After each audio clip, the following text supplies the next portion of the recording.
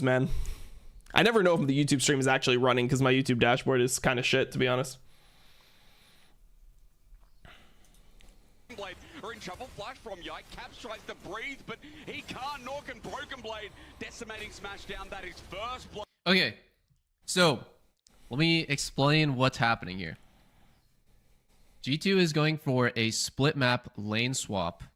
Their bot lane, which is literally not what you did earlier, right? Like, we're clear on this. You did not do a split map lane swap. You split mapped, you hard force split map with your Scion in order to dive bot, sack your Scion, and then you lane normally literally the entire game. The intention of your strategy was to fuck over their bot lane, trade your top lane for their bot lane, and sacrifice your top lane in order to get your bot lane ahead. That was your strategy.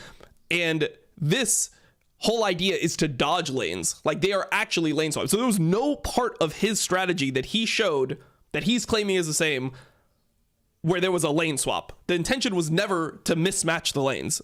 They wanted match lanes. lane matchup is completely unplayable. So you have to, I agree, first understand what's going on here. This is like a horrible matchup. You don't usually pick Jinx unless you're looking to do something to get her out of the early game. And in this case, they're doing a lane swap.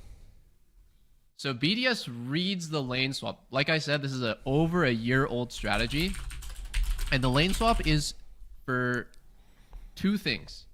It's to put the carry top laner behind against Sion, because this guy's not going to be able to farm against Sion. And the second reason why you would do it is Jinx Lulu gets shit on. I mean, what he's trying to say here, like, you guys understand his point. I agree with his point. I'll just make it a little bit more clear. The whole idea is that Aatrox cannot catch the wave under turret the way Sion can, because Sion can sit there. Like, if you end up in a full split map situation, the Sion could either TP in or he can just show up to the turret, and even if you dive the Sion can get a little bit of farm. Like, he'll be able to get some farming experience by going to his passive and actually killing the wave, where Aatrox will just get dove. He'll just flat out die, and there's like no counterplay. He doesn't get anything from it. Whereas, like, yeah, the bot lanes will just still be trading farm, which is actually also an advantage to G2 because you want both bot lanes to trade farm. On by Varus Ashe. So you want to dodge this matchup early until you get to the point where it's stable. So pretty much at like Zerker Greaves, it's pretty stable. Deadly. I didn't, so that's like, why I'm not sure about the specifics of the matchup. I'm sure he knows better than me. It sounds correct. We're doing this. And BDS read that and they sat in their jungle and countered the invade. But like, the thing is, I don't, does Double F know this happened in LPL? Because I don't even think that this is like this to me would not actually be a great defense. Like, no one lane swaps, bro. Like, no, like, lane swap is not a common thing. They weren't doing it a year ago, as I've shown. He says T1 did it at Worlds. T1 didn't even do the Sion strategy at Worlds. So like, I don't even know what the fuck he's referencing about Worlds. I would love for him to respond to this and just clarify what the fuck he meant about T1 did this at Worlds. They did nothing even, they didn't do anything even like weird at Worlds, bro. They did zero fuck shit at Worlds. They laned straight up and just beat teams straight up the entire World Championship. So I don't even know what the fuck he's referencing with that. But then you look at this and it's like, dude, this is not an obvious situation unless we just had the context. Like, sure, there are tells, and like, if you're prepared for it mentally and you're like, people did do this recently, and like randomly Lulu has the green tree second, and both of our lanes, it's not like just we have like a bot lane that can't lane. It's like the top lane is a bad matchup and the bot lane is a bad matchup. We picked both, and they, like, you know, they have green tree, whatever. If all of these factors are correct, sure, I could see like somebody thinking about lane swap, but the main factor is that we just saw it recently this week, so the players are thinking about it. And that's even what Adam ended up saying later on, is like, yeah, as a team we watched FPX and IP. That's why in game we were able to identify this. So I don't know, man. T1 did it in 2022, I'm pretty sure. 2022 Worlds, like, I mean, maybe he's referring to a different World Championship and not the World Championship that just happened, but like, that would be such a weird take. It's like, T1 did this a year and a half ago. Like, how would BDS, like, bro, Adam didn't even know who Xiaohu was when he went to Worlds in 2021. You realize this? You realize that when they asked Adam who Xiaohu was, he was like, is he good? That was his comment. He had no idea who Xiaohu was. Well, this is when Xiaohu had just won MSI and Spring, and people were talking about him as one of the best top laners in the entire world. He said, is Xiaohu good? When they were talking about, bro, you're going to be playing against Xiaohu in your group. It got a lead this way. Okay. I don't think it's that crazy. That's what that like. Well, actually, I don't. You know what? I want to even check that. Games of Legends, Zeus. I want to even check if he played one Scion game, bro, in 2022 Worlds, because people just say so much bullshit. Like, dude, there's no way that he actually did this in 2022 World. Maybe he did. Jax, Aatrox, Yone, Jace, GP. Like, there's none of these champions that he would have been doing this with. Maybe he did in Gragas game. I would have remembered it though, right? I'm pretty sure that that's also bullshit. I would have to go through and verify if T1 actually did this in 2022 Worlds. I think you're probably just a double F fan that's making up bullshit just to like try to defend him. But I would have to go through all these games. Anyways, I just went through the most recent World Championship and that didn't happen. But man, it's like so fucking triggering. Like it's always this thing where like if somebody has a bad take, you're just allowed to literally lie, and I fucking hate it, man. So that's pretty much what I wanted to go through. All right, let's go into Champ Select and talk about the actual matches.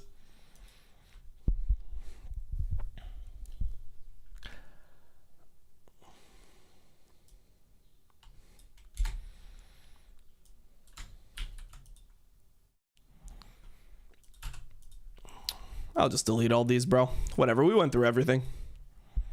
Otic 4, it is something he's played in the past. And honestly, I'd love it. I'd love to see NIP just match the strength in that 2v2. You remembered who Mission was? Pretty sure you'd remember a T1 lane swap. Bro, I don't remember even like lane swaps at MS. I mean, maybe I think people did. So people did do the Scion bot strategy that I showed you that 100 Thieves was doing, that also BDS did originally. Like I know that the Scion strategy exists, but a lane swap, like I don't even remember that happening at all. Like I remember very straight, like I remember very few lane swap games. Like I remember the one with Anivia with TL versus, I believe it was Dom1. It was like their elimination match. They lane swapped with Scion there. They ended up losing the game, but the swap was effective. I remember like the GAM lane swap where Gigabyte Marines did it in like 2017 with Levi permafarming. I remember that lane swap where like the Nocturne hit level 6 at like 5 minutes and he ulted the bot lane. Like I do remember some lane swaps, but this was never a meta strategy, bro. Like it's very rare that a team actually lane swaps. The game was made so that you're not supposed to be able to lane swap. Did I go over the Reddit thread? No, I didn't. I saw some people flame me. I read it off stream. I saw people just randomly flaming me for like Monty had a take that they thought was unpopular, so somehow like I'm at fault. But I mean, I don't even like try to get into Redditor logic. Like you got to remember, Redditors had the whole thread flaming me when I said that Faker's comments were like not good, and then when Faker corrected his own comments and Faker was like, hey, you know, I probably shouldn't have said that, they didn't even make a Reddit thread where it's like, oh, Faker like apologized and like said that like, you know, he was acting out of frustration, which is something that I was like, hey bro, nice on Faker, bro, what a mature individual. So like when I celebrate Faker, everyone just says like it's bullshit. When Faker owns up to making a mistake, somehow that's not his fault. Like they just love to hate certain people and support other people. That's what Reddit is. Another nice one, so already getting that off the board, and maybe gonna try and push Yagao into that second tier of his champion pool. I mean, we've already had to play the Veigar. If Double uses that example, it undermines his point since they would be looking to invade bot jungle and dive bot. Yeah, I mean that's another layer D. That's actually a pretty good point you make. That's another layer deeper that I'm not even addressing, but it is true. Okay, let's talk about this. We kind of want to play against that one as well. I wouldn't be surprised to see the Annie band in actuality. It's such a good setup, obviously with a Callista as well. You're very good at following up on that potential pick. Annie, Poppy. What else? What is a Aki champion here? What is an Aki champion here? Vi maybe? I think Vi ban is pretty decent here. It's like Vi is pretty good against Callista, and it's good at playing with Taliyah as well, so I think Vi ban would make sense. Oh, I'm actually excited, bro. Dude, LPL is off for like 2 days and I miss it, bro. I miss that shit. I love this fucking league. Dude, I always get post LPL depression. I see something different to the Renekton. I really don't feel like the Renekton has been having much impact for him up in that top side, especially in this matchup. The Twisted Fate I would be super down for, but it is going to be Udyr in the end. Udyr. So we're saving last pick for jungle here. I don't know about last pick for jungle, man. Pretty much just be able to completely ignore the Rek'Sai. in that matchup, so it actually might even set up NIP to be able to try and look to cover some of the aggression that JDG are leaning down towards bot with. Now looking towards mids, right? We already talked about it. We've seen him pull up Veigar if they wanted to go that route and try to have that cage to dissuade something like the Jinx. The Azir, kind of a fun one, right? This isn't a pick that Yagao leans into all as heavily. So they're taking the Vi here. I don't think Vi is super good for JDG. I think it's decent, but it also just denies the Vi from Aki if they take it. Because Vi is good against their team comp, right? Because they have mobile carries, so Vi is good versus mobile carries. They have mobile carry in Azir, mobile carry in Kalista.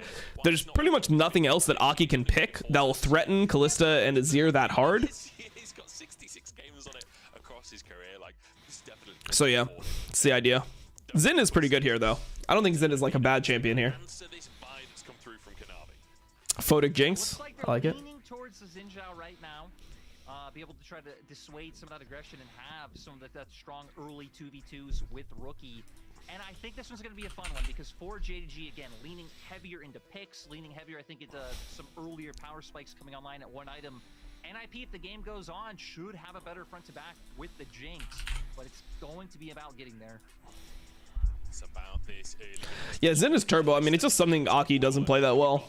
So that's why they're banning other champs. As well with Azir to be able to swoop back if it all kicks off. Like, I feel like the pick composition here from JDG is potent, but Rookie on Smelling an NIP lane swap? position in of himself. You mean where they send Rek'Sai bottom and 4-man dive bot lane? That type of lane swap? Or is there a different lane swap, man? Expect Rookie to join in on the plays. And that's what's going to be the most interesting thing to follow in the early game, right? Kanavi, usually the one who likes to be aggressive on JDG.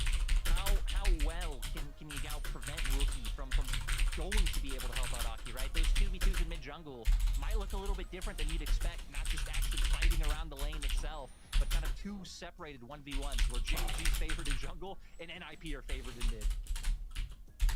See how the matchup is going to go down, how these 2v2s are going to go down. I'm looking towards JDG though. Aggression has been locked in, and I want to see it pop off. I want to see Ruler Missing back in a formidable form. We talked about this duo not necessarily being the hard carry duo that we got to know them to be last year. Let's see if that changes today in our lower bracket in our first elimination match of our double elimination. It's JDG up against the Ninjas in pajamas. Game number 1 of a best of 5, and you know this one's gonna be a doozy. Oh shit, let me change the mic settings. Couldn't even tell the whole time that the mic settings were wrong. Hold on. 20 here. Because I had Yamato here before, so you'd be able to hear everything. And then I need to remove my filters. Yeah, we were talking about this Put before this the game. here. Level ones were really the This depth here. of JDG in pretty much all those games against All right. PS. Clearly taking something away, but no one from Okay, unless I start typing super loud, you can't hear it. I wasn't sure if Aki's positioning on the map. Oh, okay, Fladrate. Sees Yeah, someone. okay. He's gonna know what's going on. It's Joel up on that top side. Photic is Ah, up on shit. the top side as well. NIP known for these level 1 shenanigans, and JDG ready for it. But Kanavi's moved down to the bottom side. He's starting on his chickens. Yagao drops a ward, which kind of ruins everything for NIP. Okay, cool. That ward. Good. Nobody's spotted by it directly. But Remember the everyone LCS game where 2 people died from the tower and lane swap? Yep, Dig versus Renegades, bro. Of course I remember. How could I forget? Found that pick, but now they are going to start moving. Are you seeing forward. Yamato again? Yeah, no, we've been hanging out with Yamato every day. Committing their bot lane duo up towards his top side. Went to the Berlin Zoo, then we went to this place called, I forget what it was. It was like a place that had a... Oh, they did lane swap. Holy shit, they did actually lane swap. Wait, no, maybe they're just laning bot. Route 4 free hook lands on good damage onto Flandre. Don't anticipate a kill at this point, but massive. They did damage. actually lane swap, nice. Gonna be on the struggle bus. Went to a place like a 3-number name. It's like But we know 867. Bucky wanting to dodge out on that 2v2 because going up against Kalista and Ashe, I don't know what it was. would be so 893 impressive. maybe. Had they been Like able one to of the deliver best more offense, it would've been nice, but I think NIP Japanese are restaurants in completely Berlin. It different was fucking now, crazy, just by the knowing way. that Jinx isn't getting set behind early in the laning phase. That was the pasta at the Berlin Zoo. It was the worst thing I've ever eaten. Bro, they do not know how to make pasta Like, this is in the way Berlin at all, bro. I've never found good one. I mean, it's not just the zoo, bro. I've went to Italian restaurants. Went to, I think, like 3 different ones. They're just all terrible. The 2 bot lanes. How'd you guys like the zoo? The zoo is good. Nice. Like you say, though, the 2v2 not going through, which is exactly what NIP are looking for here. Flandre, I mean, what can you do? What can this poor man do? Neither top laner a single CS so far this game.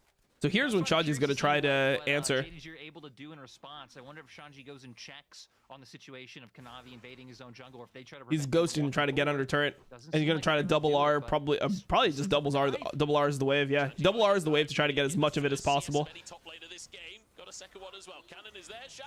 Okay. They actually dive him. Now he's going to TP back though. He'll TP back because they don't have the HP to re-dive him. So this is kind of the strategy. Like, you're okay dying here as Shanji one time. You do give first blood to the enemy, but you actually catch the wave and get a bunch of experience. So I mean, again, at least he hasn't gone down. He hasn't given kill. It's not bad actually. It's fine. We're able to pick up, but look, now with Rookie winning start in mid lane, having 2 lanes of prio that they'll be able to play with, and that'll start being more impactful, especially once we get neutral objectives spawning on the map. Junglers are running into each other. Navi has no flash. He's just dead. He just thought that Aki would never be here. He thought that Aki would never be here. He thought that they would be splitting map and Aki would stay on the top side. Huge going over to Aki. I mean, it seems like but because of this, then Flandre can walk up and catch the wave because Aki's not there. All right. Top side, even still. Now you expect Jinx to base and go bot. Because they are losing plates. Like, they are losing out on the bot side. I think JDG reacted to this decently. Like, the only mistake was from Kanavi. Outside of that, I think they played the lane swap situation out well. Like, sure, their top laners lost some experience, but they got an extra plate on bot lane. We have both 3-man squads. And yeah, being around mid, and they're chilling for the most part. Be able to push this one out. Okay, so Rookie flash for Yagao, and Yagao didn't flash. It's going to end up being 2 scuttles going over to NIP. So now is when Jinx will go bot. See, the thing is, like, you can't lane swap for that long generally because you're just going to lose out more on bot turret. Like, it shouldn't be a strategy that's actually good in most situations. Looks like Photic is going to continue going up towards the top side. So far, I kind of want to take stock before the Grubs kick off, right? It's a 200 gold lead, and that's it for JDG right now. Oh, they're actually going back top. Because they were they were swapping back. But you can see one extra plate went the way of Ruler, so we're relatively even there. Jungler's relatively even, mid lane is relatively even, and top lane is just as far behind as each other. Yeah, it's a bit of a weird thing is, like, I think a lot's going to depend on how quick they're gonna hard push this. They hard push this. Shanji's gonna catch the entire wave. Like, he just gets it here. We've gotten a huge advantage. Now it's about trying to force him to fight on those timers where you are. But now the turret defense has could be pretty good for JDG. Dropped off, so they'll be able to hit top just as much as enemy team can. And JDG here is no longer playing to deny the top laner. They're playing mainly to just kill the turret, get first turret. The double Halo blade, so oppressive. They're just gonna be wailing away on this. This feels nostalgic to me. The 2v1 lanes on both opposite sides of the map, like, this used to happen every game, and, like, I mean, my memory's no good for which season's which, but it's like season 4 or something, a long time so lane swaps ended in season 6. Now we're back to that once again as Kanavi. Season 6 summer. Oh, Missing is tanking. Wow, well played, really well played on the way that they did this. So low, but he gets away with it. And you can tell their practice, and this is why I think the lane swap generally is considered a strategy that doesn't work, is because they're going to lose their bot turrets so much faster. Playing it out slightly better. Now Shanji going down twice. Sure, they do have Grubs now though, so maybe Grubs actually changes it, because, like, maybe they do actually just hit the turret and win. But Missing went Missing actually is going top here, maybe. Ruler's gonna try to get the solo experience on the turret. Interesting. Also, Ruler went lethality this game, which I don't know how good that is when you're not laning versus anyone. We're now even in plates. The 3 Grubs definitely helping Photic work through this. Damn, wait, they actually might get first turret because Missing didn't stay bot. I feel like Missing could have just full stayed though, to be honest. And well, they're actually gonna end up getting first turret. Damn. Grub diff, bro. But also Missing didn't stay bot and hit the turret. They're trying to give solo experience to Ruler and solo plating. Still, we expect JDG to be able to finish it off now, and now this is where it's going to be a little bit interesting. With you'd expect bot lane duos either swapping sides, or I wonder if they're going to just end up lane allocating towards mid. And start playing off these timers and just deny Dragon for a few more minutes.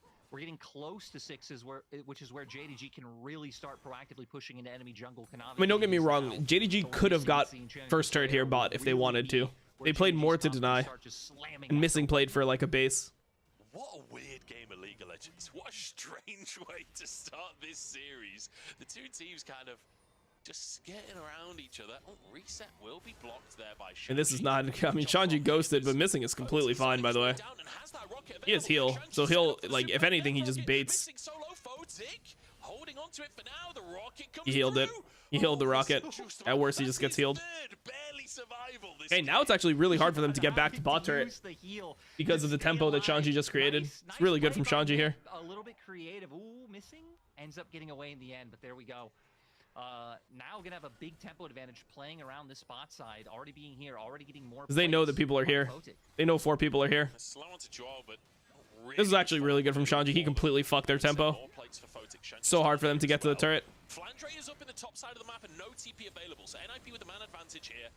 And I think JDG are respecting that fact. They're not going to contest this one. Both mid laners were hovering as well. They needed missing to base badly. Because missing is just too low. They can't walk to the turret. This is much better than that first lane swap that we saw from NIP. Right, this is like a conscious choice. They didn't actually crash all the waves top, too. Like, they didn't crash it early enough for it to deny hard. He's only going to miss, like, 2 minions. Opportunity in inventory, you know, is going to be pretty strong right now if they just find... Oh, they almost got the full bot turret off that tempo from Shanji. Smart. I know, waiting in the wings. We'll see if he actually can... The swap always better for the team with the hyper carry, AD carry. I mean, it depends on how the swap ends up going. I think that JDG messed up here twice, so like the swap is better for the hyper carry AD carry if the hyper carry AD carry gets a big advantage. But here, there was an opportunity for JDG to actually have the advantage. They just messed up their tempo because they should be able to 3-man catch that wave. And Kanavi's one of the people that the way the early game went out really affected the most, right? He's just been such a dominating part of JDG. Hell, even in that TES series, he was consistently getting... The result of this is really good for NIP, but I mean, I think that this is just because JDG messed up. It didn't really open up for any of that usual domination. There's definitely optimizations that could be done on both sides, I think. Joel in the area. There is a ward there, unfortunately, so he's been spotted. JDG with full information on this one, and Photic immediately arrives. Wherever Ruler goes, Photic will be there. He'll find a way to deny him. Well, I mean, this is normally where I have it. And it's going to be that lethality. Make it a little bit louder, I guess. Through. As NIP try and get themselves 6 grubs. With Kanavi's in the area, it's going to be a 4th one taken, and immediately they back off. Yep, nice shot by JDG, making sure that they can't take any more than that, and maybe push his advantage even further. Going to be able to get 2, and now both teams actually being up towards this top side. Oh, it was so close. It was close. Yeah. Not able to get in the end. I wonder if JDG, nope, so not going to push up anymore. For NIP having a really nice defensive vision line just around the outskirts of that Herald pit, so going to know exactly everything that's going on around the neutral objective. And now for JDG, it's about transitioning back down towards bot side and making sure you get your hands on this dragon and you keep that stacking going at a nice pace. Yeah. It's kind of funny to see the top laners the same or completely fine for NIP. I mean, it's good for NIP. NIP won the lane swap situation. Like, how often do you see that? This has been such a now they're just, they got out of lane. Oh, Nemesis is playing Stardew Valley. Nice. They got out of lane, and now they're just fine on the map completely. JDG trying to fight this? Because I feel like JDG would normally want to fight this with their comp. They just go on Aki here? What's the play? They're waiting. They're probably going to go Shanji, I guess.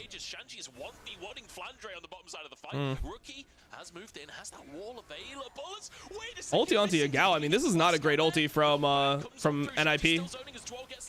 JDG actually should just win the fight now. They kited out well. They spread apart. They did well here.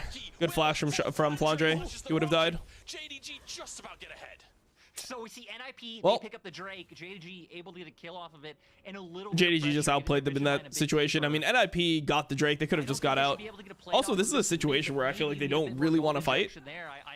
I mean, they don't have completed item on Xin Zhao. Like, Vi had completed item. They don't have their completed item on Jinx either. Like, they're close to being strong here. Now, though.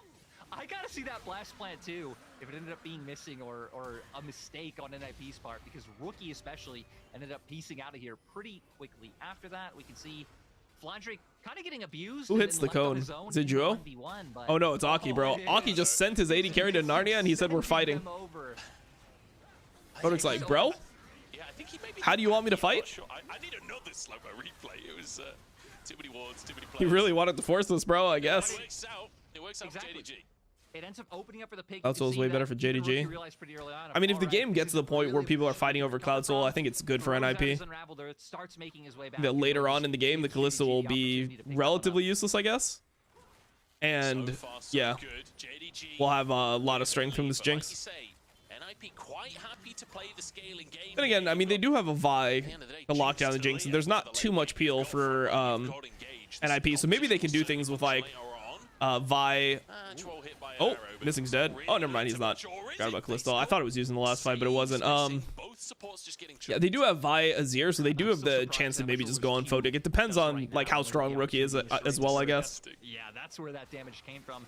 And it's funny because despite the fact that both top laners got set behind, so you know there are Does Azir cover that week? Kind of. would be like once we get to say like the 20-minute mark of the game. Typically, Yeah, we'll see. Just tell We'll see. about NIP because they also they have more sources of frontline with the fact that JDG and Ashe in the support role. But at the same time, it also Like means they're just the softening difference here is Shanji up that so that NIP this didn't full go for a Lethality comp where Calista can their actually Jinx is deal super meaningful safe. Normally when you see damage Jinx for, being you know, played, like a people long play it amount of time almost otherwise no would. matter what with like Tom Kench or Thresh. He's got about a minute left in him. Like they're really afraid to play Jinx lanes without those two, or like Lulu or something. They normally play it with something that can keep the Jinx alive because Jinx is so susceptible to being dove on.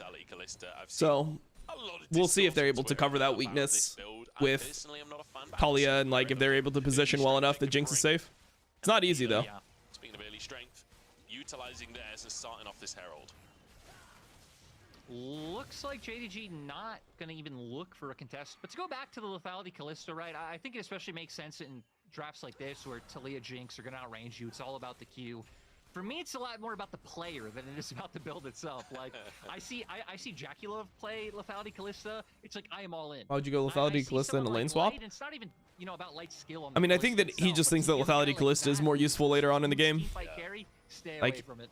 He just thinks that lethality Kalista will be valuable for how their comp needs to play because he can't get through the front line anyway. Like, it's just so hard for him to play anyway if he goes on hit. Not sure if that's actually correct logic, but I believe that's what he's thinking. Andre is going to be able to like hit top turret here. These two teams have been posturing at each other. Yeah, Shanji moved down halfway. looking for chances to punish. Ah, never Like mind. you said, though, Took NIP were Flandre long mostly enough to towards kill the center wave that map it's okay. because Shanji wandered down towards mid. I don't know how Jinx JDG survives. didn't I mean, even that's enough for the him to thing get is it's comfortable like running over the wave so and on taking one side of advantage things, that I think it's off. pretty So hard did for Flandre a little Kalista bit more Ashe to ever time get through the towards that front top line side, but sadly, of didn't see the Udyr's window that they in, were which is looking why I for. think that Azir will probably just go to try to kill Jinx in fights. Minor gold lead for JDG. But yeah, Nice little cue there from Ruler. the Jinx is really susceptible to Vi Azir. Vi on the table. We've got a lethality Kalista on the table, but Vi Ashe especially so good at catching people out, and that is where the real test will be for NIP, right? Is as we enter this mid game, as it comes down to rotating around the map, when it comes down to vision control, there is so much ability for JDG to punish you if you misstep. Kanavi moves it and just steals that one away. Aki totally none the wiser, unfortunately.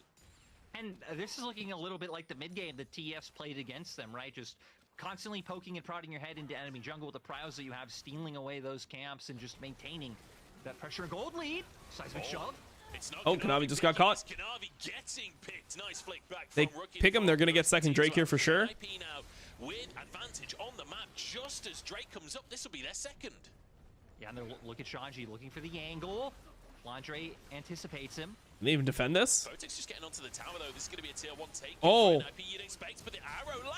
Okay, Yagao. Opportunity for Yagao to knock it out of the park. Aki on the front line trying to protect his They save him? Shanji just ain't tanky enough, and Rookie Oh my doesn't god, have Ruler's that is dead or damage, what? does he? He can't play? Ruler gets out with his life, and Shanji's He ults still him? going strong He's dead? somehow. The shield comes on through, He has but W Flandre again? turns into the back line. He just has to walk Aki out gets with the his knock, healing. but can they finish? The That's a void scrap, takes boys. the That's a answers scrap. They though. didn't actually end up getting Drake. Now Kanavi's back. Should be Drake for JDG then. Baba Yago. Being the ones to start it off, and Ruler and Flandre, the ones to benefit picking up those kills, and now Drake up once again. This is going to be JDG's. And it felt so good for NIP when they got that pick. Not flashing at Zero, the classic. The thing is, he was arrowed, so Zero was able to get close enough to him. It's so hard to flash that, by the way. Extremely hard to flash a Zero. But they're too late to contest. Like, borderline impossible. Now we're gonna have to be careful about his pathing. It doesn't end up giving an opportunity over to Jaw If he's on top of you. But It's like a timing thing rather than, because like, even if you flash, Azir scoops from behind him, so even if he's in front of you, he'll still get you a lot of the time. You see this happen to like so many AD carries. Like happens to Ruler at Worlds versus Faker, same type of thing. How any of them can step up at any time to come together as a team. We're gonna go all the way back to that initial pick, like you said. I mean, Really nice pick from Rookie though. Good traps from Photic. I mean, I'm surprised they're giving Photic Jinx. It's an overstay though from NIP. There's a moment here where, like, at this point, you can just go take Drake for free. There is no. The arrow is really nice for missing. Doesn't right as the Herald's dying, just like kind of masks the arrow in a way. I mean, Photic just tried to flash, but Yagao early flashed. Yeah, Caps actually got the flash off on an Azir ult this week, which is really insane. But it's almost impossible. But Caps kind of does the impossible. Once they get in that threshold, Flandre can throw out the ult and just finish it off. Oh, another great arrow. Yeah, they don't commit too hard. So I got a little overexcited on that one. But I will say, Ruler is terrifying at this point in the game. Love this build or hate it when it's 3-0-3 and it's only 19 minutes on the clock. You know Ruler is in a terrifying spot right now. And NIP gonna have to do their best to just weather the storm at this point. I feel like they, at this point, cannot really contest an even fight. No, it's going to be incredibly hard, right? Because just that same amount of damage isn't there. 2 items to 1, and I mean, going a crit. I'm so good right now. It makes me sad that his team is dog dick. So at least now items being a bit. His team, like, at least his team has good players on it, so they can just play better pretty easily. Oh my God, Rookie is just getting murdered. He was trying to ride it in, and people were just waiting for him. Good from Flandre. Made sure he comboed in as much damage as possible. All right, JDG looking pretty solid in this game now. Small things like that. Jinx is still super strong though. People towards the side lane that Rookie's playing towards, already knowing that he's going to want to look to save that turret and being able to intercept. So JDG looking completely revitalized. Yeah. After the loss to TES. Yeah, it feels like that was a wake-up call, doesn't it? Because this is a different team today. This is the team that beat Weibo. This is the team that handedly took Weibo out of the bracket. And now it feels like back on form once again. Maybe it is just a top esports diff. Maybe it was more top, looking incredible, and JDG struggling. I think it definitely was, right? Again, especially in terms of that 2v2. But we're going to see here, they anticipate Rookie's going to move over, being down towards that bot side, and just cut him off. Doesn't even have a chance to move after the ult comes out from Kanavi. So JDG just continuing to push this map forward and keep the gears of the game moving. We have Baron up now, so it's something that NIP are going to have to be conscious of, though JDG haven't really been one of our big, like, sneak Baron, go for the cheeky play type of team. Yeah. And I think the Baron is a conversation worth having as well when it comes to this composition from JDG, because I think I'm not sure about this Jinx build though. Are you going like Dominic third? Yeah. Oh, that's just No, I think it's good. right? I like the Jinx build actually. Fit with the rest of this composition. It's just like skipping Shiv essentially is what it is. Makes your 3-item spike way better. Like some people go Shiv, Kraken into IE, but I think that in a lane swap situation, you lose most of the like effectiveness of Shiv anyway. Like you're not even getting much benefit from completing your item early because you're not laning against anyone. So you might as well just go for like the most powerful build possible when you're on multiple items because you're essentially getting to those items for free. I really like it. You're gonna have that damage for neutrals. So I think JDG really covering their base as well. And Flandre, you know, is gonna be tanky enough to be able to deal with NIP at the time where their composition spikes. Missing spotted. NIP, they're trying to get into River. It's 40 seconds until Drake spawns, and NIP know that they need to not lose complete control just yet. I mean, Azir's not here. It's pretty risky. If Flandre gets hit by that, they're getting chunked. These are the situations that JDG has like been so much better than NIP in all season, but NIP has gotten a lot better at Dragon standoffs recently. So this is like the ultimate test for them. And JDG had a pretty bad series when it came to Dragon standoffs. Oh man, Photic ended up getting hit by arrow. Good Kalista ulti. They don't have that much damage on the front line though. Juro might have to flash here. Comes out from Rookie, but it kind of Flashes. He's alive. Kanavi didn't even ult in this fight. It's looking good. Nice. They won. Did they get Baron off this? Oh, Ruler has the flash here. Oh, he cleansed nothing. Okay, big for NIP. This is like a time where JDG is actually pretty weak because they don't have like items yet on Yagao to actually one-shot the front line. Like he needs one more item. Once he gets Crypt Bloom, they can't walk up to him like this. Pretty clean though from NIP. I think JDG had to play it even slower than they did. They were playing it slow, and it was pretty good until Kanavi got caught. It was such a weird fight starting out with NIP. It seems like thinking, hey, we have the angle. Also, I think Flaudra walked up a little bit early, but it looked okay. And the main thing is Yagao just doesn't get to play here. Like, he can't actually, like, do much damage to Shanji. And it's like, all right, you actually kind of leave Joie and Shanji sectioned off to still lose. I mean, I don't know what that flash is from Flaudra, though. Like, he completely agrees with this flash. No one can actually follow it. The ability to get the reset. They have to get out. Hey, they get the Drake and get out, so they're on soul point, but Baron for NIP. And Ruler ended up using flash here. Really scary situation for them right now. They die, the game could just end. Oh, Rookie went to flash on Ruler because Ruler had no flash himself. Holds his nerve, keeps himself alive there. As the siege now in the mid lane, and you've got a Jinx on your squad, you've got a Talia to deny potential engagers. Oh, they're just going straight on to Photic. Oh, Photic is just dead because he's no flash. Oh, man, that's a good engage from JDG, man. Oh, NIP tried to siege because they had Baron, but they had no flash on Photic. Or wait, did Photic have no flash, or did he flash and just die? Actually, they did have flash on Photic. Damn, they just pulled the trigger and snapped his neck because he was like so far up. They could build the turret behind also to section off the fight. How bad, bro? Azir's bound. I mean, this is the thing that we talked about. There's not much protection for this Jinx. I think the main difference, or the main problem with the last fight in River, is that the Azir and Vi didn't actually get on the Jinx at all. They didn't use their ults. Blocks the arrow, but then it just means Kanavi can get it. Yeah, I mean, they lock him down. Yeah, it's clean, bro. Good Q from Kanavi as well. Oh, it's smart. It's smart. Flaundra's dying, though, in side lane. You have another tunnel soon? Can he get out of this one? We've seen Rek'Sai get out of crazier situations. Shanji Dies. trying to chase it. Eh. Will finish. You're going to play for top turret here? A kill there, but what do they lose elsewhere on the map? Because Yagao onto a tier 2. And the whole squad. Yagao gets the tier 2, that's huge. He also he's sitting on a lot of money. He hasn't based in a while. Yagao can buy like almost a full item right now. That's probably worth it for Flaundre, to be honest. Him dying bot lane, but them pushing top and getting tier 2. Because they should be able to defend the bot lane, I think. Scooter doesn't do that much damage. Oh, he still has Baron, actually. Or maybe they can't. Let's see. He got his empowered Q. Oh, he's actually doing it. I didn't realize that that he still had Baron. So they do end up trading, so it ends up being okay.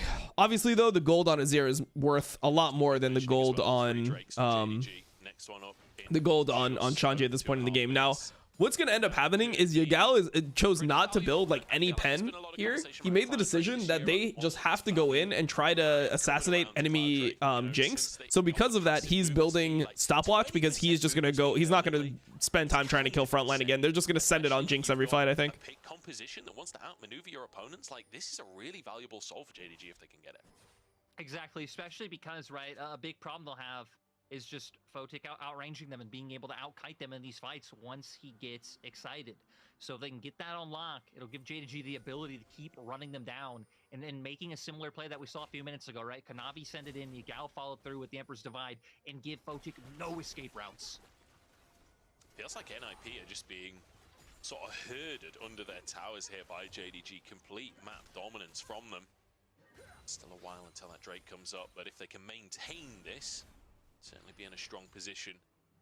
But I like that NIP aren't just trying to fight for this vision control in the jungle, aren't just trying to brute force anything. They are down in gold right now, and compositionally they're behind, right? You've got a Jinx who now is on 3 items. The Jinx definitely starting to come online, but You know, 3.5 fight among the lethality. Kalista is still pretty Jinx terrifying. needs Lord Doms. Exactly right. So Fnatic will be able to I mean, I don't know. Like, but Jinx not needs that like, he needs the I mean, I don't know what looking Jinx for, needs. because look at Jinx, JD ironically, coming out unironically, I so think needs like a especially with fucking Flandre. We Zhonya's or some consistently shit. see Shanji shadowing his team Like and last. hoping to find an opportunity to I think it's start the a only fight item that could but ever save him Flandre is here. Always pulling Shanji's attention to the opposite side of the map. I think he would just need look at like, this railway yeah, system that he has last going on. item. It's so Zhonya's. funny watching Rek'Sai build up these tunnel Because like he depots. can't go It's Edge of Night, because if he goes Edge of Night, Via just smites it off as he ults, so it doesn't actually do anything. In the tube, you know, he's just flying anywhere on the map. Do you know, I was going to name how much that costs, but I realize I have absolutely no idea how much it costs because I just. What do you mean, arm guard? I mean time stop. He needs the time stop ability. I hope it's not. Oh my god, he's the yeller has woken up. Oh dear.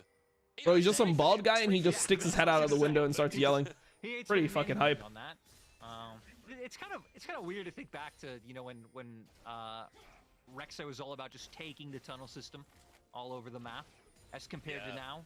When the ult was like the TP to one of your tunnels. Yeah. The farm alarm. It was kind of fun with the silly plays that would open up too, but Dragon's coming up in 10 seconds, so I shouldn't reminisce about silly plays because. Okay, this is 7 the point seconds for until JDG. Drake. They get this, they have See how that JDG play soul, this. and I think they have to completely play differently. deny Like, NIP entry towards this they river. probably need somebody to be on a flank here. Oh, they're just gonna rush. They're gonna give him Cloud Soul? Wow, they're actually just giving Cloud Soul here, and they're gonna keep position on Baron. That's scary, bro. I don't know. I don't think you can give him Cloud Soul here, man. Like, their champions are so good with it. Still though, I think it's so good that NIP was able to get that earlier one. We could have Flash from ruler there. We were potentially fighting for Elder now. I've got to say, the flash reactions this game have been on point. We have seen so many like split-second flashes this game, which I feel like is a skill that's kind of underrated a lot of the time in League of Legends. You know, these are pro players. You expect them to have good reactions, but it's been consistent today. It's been good. It's been What clean. type of hair gel do I use? I normally use one called haven't really been stressing the it's called Gatsby, even this game can still but go either way, but right here I'm using like some Elimination for either what is it side. called? I mean, JDG Bart have and really Har. just built up such a legacy Like Bert over and these Hair, past I few guess. years, even though I don't think Some Third is German pomade. unexpected with, again, just how good Tez and Whatever, BFG bro. are. It's been getting the job done for the most part. It would be a disappointment. Kind It's of, just not really. the Yeah. path that they've set the past few years. I think that's worth mentioning that like this is not a disappointment to me for either team being in this lower bracket game because of those two opponents, and also whoever wins this one, they've got a mountain to climb later in the bracket. But we'll return to that later because everyone once again, as has been customary this game, posturing for Okay, a fight. rookie Zhonya's the arrow here. I don't know if he Oh, Joel missed his actually shots died. there, but They're Joel's actually able to kill him. down for it. A bit of a weird one from NIP, and JDG are more than happy to capitalize Section on people it. off here. There's one pick. JDG's gonna start Baron. I think it's hard for NIP to contest. Yeah, and now I want to see if they turn to this. They don't have Enchanted Crystal Arrow for the turn, but Kanavi still is Zol. You even have Emperor's Divide. If they start to walk up, so Aki trying My to back clear out hurts. this vision before going towards the pit. Now it's gonna be all about how JDG shuts him down. Why? Aki gets vision. They just ult him with the Yagao, or what's the plan here? Okay, they just actually did the combo. Damn. They had confidence to do the combo. Amazing. I didn't think that was possible. I thought you were forced to turn here because Kalista and Vi will always miss the smite. That's literally how conditioned I am because of pro play. Because of watching every team miss this over and over again all year round, I just assume it's impossible and you have to like play it like you don't have. Oh, that guy's just dead. That's probably GG. This combo is too damn clean from JDG. A beautiful GG. and a beautiful Probably just over. They probably just end right here. I mean, their synergy is just so on point. They're working together so well to find those picks. And now NIP, I mean, going Get in down there, Aki. the first game, backs against the wall because of Damn, it. they just ended the game just like that. My lord, JDG, they had Based. their Weetabix this morning, didn't they? What a game number one. Even early game, very back and forth early game, but once we got into that mid game, they I mean, just bro, took if NIP control. lose that game, they're just so outclassed when it comes to being on objectives. On point, despite the How do fact they that win? had to figure out playing up against that lane swap. They honestly kind of did better than NIP. Flandre wasn't dying, and then once we got Enchanted Crystal Arrow up, post 6, like you said, missing and you got that combo, which is so well done. Winning click I Ashars. think Been missing good, bro. a single arrow that I remember seeing at very least. And then on top of that, Yagao's follow-ups. Like Yagao on Azir today looking real clean with it. Absolutely fantastic game coming out from him. And we talked about, you know, he's very comfortable on this pick. This is a pick he's played over the years, but it's good to see him on form to start the day today. Yeah, I mean, like you said, really both sides in terms of mechanical ability looking on form. All right, well, that's the end of game number 1. It's NIP up against the ropes now as JDG start strong. Let's see if they can keep that momentum going into game 2. See J. Cole apologize to Kendrick. Yeah, that was some weak shit, bro. We really have to apologize there?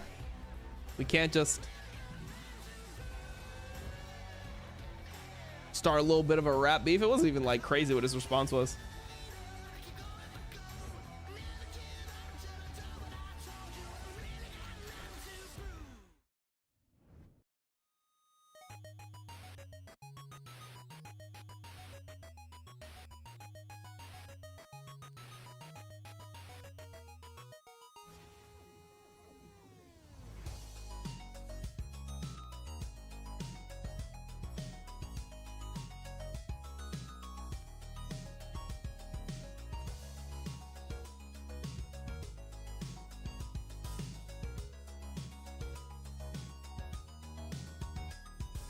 Loser of this is 4th. Yep. Loser of this is 4th. Winner of this plays the loser of JDG. And, or sorry, the loser of this plays the winner, or the loser of, sorry, the winner of this plays the loser of DLG and Top Esports for a slot in MSI. There we go. Bro said to pimp butterfly was boring and couldn't live with it. Yeah, no, I mean, I actually like both of those rappers, to be honest. Sources MDK to drop their female roster amidst Riot Games LO Game Changers silence. I have no idea about this, bro. And it looks dangerous to even talk about.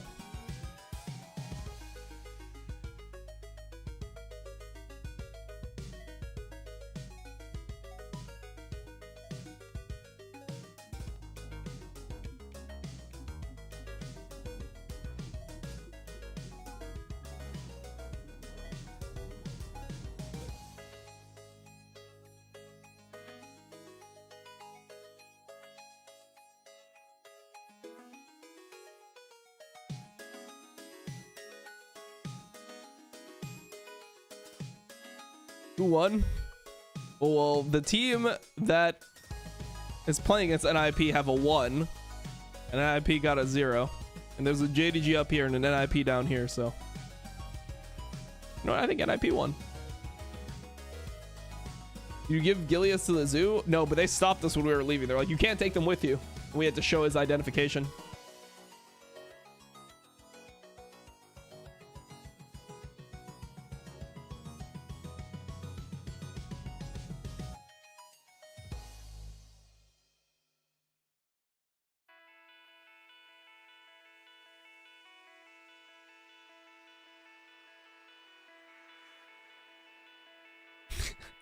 Yo, yeah.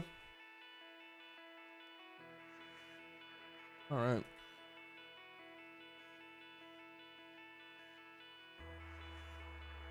Do the LPL quiz.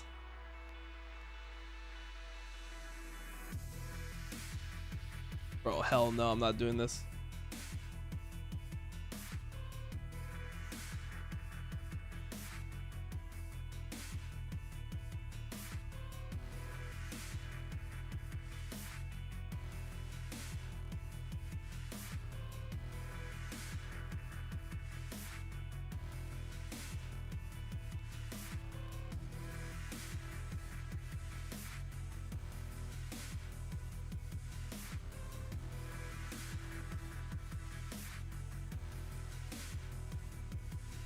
LEC quiz.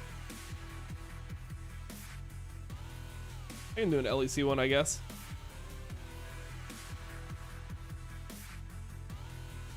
How does this work? Start quiz. All right. Wait, how do I? Okay.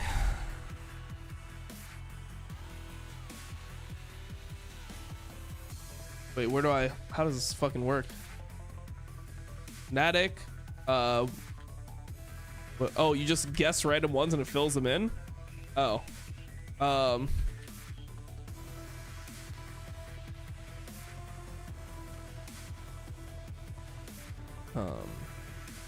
right, let me try to think in Yellow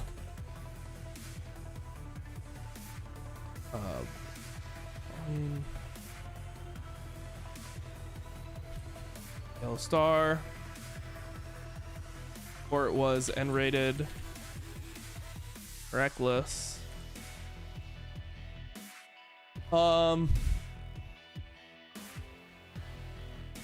Alliance, Wicked, Froggen, Shook, Tabs, Nif,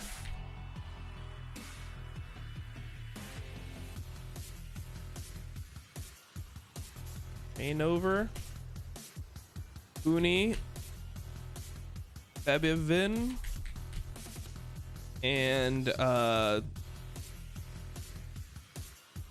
support player Steelback. Wait. Steelback? How do you pronounce his name? Or how do you spell his name? I'm just gonna look it up, bro. I know the player. Oh, there's 3 E's in Steelback. I had no idea there's 3 E's. Whatever, bro. I just looked it up because I know the player.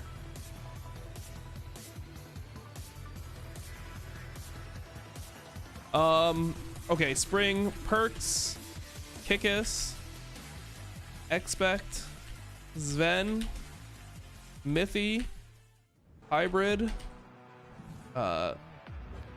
Emperor, Trick, G2.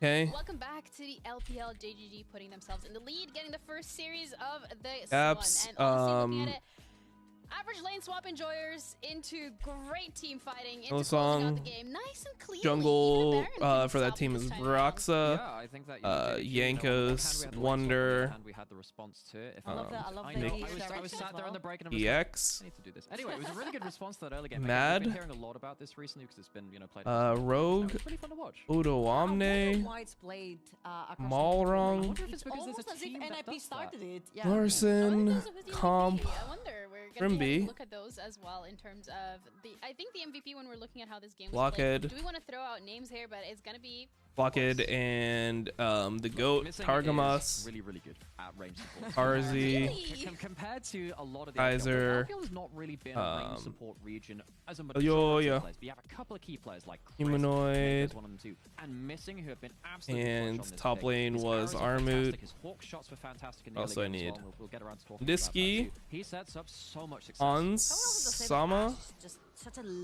and top lane was Chasey. Boom, done, easy. To use the likes of the hawk shot or the pressure that you pretty much generate in lane super early on to set up early dives, early aggression, or force people off of their lanes actually. Which later on we'll see why NIP chose to roll swap into this. I can remember all that, but you know what I can't remember? I cannot remember T1 lane swapping at Worlds. I still can't remember that. for like 2 years. Hopefully, Yeah, see you in 2026. That's we can be reminded. That was pretty quick maths. Thanks. Yeah. That was so better at hard right this. now. Bro, it's crazy that he ended up hitting Photic here. I hope so at this point. I've tried too much in it, but yeah. Missing arrows were just so good the entire game, though, to be honest. Played really well. You know, a core to this roster as well. We talked about, you know, how Kanavi and Yugao were a great duo. Kanavi and Missing as well. They've really put together some great title streaks together now. Yeah, we're looking at this game particularly, and I think what we really need to highlight as well is just the fact that lane Do swapping you is remember bad. We already 11-1? touched about Nope, it. I We forgot talked that about as it. We well. talked about in terms of the composition that JDG went for and how they don't really Watching Nemesis play flaming the this shit out of very Armut? efficiently. Nope. But to me, it brings the question of how often are we gonna keep seeing these lane swaps occurring?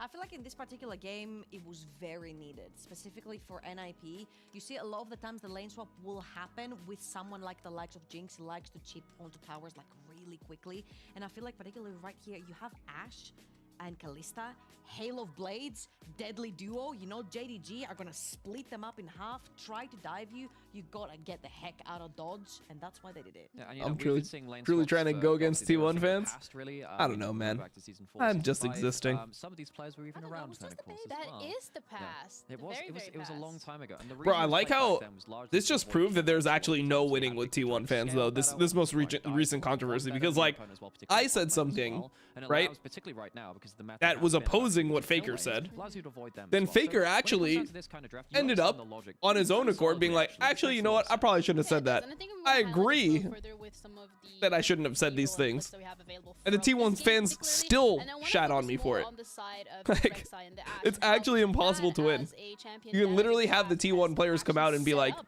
the success of the lane we swap. agree with this. Yeah, so I mean, what we saw coming through from this early And the game fans will was still also be like, the nah, you're wrong. from NIP. Nah, The you're a fact that piece we of came shit. Through the draft as well. We'll talk about that a little bit later though, because you want to talk about the NIP. The NIP You side. made Faker apologize. Clever. You see that Aki has actually managed to sneak himself into that mid lane brush, and JDG are actually grouping up as 5. They're expecting the split map, and they're expecting NIP to invade from the top side for their own split map. And the fact that Aki is already in this brush, has complete control of that side of the map. He will see the ward that will fall down from Yagao as well, so they do know at which point JDG will have vision onto them, right? And then they will choose to split them up. I think this is a very, very clever decision. However, the thing is that Wait, they're ball lane mid? pressure out 2 tanks. You have Udyr on one side and you have Rek'Sai on the other side. They will be fine in terms of lane swapping. Your only issue right here is, are we gonna you get run. the Jinx ahead towards the top side of the map, which is much more difficult to take down. Ever since Admit you're the sorry. Jinx came I in am from sorry. towers, I apologize, towers Faker, on the top for side of the map, agreeing with you. much I should have harder just to been take mentally down. ill Which is why and Faker changed came all in my with values these lane based on swaps, what you said. But NIP just went through with it anyway. Yeah, and you know, you can see right here at the end of this that the goal of the lane swap is to, yes, get the Jinx away from This is the new top for, side, but also to stop the for Rek'Sai this round of strong playoffs, lane honestly. phase 2. But the thing is, on the other Also, side, Jadiro JDG is have a here lot of very powerful for LPL. tools to counteract that. I don't think she's. This is probably her first broadcast she's ever been on in LPL. This is definitely her first broadcast she's ever been on in LPL. Because I've watched pretty much every LPL broadcast. The Rek'Sai and the Ashe, I think, are both very, very important to the way that they have gone through this. You have Tremor Sense from Rek'Sai. We saw at the start of that clip there as well, and we'll revisit that in a sense too. So you have some extra information. You can spot one person roaming across just from top side. You have an Award and River as well. And then later on, we start seeing the Hawk shots coming into play as well. So it just felt like JDG, it did feel like they were prepared. Yeah, I but feel but again, these lane swaps are not end all be all, because the team fights made a really big part of this game and how it was played out, and that's something that we're gonna be looking forward to in the next game as we're ready to head into it. Whether lane swaps or team fights will win and conquer. So let's head over to our casters, because we have Munch and Linux ready to break it down. Thanks very much, Ginny. Yep, we're here and we're ready to jump into game number 2. And I feel like I feel bad for our analyst desk there, because there was a lot to break down in that game. From the lane swaps to the late game team fights to the objective control to even just the fight for vision. Like, there was so much posturing, there was so much potential action throughout the game that there was an infinite amount of League of Legends to break down across that one. Yeah, a lot of different things coming up again, like just the level of aggression coming out, like through the jungle, looking at some of these dives, looking at some of these lane swaps. But all Can't remember Zeus' Sion at Worlds because he never played it there. He played 4 games at MSI, 9 at LCK all time. But it's not even like, did he play Sion? It's like they didn't even do anything remotely close to what the strat was. They literally just laned their top laner top every single game at all of Worlds. You can't even like go out and be like, oh, so that like, where logic is supposed if you go by the line of reasoning that Doublelift thinks that the Scion overloading bot strat is actually a lane swap, which is just simply not, you just lane 2v2. But even if you go down the logic where you assume that he believes that that is a lane swap, you still don't get to the point where they did that at Worlds. So I actually don't know how you even get to Doublelift's line of reasoning. That's why I believe he's lying. Because I just can't, like, even in the most charitable way, I can't figure out why he would say what he said. Very mojo squad. Maybe today is the day that they're going to bring it out. You look at the most mojo team in LPL history, and it has to be, you know, different iterations of top esports over the year. Oh, yeah. Hell, 4 of the 5 NIP players have been on top esports. Yeah. Closest thing to lane swap was T1 versus Genji at MSI, where they dove level 1, not really a lane swap though. Yeah, so that's when they, so at MSI, T1 did the not lane swap, like Adam dive overload thing. They did that at MSI, but at Worlds they just didn't do it ever. They didn't, like, that was like out of the game by Worlds. Worlds. Like no one was doing that shit at Worlds. I don't even know, like, I didn't go through it because I mean I finished at just looking through all of T1's games, but I don't know if any team did it at Worlds.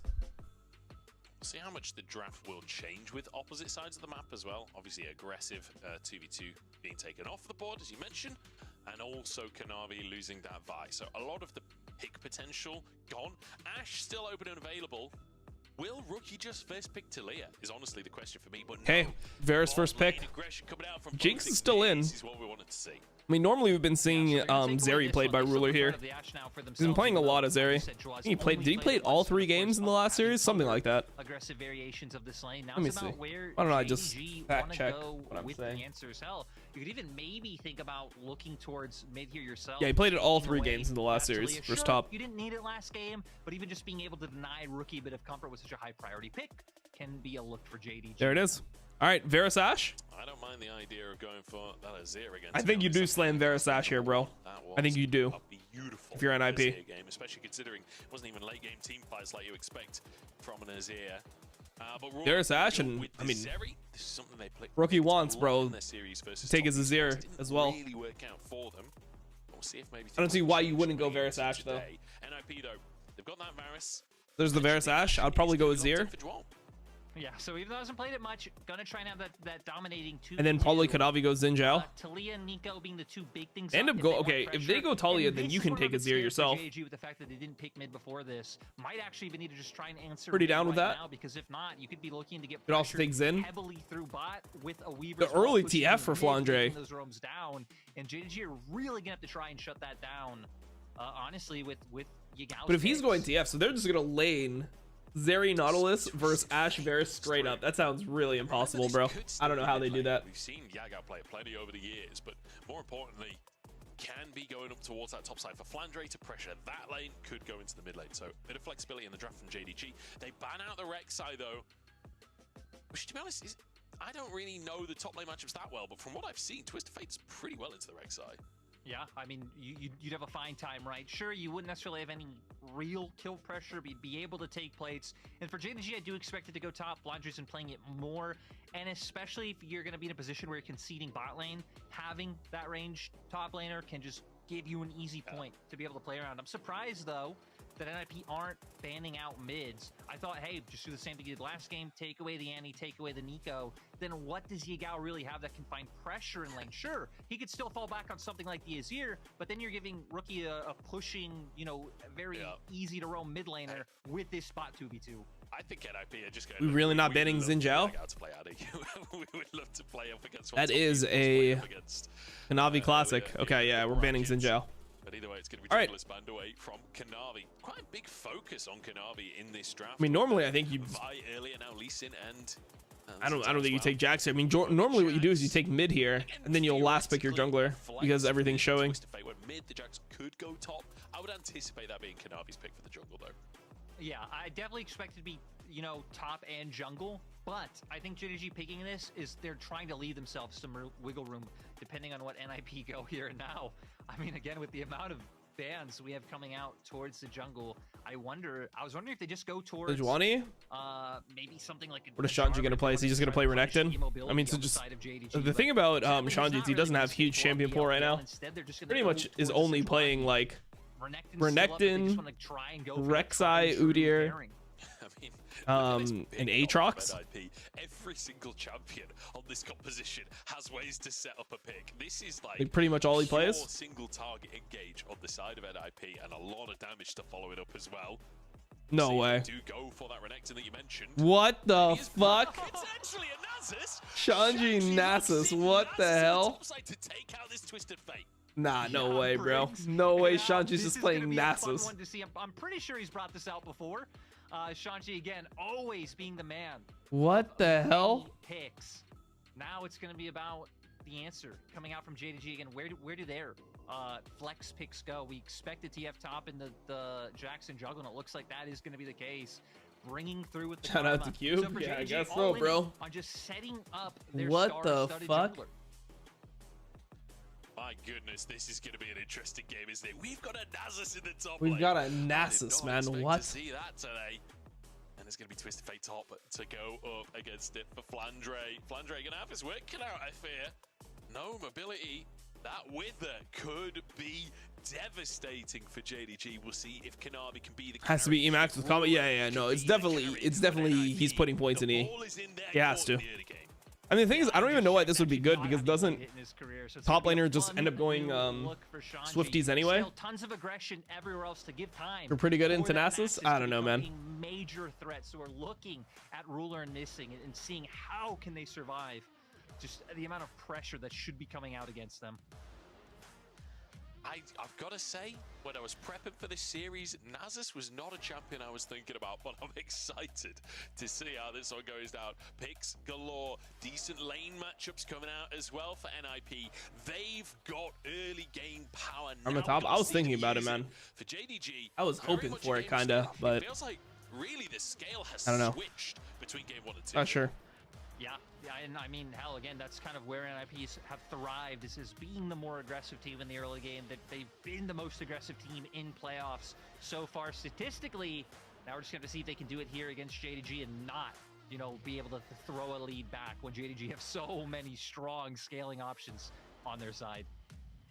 Have to see if they can bring it here as we go into game 2 between NIP and JDG. What do they actually do here? I mean, how does JDG get through the bot situation? They should be getting, like, owned bot lane. Ash Varus into Zeri Nautilus? Like, how does Zeri Nautilus play? The Gyro is definitely actually so hard. Strength over the course. So they get through the early levels. I mean, this was always JDG's strength, though. They were so good at getting through lanes that were seemingly unlaneable. So we'll see if they're able to do that again here. As we head into this one, it's phase rush for Shanji on this Nasus up top against Flandre's Twisted Fate. I'm curious to see how Flandre plays this one out, because you can easily imagine the scenario where Shanji just ults and runs him down. Yeah. Though I'm kind of surprised that Shanji didn't take the fleet footwork. I mean, of course, with Nasus, right, you have sustain coming out from your passive, but you would think this matchup can be very annoying with Flandre just constantly nailing him with those autos. And now that being the bigger part of your playstyle, building AD, going with the Emax, will be something that can be a lot more felt. But still, like you said, having more mobility, we'll be able to run him down easier and even potentially try and get away from ganks. But I don't know, a lot of CC actually on both sides of the Rift right now. Down in this bottom lane, the Zeri for Ruler, but this time is NIP with the double Hail of Blades lane to start this one off. JDG trying to move in to get the XP from these first couple of Trying to get experience there. Is that even worth it? I mean, it looks so hard to play. And NIP starting this lane. They got some experience. Looks like they'll... If they can tank enough, what ends up happening is that the wave pushes so hard that you can't get dove. Especially with this Sejuani, it's not like super likely they get dove. So I guess it's okay. I want to say there was a key learning from Ruler, you know, that Photic didn't have last game, which was taking the cleanse up against the Ashe. I mean, there's a lot of other CC that, you know, Photic had to deal with last game and thought maybe he wouldn't. Boots 4 pots from Zeri as well, just so he can farm. Saw and said, hey, I'm not going to disrespect you all this game. They are going to have to just be able to absorb. Bro, why are we looking at this, man? The observers absolutely loving it. We're zooming in on the watching the Nasus just walk forward and cast E on cooldown. Nice. To play it in the LPL for RA versus Way by 655 days ago. That's almost 2 full years. I remember that too. I think it was it versus Vladimir? At the time. Exactly. I remember someone played it in the LPL, which is I remember Cube playing it. Because again, if there's a madman who it's like brings out the Ashley King's favorite champion. So him, but yeah, two whole remember years like messaging her when it back. Again, it's was be played. All about how it can survive, not the early game. You know, for NIP where they're looking early, and Halaki already making his way over, might even run into Kanavi here. And Kanavi actually gets his blue. With the Scryer's bloom. Do they get 4-man dove bot? Blue buff at least, but I think realizing that this Gromp does not belong to him. Rookie moved over as well. The blast cone there as Yagao spots him. Had seen him move over. Yagao chunks Rookie. So they actually caught the big wave. Damn, they kind of got through the lane without getting completely fucked. You don't necessarily have the strength that I want amazing. To have, so it goes for the Skull Crab instead of the Gromp. Yeah, base here. Definitely still be in a position to try to answer. Zeri's not basing. If any refillable for the Nautilus. Nice. But it's nice to see NIP at least posturing early to look for these aggressive moves, right? Again, I want to bring it back to the analyst desk before the match, talking about Rookie kind of being that second jungler, how much he likes to move. He's always done this. Hell, I even think back to him and Ning just sitting top for the Shy, consistently making sure that, you know, other lanes can get ahead.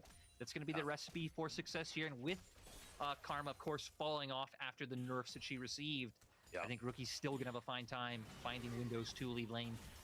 Hooked down in the bottom side, missing and rule a good damage onto. Good trade from missing because he has a refillable pot. So he's trading HP, allowing Ruler to be able to stay in lane. CS at this point, and it's not looking like it'll get any better anytime soon. Kanavi has to stay, no? He not staying? Okay. No, Kanavi does have to stay. Yep. Let Ruler catch the wave. Now it's way harder for them to dive. Hammering away with those autos. So great decision making overall by NIP, and it's going to allow for even. As Ruler had to use 4 pots just to be able to play the game, and they lost 2 plates. More reserved over the course of this is like what you accept if you're going to lane like this. Both have if you're going to play this lane, I mean. So now getting to see the new look from JDG in game 1, and now NIP falling back on the Varus Ash. It's kind of nice, and it's kind of uncharted territory for both sides in playoffs. Beautiful stuff from Photo Control. Hey, gang timing potentially. Although I may not have time to talk builds because the Wither comes on through. Flash immediately from Flandre, gets a gold card, but Aki moves in. All right. To find the stun and sets up first blood for the Nasus somehow. Strike. They get their bot lane ahead. They get Shanji moving forward with this kill, trying to find as many advantages as they can. It's nice to see NIP coming back with a vengeance after that game 1 loss. I want to quickly talk about this build from Chanji as well. He's maxing his E. You can see he's got 3 points in E. He started Doran's ring as well. Typically, you'll see a Doran shield for Nasus up in the top lane. Navi is going to get the grubs, he's not gone for I guess. He's gone for the phase rush, which a little oh, bit he's rarer. TPing immediately. Okay. That you can kind of get CDR these boots. Ranged matchups a bit better. He's able to trade some of that damage back onto Flandre. Yagao misses here. And it means that now you can go for a bit of CDR. I don't think it's that easy to play though for sort of tanky build you'd expect. JDG. Like, I feel like the karma is kind of out of place. Through that early game. Yeah, right. Giving you that window to also be able to just farm minions easily with that ability. So level 6 for Shanji. Doing a nice job so far, especially if Aki can keep putting consistent attention there, which you know he will. I mean, Is an Aki smite one? He would have needed to hit it more to smite it. He loses the smite fight versus Kanavi there, because he had no abilities on cooldown. But I love it. NIP playing towards both sides of the map. You can see Aki making his way down now. They have pressure to go for this, so he's just going to be able to start a dragon up for free. Great start here from NIP. They're a team the lane doesn't look like it's getting better yet. Been able to get bot lane. Themselves. It's just later on that you got to worry because they're also a team that don't necessarily always finish the games that they start strong in. And I hope that's not a problem for them today. It does feel like they improved on that factor across the course of playoffs. Obviously, totally anecdotal from me there, but it does feel like this is a team that has grown across the course of this bracket. Not too surprising considering just how many games. Where are the Swifties? I mean, I guess he thinks Mercs are. I mean, Mercs are better for like against Ashe, Sejuani, Talia.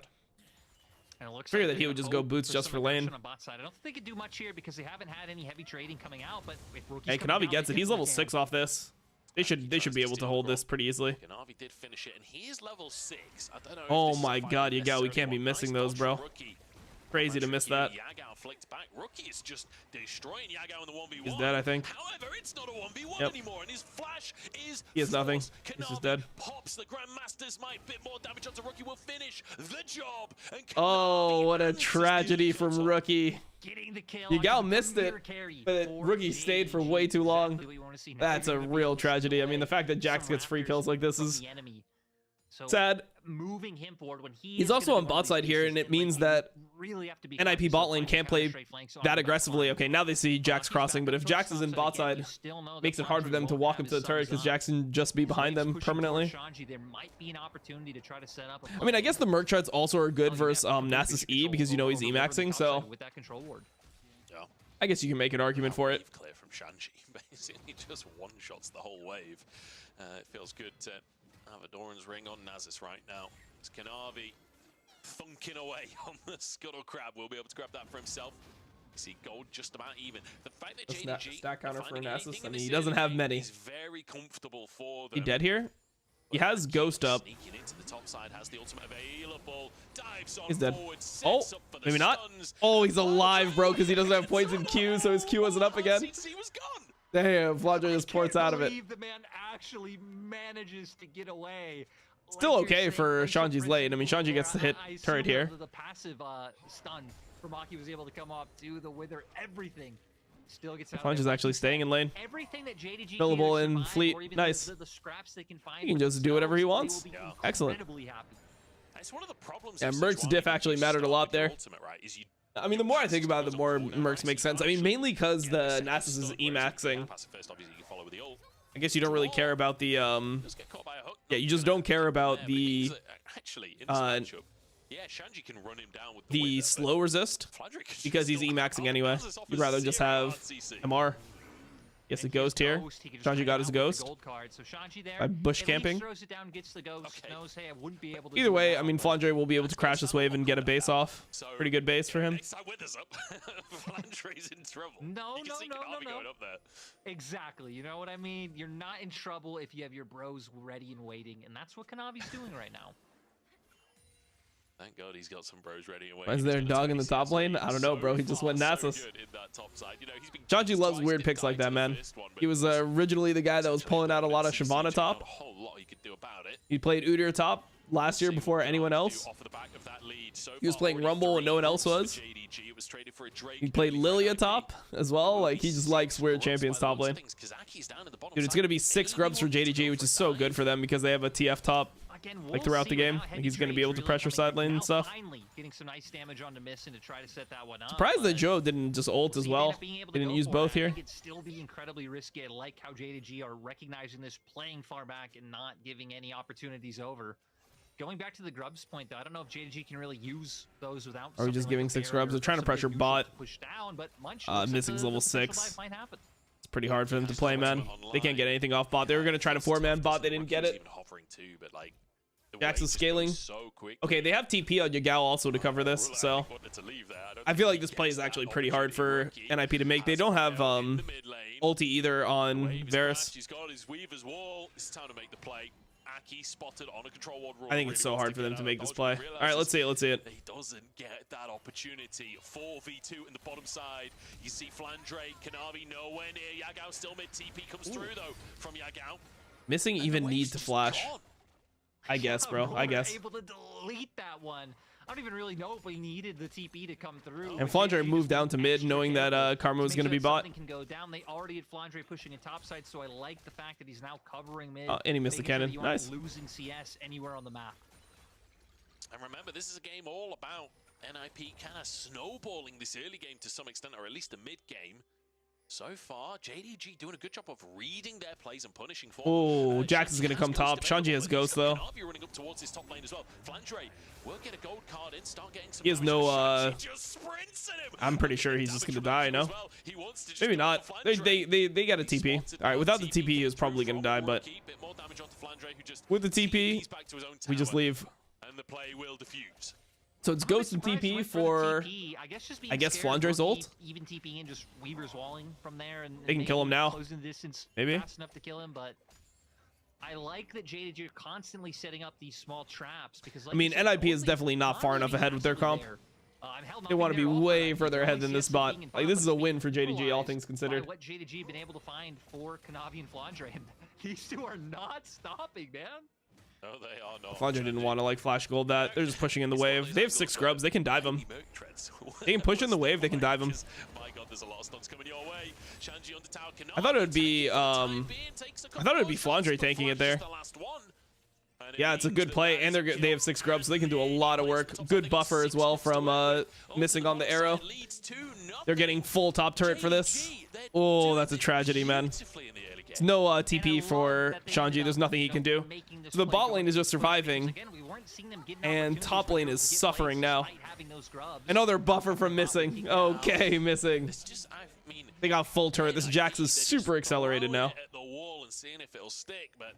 He's even gonna greed for blue. Oh, never mind. He's not greedy for blue. He looked like he was gonna greed for blue. Absolutely answering, and Flandre is so it's a 3L. It's looking tough, bro. It's looking tough. Again, we saw this man come into the Weibo series after 6 series being played with Sheer. A lot of questions were asked. He absolutely popped off against Weibo. Didn't have the same series against Hez. His missing goes for the hook.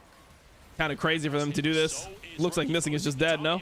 Oh, this is just an in play from JDG. They didn't need to do this at all. That was just a really bad play by them. They just didn't think other people were waiting.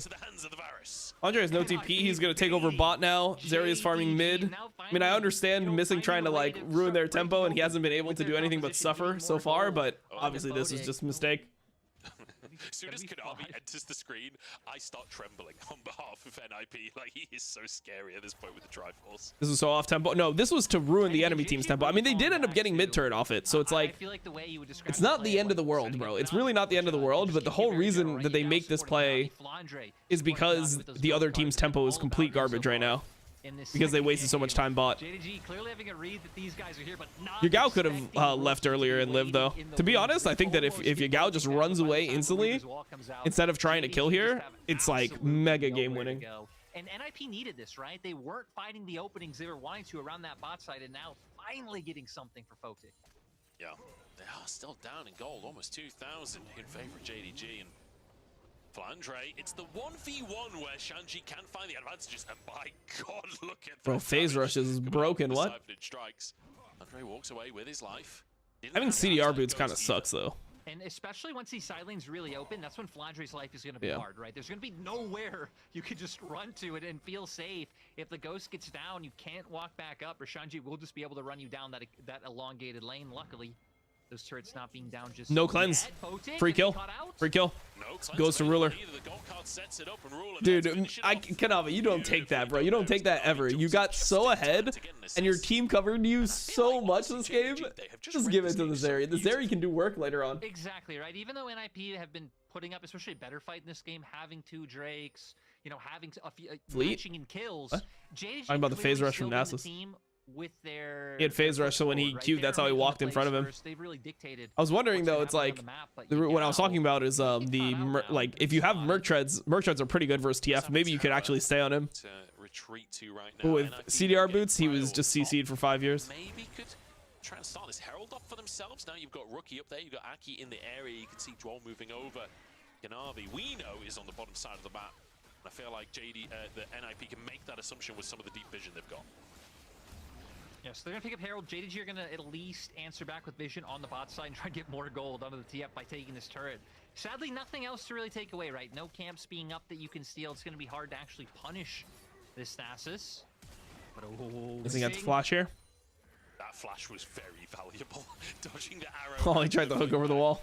And it feels like when we looked at the combos from JDG in the last game off of the back of these Ash arrows, the CC chaining was immaculate. Oh, and Nasus and Ace and CDR boots are a must for Ghosts in our CDR. We saw up in the top side. Yeah, I mean, maybe they are a must. But like, maybe you need tenacity from somewhere else. Maybe you need like Legend tenacity then, because he's getting CC'd by Gold Card and he can't play the game. Coordination not being there, right? I mean, hell, for JDG, Ruler, Missing Kanavi now all playing together for quite a while with this iteration of JDG. Yagao and Kanavi obviously going back even further to 2020. So it's nice to see that for JDG, even with all the kind of slight changes, the leaving and coming back over the year, their ability to synchronize, Problem with TF is his passive. Targets, how they layer CC, it's still exquisite. Yeah, I mean, it's his passive. It's also that, like, we'll see when Shiv gets nerfed. Like, when they start playing on Shiv nerf patch, if people still play it as much. I think the other problem is that, like, his items are just really broken. Like, ADTF really loves Shiv, and Shiv is OP, so kind of hard. JDG have to fight this, right? There's no way they don't fight. They need a solid win here against NIP if they want any chance against BLG or Top Esports, whoever wins their matchup, or whoever loses their matchup, sorry, tomorrow. Good buffer again from Missing. Nice buffer from Missing. The follow-up CC doesn't really They're turning. Oh, good hook from Missing, bro. Missing is a beast, Nautilus, man. Get in there, Kanavi. Murder somebody. Oh, wait, their whole team got murdered. Nice. Oh, Kanavi just overly sent it, and the whole game was just lost. Excellent. From the ninjas in pajamas, it looked like everything was going JDG's way. But what the hell? Mid-lane turret, they've already picked up all these This got CC'd by Fotic, and it was GG. Good shove from Rookie, though. Good W. Rookie had a nice W.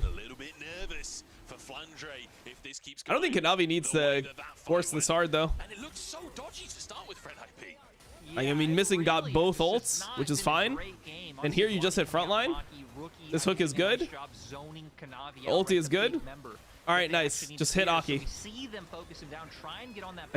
Kanavi flashed in and he made his team overcommit here. This is on Kanavi. I mean, it's a good W from Rookie, but even if Rookie didn't land the W, just the positioning of everything is super off because Kanavi flashed in. Able to finish off the rest of these kills. Rookie really pulling things together once again.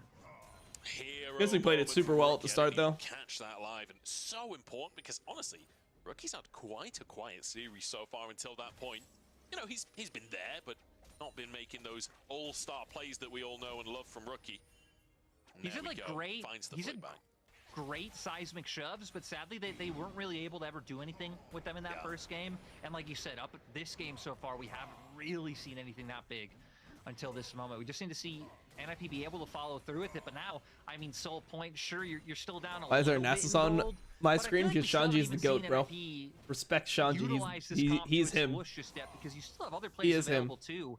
Like, I mean, Yagao being on the Karma isn't really a champion that's going to push up and hit tier 2s, right? So we've been finding windows where you bring Rookie and Aki over to answer Kanavi shadowing Flandre. Like, you can win that 3v2, you can find those kills. So I still think there's plays that NIP have in their back pocket to push this game forward. The question will be if they utilize those tools. 3 Drakes as well, and I gotta say, you know, people generally aren't big fans of the Chemtech Soul. If there's one champion that can use a Chemtech Soul, it's Nasus. Nasus absolutely Actually, loves a Chemtech Soul is so good on Nasus. The, True. Damage reduction on low HP. Oh, Rookie is losing. Oh my God, Aki needs to get out of there, bro. Rookie just got chunked so hard. Rookie getting real chunked in Damn.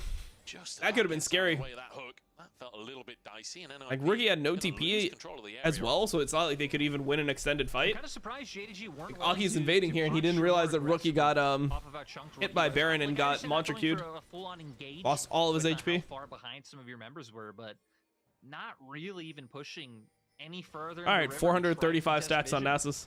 That's pretty good for 20 minutes. Not the way for now. We'll see what on earth is going to go down here. I'm just nervous. I don't often feel nervous just watching League of Legends, but I'm so invested in both of these teams. I feel like I'm What happened to the invested frame in rate? all 4 of our top teams this year. I feel like they've all got big names that you want to see at MSI that you want to see succeed. Our flash onto Photic.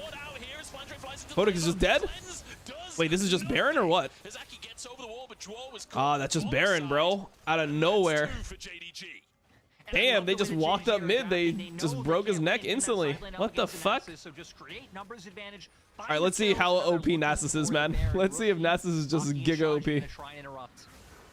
Oh, Rookie had no flash. Slightly wide, good dodge from Rookie as Aki is forced. Oh, they can't even do Baron anymore. They can't do Baron anymore. No, in fact, backing away, not confident to go. All right. They pulled off too far, right? They really wanted to commit for that engage. All of them walking so far from the Baron allowed its HP to completely regen. So definitely not having the window to go for that one. So NIP ended up doing just enough to make sure that Disaster doesn't come forward.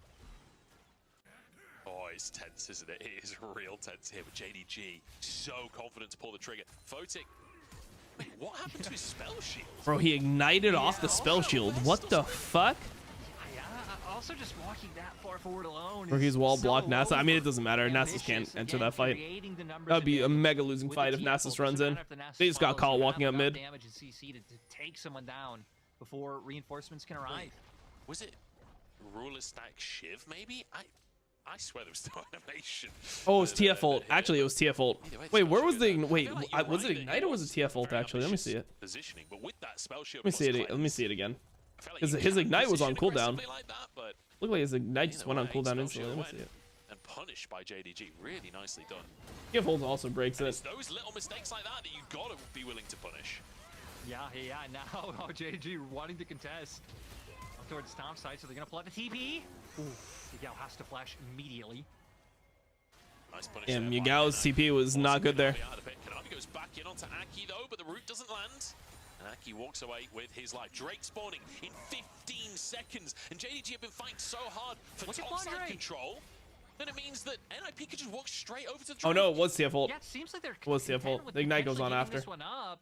He pushed it out the wave. He's going for He just cleansed recall. the Ignite. This That's why it looked like it was will Ignite. be up soon, but it looks like they're conceding. Shanji's just going to solo this while the rest Oh, they're just going to give Chemtech Soul? Seems crazy to give Chemtech Soul. No Verisol, though. Not 100% sure whether it's worth it or not. It is one of the weaker souls, but like I said, the I mean, it is the weakest soul for sure, yeah. Shielding power helps the Nasus. The reduced Okay. HP helps as Flandre's well. out of there. Destiny out to safety from Flandre. He's starting it. Tried to punish with his own ultimate, and now JDG, they jump straight onto the bound. They want to punish NIP. They don't do it that quick. They don't have the destiny to, you know, see where everyone is if a fight breaks out to try to have the advantage. They're just going to try to finish and leave. They got it. All right, Missing is dead. Can everyone else get out? Oh, you guy was dead. He got arrowed here. Flandre flashed it. Looks worth. Looks worth to me. So JDG end up getting something. I don't know about the soul, They're but always gonna be this trying situation to of set starting Flandre Baron the opposite looked sides worth. of the map, right? Get away from Shanji and really start to open this up. But NIP will see what they Thing can is, like, find you out. also Like you have said, Baron on the people Chemtech that Soul, need not it, the right? most Like the valuable people that soul could in use game, Baron the most but now have it. only 5 So minutes it away seems good. from an objective that both teams are going to need to fight for. This feels tense. This feels really tense. 5 minutes until Elder Dragon NIP. 5 minutes until Elder. They get like a 1-3-1 for a while. I feel like Shanji has a window to really make damage happen. And this Nasus, it's not been unimpactful, but it doesn't feel like it was, you know, I got really excited during Champ Select. Doesn't feel like it's been a crazy pick so far this game, but I feel like there's plenty of time for it to become that. Yeah, 500, around 525 stacks just now. Like I said, you still have that double commit to side lane play available if you really just want to guarantee locking Flandre down and taking him out, especially now that both your soul laners have their TPs available. Means there's really no threat of JDG being able to fully answer on the opposite side of the map, but we're also getting close to Ruler being at that third item mark. Rookie has the flash here. Rookie. All right, let's see it. Navi still has ult. Definitely fightable for JDG once TF moves over. TF just had no ult. I think now they actually have pretty good situation to just 1-3-1 here.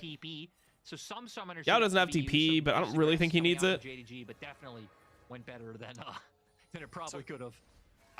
No TP from Nasus. If Nasus shows top, they might dive bot. They could ulti TF bot, and they could try to make a play onto Rookie here. Thing is, they need Kanavi on the wave. They need somebody to do this on the wave. They're going on Rookie. Here's the play onto Rookie that we were talking about. Rookie holds his flash, bro. Holy fuck, he held his flash. That shit was 1 inch away from him, and he held it. Here's the TP. Doesn't end up taking it. Kanavi is dead. Okay, Ruler's just going forward. Nasus is all the way behind. Flandre's just trying to slow him. Oh, Q flash from Photic. Big.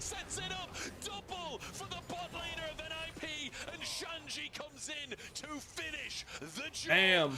Big play. Big play. I think too far forward from Kanavi and missing there. Nasus is absolutely huge right now. I love that Shanji's already making his way to push this. Bro, this would be sick if NIP wins. We get an insane series then. Honestly, Chemtech Soul did fucking work there, no? NIP coming out the Chemtech Soul reducing, like, not only do you get like CC reduction, you get like the damage reduction when he's low. Kind of fucking big. Yeah, it's kind of awkward, you know, being so yeah, I think close missing to is way too far forward here. It makes me feel like JDG really shouldn't be able to find a pick here regardless. They were able to get Aki's flash, which was huge. Navi didn't want to flash. It makes sense. But the big thing is the faster reinforcements. They cut off the TF from really being able to Q flash from Photic here is big. And then Rookie from one side, Shanji from the Boom. other. And the arrow lands on Tiagao. Nowhere to go on top of all this CC, just making sure that Rookie and Shanji can reach the rest of these targets. Huge fight from Photic. I should stick to Azir. I mean, Azir is not even one of his best champs. I think that Karma is actually a pretty weak champ overall. Just play to enable your Jax a little bit more. From Ruler, from Rookie, and then immediately followed up on by Photic. Like the second that someone is down, he sees his angle of engage, and he's a full item up on his opposite man right now. But Ruler's on that Zeri. 3 items is definitely a big old breaking point. Is that a triple sweeper coming out from NIP? They do not like wards. Yeah, they want to make sure that JDG have no information for this Elder. Also, I gotta say, this performance from Botic and Draw, it's a bit more surprising that we haven't seen these guys leaning more heavily on these more aggressive duos. Yeah. Doing so well now. Again, they've consistently been going to that Jinx so far, but doing a great job being able to come back through. What does Yigao have? He has Crypt Bloom. They have him farming side right now, so he can get Crypt Bloom before this Nice bit of play from NIP. this Elder fight. The Elder fight should pretty much end the game. Coming up in 50 seconds time. We gotta talk setup. We gotta talk. I mean, about you potential can fight technically that give could the Elder end the here game and get Baron and then just play under to just neutralize the Elder. That is possible. JDG's kind of rough now because you've already pushed in top all the way, and I feel like, you know, having that time. I think both teams will be pretty comfortable fighting it. Like, no flash on Photic for this fight, I think is pretty big. Kanavi does have flash. He has Frozen Heart as well. I feel like Kanavi should win a Sterak's in this game, but I guess not. I think Sterak's would be pretty nice. You do essentially have Tenacity on it. They have a decent amount of burst. DPS is there, but the question is if you'll really be able to use it between Sejuani, Wither, Enchanted Crystal Arrow. Another good buffer from missing. Good buffer from missing. Oh, Now the virus they're going on to Photic. They have to go on to Photic here. Photic's gonna die. Photic is dead. That might be game over. They might end the game here. I think they can end mid. Looks so good, but it's falling apart. Shanji trying to 1v5 in the middle of Oh man, they just got end. Oh man, bro. Keeps on happening. Oh, it's over, GG. Damn, bro. I don't know. I feel like NIP are so close. Like, NIP is not even playing bad. It's just JDG is just better than them, bro. It was just a terrible place for NIP to be fighting. They're fighting from mid where they can get flanked and all this bullshit can happen and Photic has no flash. So it's just GG. JDG are just better. I think JDG are just better, yeah. That's how it looks. 2-0 now as JDG soar ahead.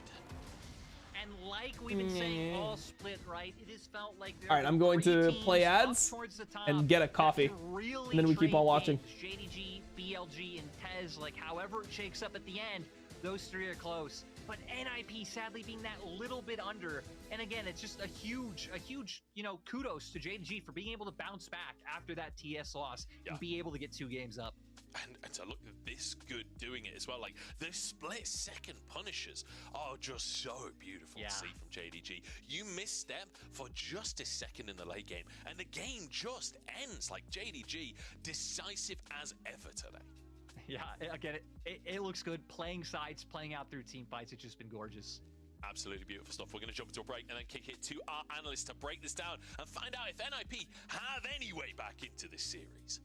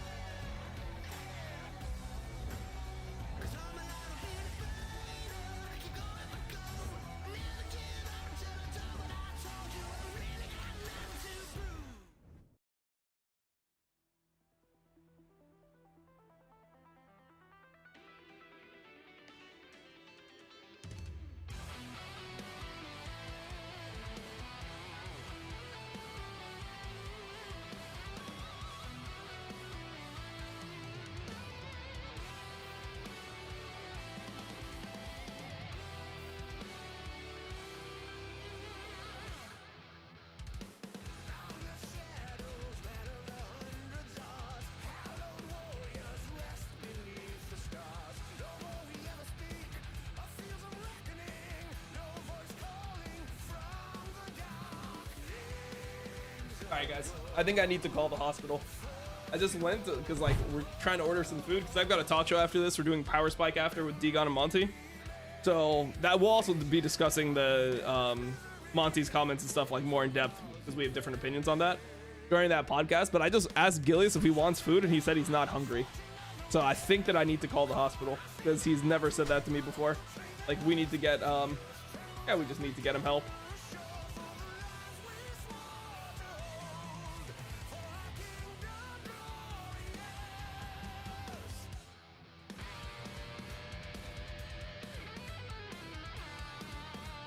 Gillian's saying he doesn't want food. It's so crazy. Yeah, call her right now. Just waste their time. All right, hold on. I'm ordering food with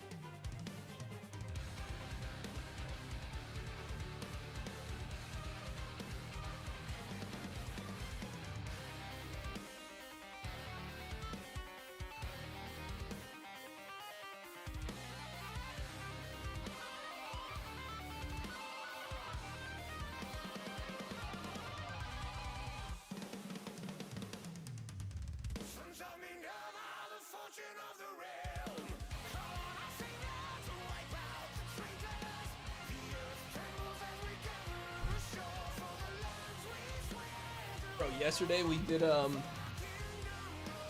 Yamato wanted to ball out yesterday. Yamato was like, yo, should we ball out today? I'm like, all right. So yesterday we went to the zoo. Went to the zoo. We got there around 2. We left at 6 when it closed. So we were there the entire time, right? And then after the zoo, Yamato's like, let's ball out. So he took us to this place, which is like, I think it's 893. 893 Berlin. And it looks crazy. Yeah, this is what it looks like. So outside of it, it's just like a bunch of graffiti. This is the outside of it, bro. It looks like it would be complete shit. Wait, am I leaking anything if I put this? Oh, okay. Outside of it looks like this. It's all graffiti. And then the inside looks like this. It's like super nice on the inside. But the outside just looks like it's like shit. I don't know. That's just the design of it. We got something called the royal menu. So it's just something that they bring you. It's for 4 people. Each person pays $120. And it's just like the nicest sushi you can get in Berlin. Pretty hype. They had all this, like all the fish was cooked super well. They had like a salad with truffle, which was like the best salad anyone had ever eaten. They had like they did steak. The steak was super good. They had like chicken teriyaki as well. There was just a bunch of different stuff. But it was so insane. Let me see if I can see. 893 royal menu. Yeah, this is like one of the first things that you get. You get octopus. Like this is some of the best octopus I've ever had. Just a reminder, winner gets a fighting chance to make it's too insane. Loser, it was so insane. On a break until summer split. Now, 2-0 from the side of JDG. No funny business with the lane swapping, but funny business when it comes to the draft. A lot of things are being thrown our way this time around. We saw Dog.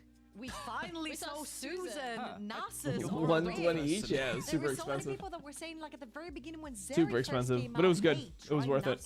As a support versus the Zeri. Nemesis flame clip. Slow her down. Shut the fuck up, this moron. Permatypes. Look at yourself when you went to LCS. Shit the fucking bat. Actual typing machine, this guy.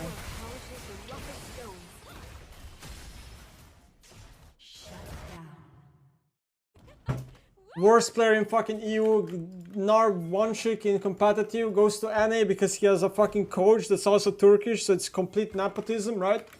And then shits the bed in LCS and is last place. And then he manages to talk every single solo queue game for the past 5 years of existence. God, this guy just needs to be shot. Say it. Get yourself canceled.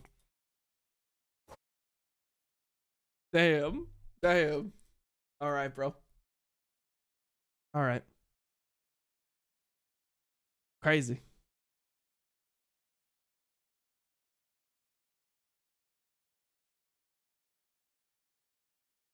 Yeah, Armu career trajectory is crazy. Went to LEC, won twice.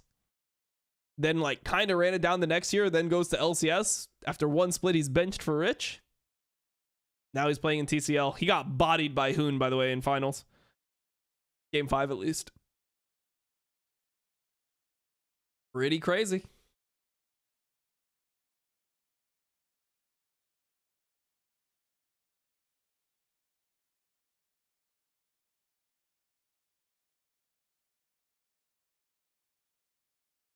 Yeah, I guess.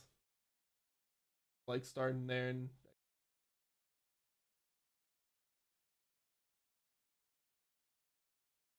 I can like take like a 15.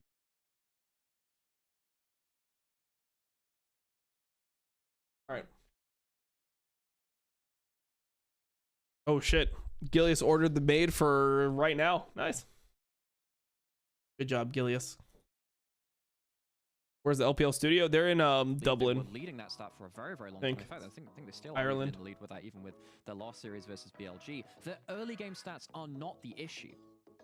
Yeah, I feel like when it comes to JDG, you need a much bigger lead to try and take them into these team fights. Because when it comes to the draft, again, I feel like having a double lane spot lane, you should absolutely be demolishing that lane. You've got non-committal engage to Sejuani. You've got Rookie on his Aliyah, who was playing this early game skirmishes so freakishly well. Like, we're talking back and forth, we're like, this is a rookie diff skirmish. This is a rookie diff skirmish.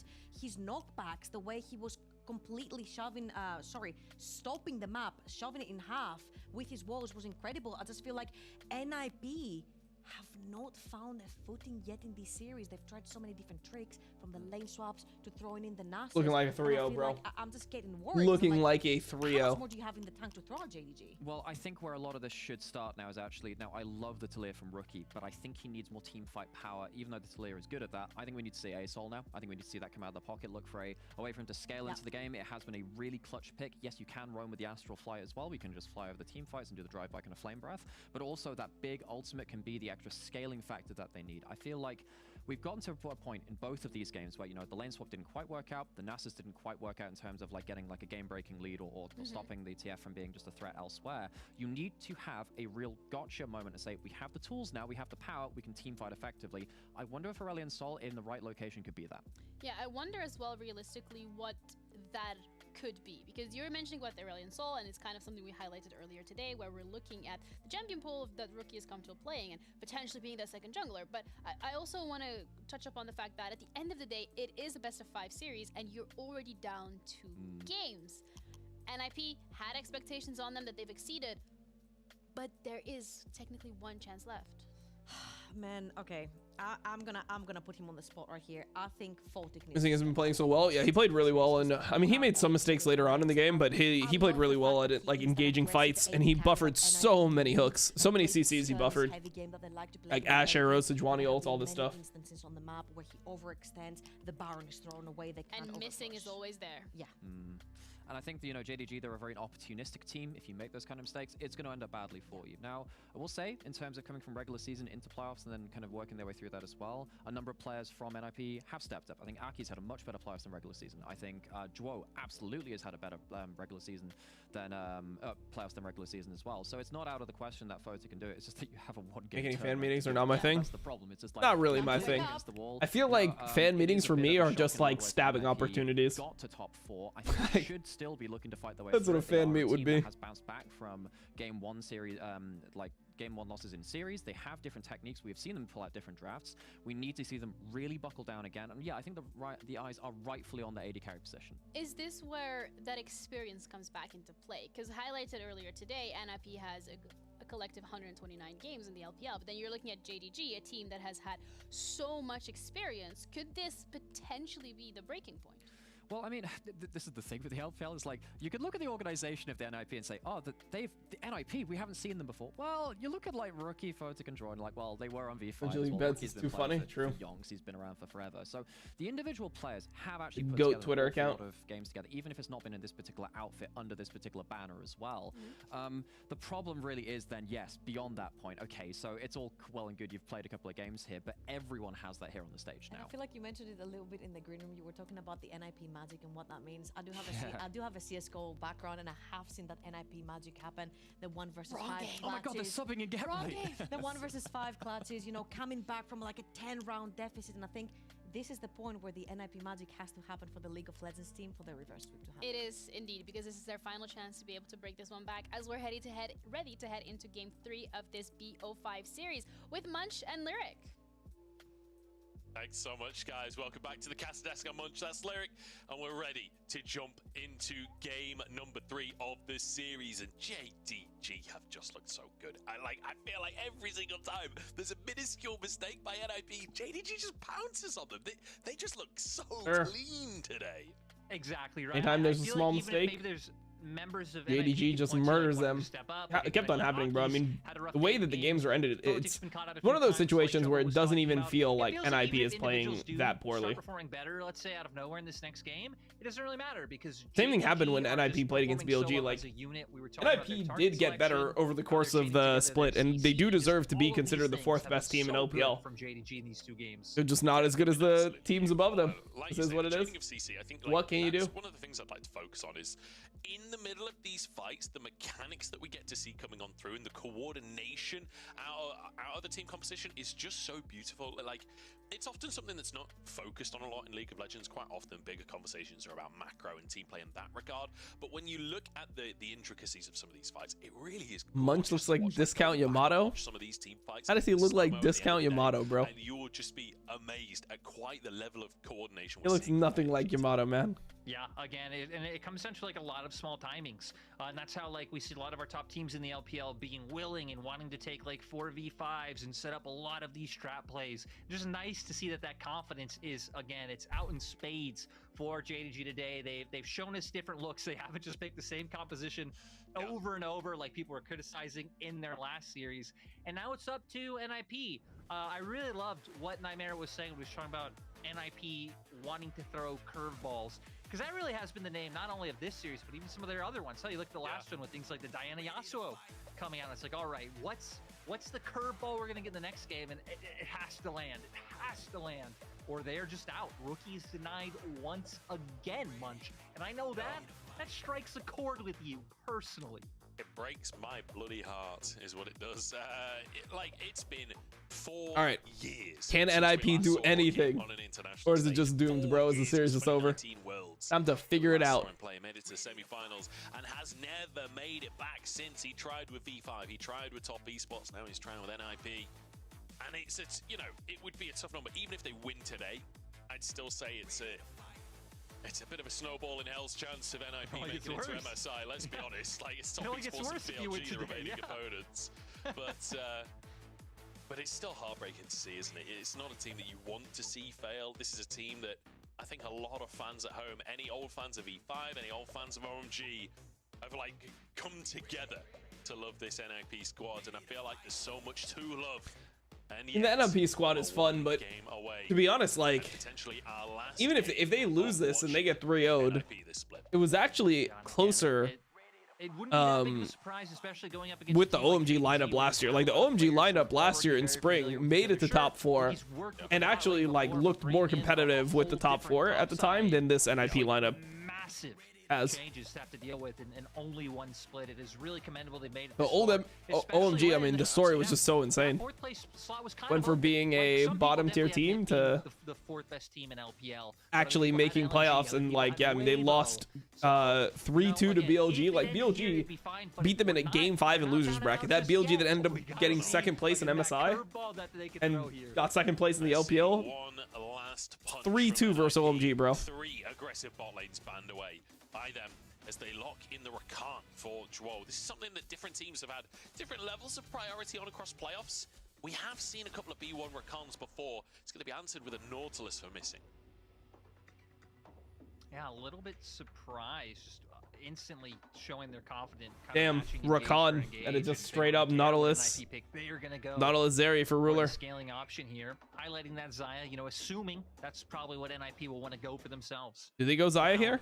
They have to take away the missing Rakan. JDG once again don't really care about getting. They banned Varus themselves. I mean, are they just gonna go Jinx Rakan? They kept it really consistent with just. They could go Jinx Rakan. I mean, the Jinx Rakan is not really a lane. Ruler and missing used to play it, but it is Photic's best champion. They do look best when he's playing Jinx. So I assume that will be the play. If not, what would they go?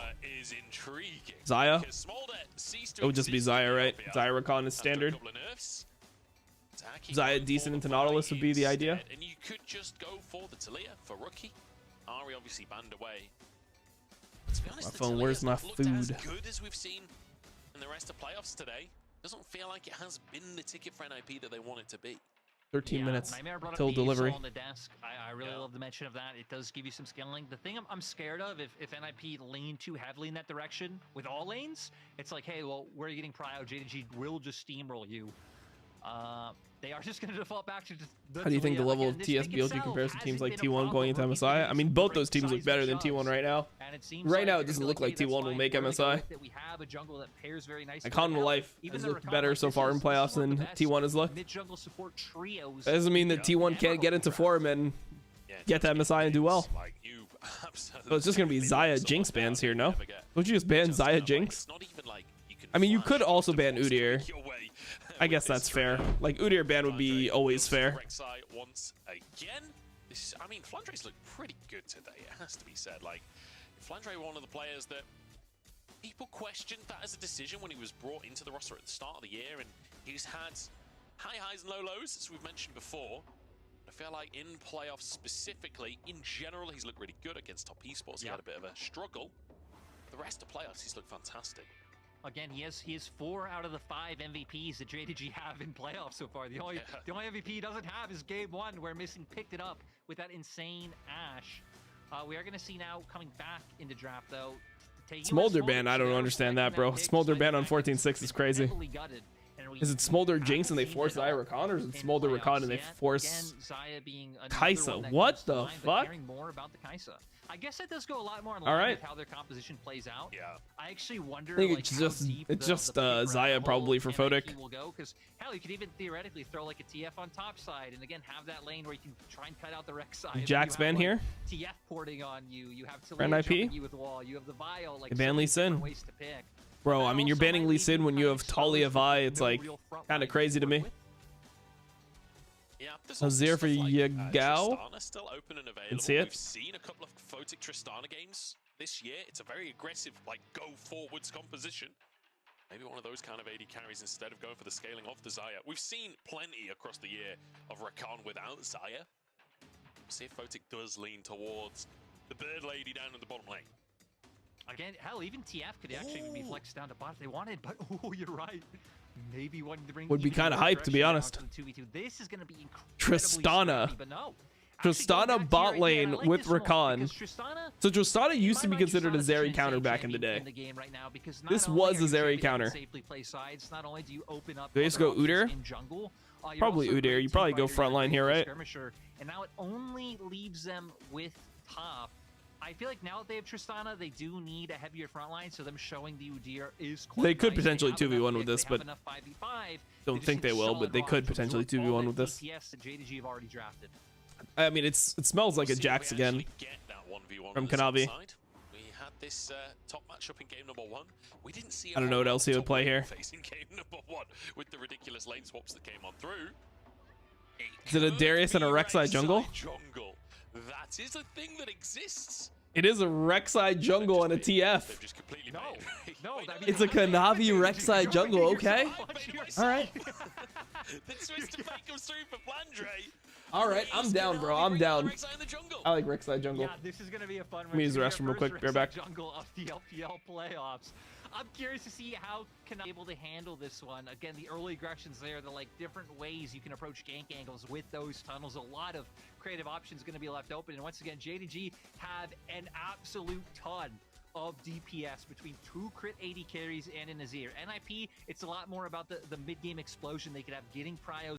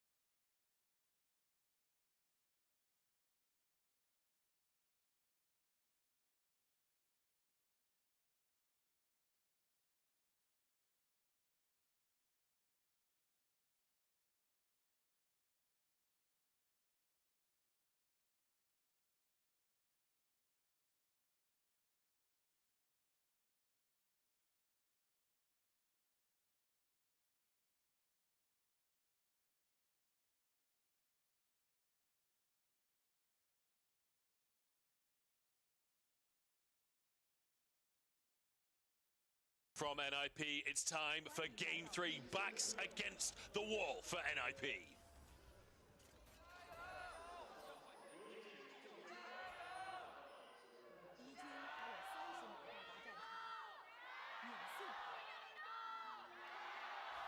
All Dom's champs in the game, and yet he insists he doesn't fix every match. Sussy? True. Yeah, how do you explain these champs being in the game perma if I'm not match fixing the LPL as the Kingpin? You can't. True. That's true. Wow, they are actually lane swapping again. They're doing it Brings me again, back bro. To, what was it, 2020 summer when IG should have made it to Worlds. You know, This is just their strat. LGD. They are just lane You might swappers. be like, I don't want to predict IG. I guess, just man. wanna I guess predict they're just Rookie. lane swappers. And you know, production made it possible. They did. They did. Instead of a team logo, I had a rookie face as my prediction. And I was wrong. I was very wrong because LGD made it to Worlds that year. And then... I mean, Tristana does destroy turrets they did fine. They were faster There's only so much you than should the expect average from a champ. seeded Worlds. Still kind of sucks, though. 2.5k gold on either team. It's a tie to start us off. What a novel idea. Not seen many ties. Wait, Rek'Sai started W at level 1. Flandre chased away. Ghost for Ghost there. And It's a W start at level 1 for Kanavi. Kanavi in the early game. Rek'Sai so weak at the level 1, and NIP want to punish it as Duo moves over as well from the top side. The lane swap up there as Kanavi's trying to get on to things. Oh. The knockup goes wide though. Kanavi 1 HP flashes and Kha'zix is here. Yagao answers though. I mean, Rookie is here. Oh my god, it's tense. It's actually not bad.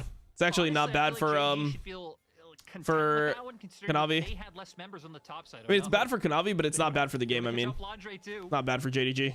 Okay, no. Trying to find more missing. It's going to be there. Aki has no Goes flash. into the jungle here, but he might have gone too deep for this one. He actually inted here. He's just dead. Kill him. Murder him, bro. Ignite him and he's dead. He started Q, so he tried to do the fucking Krugs. The Krugs just beat his ass. In the prior Ain't no way, bro. JDG take advantage of that. What Again, happened to the JDG game I love? to the plays that NIP want to make so well. Jesus. We can see Ruler being left by his lonesome down in bot side, committing this. I mean, this is good for from JDG, I think. Like they're laning evenly on both sides. The person that's getting fucked here isn't going to be too different. the most is, I guess it's like Kanavi on the side of JDG. Ruler's winning. But Ruler's just even farming bot lane, bro. Nice. He's even farming bot lane as Zeri versus Udyr. He's chilling. More than happy with that. As a laning phase, Rookie. Grasp from Miguel. We've seen this consistently this series, just back to back. And they're not getting anything off top. Between these two mid laners. Doesn't Ruler just spend time hitting the turret here? I feel like he should just hit turret. And it's been one of those things of where Hey, Shanji knows how his champion works. See, Finn? themselves might dedicate more attention to Rookie, but if you I mean, this is talk okay. about Like, sure, someone who Flunder is is going to be all about behind building their Shanji team, in setting terms of their experience, jungle, but and kind of being that Zeri's going to be glue. very That's far what ahead. Miguel does, and he's done such a great job of consistently shadowing Rookie, making sure that he hasn't been able to find an impact and finding some impact himself and getting a kill on his ear so early on. He's definitely going to be feeling great. Are they swapping back? We're talking about just JDG in general. Looks like they're going bot. Yeah, they're swapping back. Specifically, but Yagao coming back into JDG this My year. food He's was a here. player that is very sought after among LPL players. And I think a lot of people looking at the start of the year, like Knight and 369 being replaced by Yagao and Flandre, like you've got absolute carries from last year versus more, I guess, utility style players historically in Yagao and Flandre, and people weren't sure how it was going to work out for JDG. The more you doubt Aki, the better he gets. The more you trust him, the worse he gets. Exactly. The Aki phenomenon. This team is becoming more and more comfortable, more and more confident in the way that they want to play the game. Bro, it's not even bad for Flandre. Like, Flandre is really chilling, to be honest. Yeah, and is engaged on a Ruler, comes out. Good damage onto a Ruler here, but Kanavi's here. Kha'zix may have stayed too long. Kanavi's trying to tunnel into the bottom. Kanavi's gonna go on Joe, no? Okay, they're being really careful here. Away with the lives. Yeah, Kanavi sadly does not have flash because of the amount of action we've already seen on top side. If so, Okay. you know they would have been So flash from Joe. making sure that Joel went down or that Kha'zix had to utilize his flash himself. Okay, Yeah, Yagal. actually really nice aggressive trade, and we can Damn, walk back bro, to that, right? okay. Because I think a lot of people might forget. It's JDG like as a that. org might be on this like Yagal's just got hands or what? streak of winning, but it started with Yagao. Like it started 2022 summer, which 369 was on that iteration of the JDG roster, right? But it's not like 369 and Knight came over together. 369 came over first. They stilled Yagao in the mid lane, and hell, it was Yagao taking out Knight for JDG to be able to win in that 2022 summer. So it's kind of nice to see it come full circle where that's where the domination started, and JDG hoping to keep it up here. Wait, Udyr ghosted, but he didn't even use double Q or double E? He could have got flash there. Really nice for him already with the haunting guys in lane. He actually could have got flash there, I'm pretty sure. As well. Basically saying, look, I've got a lot of upfront pit and burst. we're playing for the We late can game. self I'm heal gonna mid keep later. managing That's what number I'm one. saying, bro. I want to be a That is what I'm saying. They're gonna make him a little bit better in those quick trades in mid, which is kind of what you're hoping for. NIP, just like last game, right? Trying to find so much through their 2v2 with the aggressive picks that they have, but JDG really just have not been a team to give over opportunities. Kanavi wants to dive in the top side. Flandre does just take a bit of a punch in the face from Shanji, who... Oh, that was horrible CC by them. Kanavi's getting a knockup. Oh, man. And now Flandre dies for no reason. Bro, that was such horrible play by them. Shanji is Gross. one. You did deny a lot of CS, but it looks like Kanavi... That was so bad, bro. They stacked their CC, and then Kanavi should have kept on taking turret shots so Flandre could have killed, or they should have redove. It's so bad. They deny the play, they find kills themselves, and while that was going on, Aki was even able to pick up the first strike. So we can see Yagao getting a little bit Horrible. mid lane with the play. Hate to see it. JDG, I mean, getting taken advantage of. Nice Still fight worth. to I be mean, able to actually find a they window. don't even lose that Shanji much really being of the wave, to be catalyst honest. for that. We've really got to keep our eyes on Kanavi this game as well, because remember, they've done this weird Rek'Sai jungle flex, which not something we've seen a lot this year. Whether or not that works out could be the difference. Rek'Sai not it. Series. So far, And he's always been good at Rek'Sai, but it's just like... And like you said, he's a champion that if you don't get a lot done early, it feels like it's so much harder. This was to just find not that great impact play. Later on, his Flandre, he's surrounded. No summoners. Aki not level 6 just yet. Flandre. Gonna walk in, drops a ward, doesn't see anyone. Shanji's in lane. All normal fare so far, it feels like. Rookie slides on forward. Flandre, can he dodge? The from Rookie. The stun comes on through. Good play, good play. What happens bot lane, though? Now dive in the bottom side, but the double knockup comes out from Joel. And missing forced away. Kanavi underneath the towers. Ruler surviving. Oh, they kill both? Well, that's definitely not worth then. I mean, I like the play onto Flandre, but it's just they can't sell out their bot lane as a result. Their bot lane can't get behind this game or it's just over. But JDG just enabling Ruler And it's not even that bad for Flandre. Flandre literally just TB'd back top. This is a catastrophe for NIP. Who's already down 20 CS. I mean, look at that wave dying. Bro, look at that wave. Oh, so sad. Don't make me watch it. Thank you, replay. Please don't make me watch the wave die. Yeah, we're going to see them start this one off on Tristana. I mean, Joel does a nice job of finding the knockup. Wait, did Tristana have no bomb, or did he put it on missing? It just did 0 damage. And Kanavi's luckily staying healthy enough to where it doesn't matter, can go for the re-die with him just finishing that off and then backing out easily. Like you said, a ton of minions lost to the Tristana. We could see 2 plates already going over to the Zeri too. Damn, looks like 3-0. Really does look like 3-0, bro. By the top side. I mean, hell, is what it sure is. You found kills on Flandre, but Shanji's still 20 CS down, and he hasn't found any plates for himself. Play picked up for Flandre as well, as immediately Shanji wants to change that fact. He goes in onto Flandre. No summoners available. Goes from Flandre soon. He's got it. He's dead, maybe? Not quite in range. Shanji keeps nope. chasing this one. Oh, it's a tragedy. Good good stall from Kanavi there. Oh my god. Okay, Kanavi can't kill, but maybe Yagao can.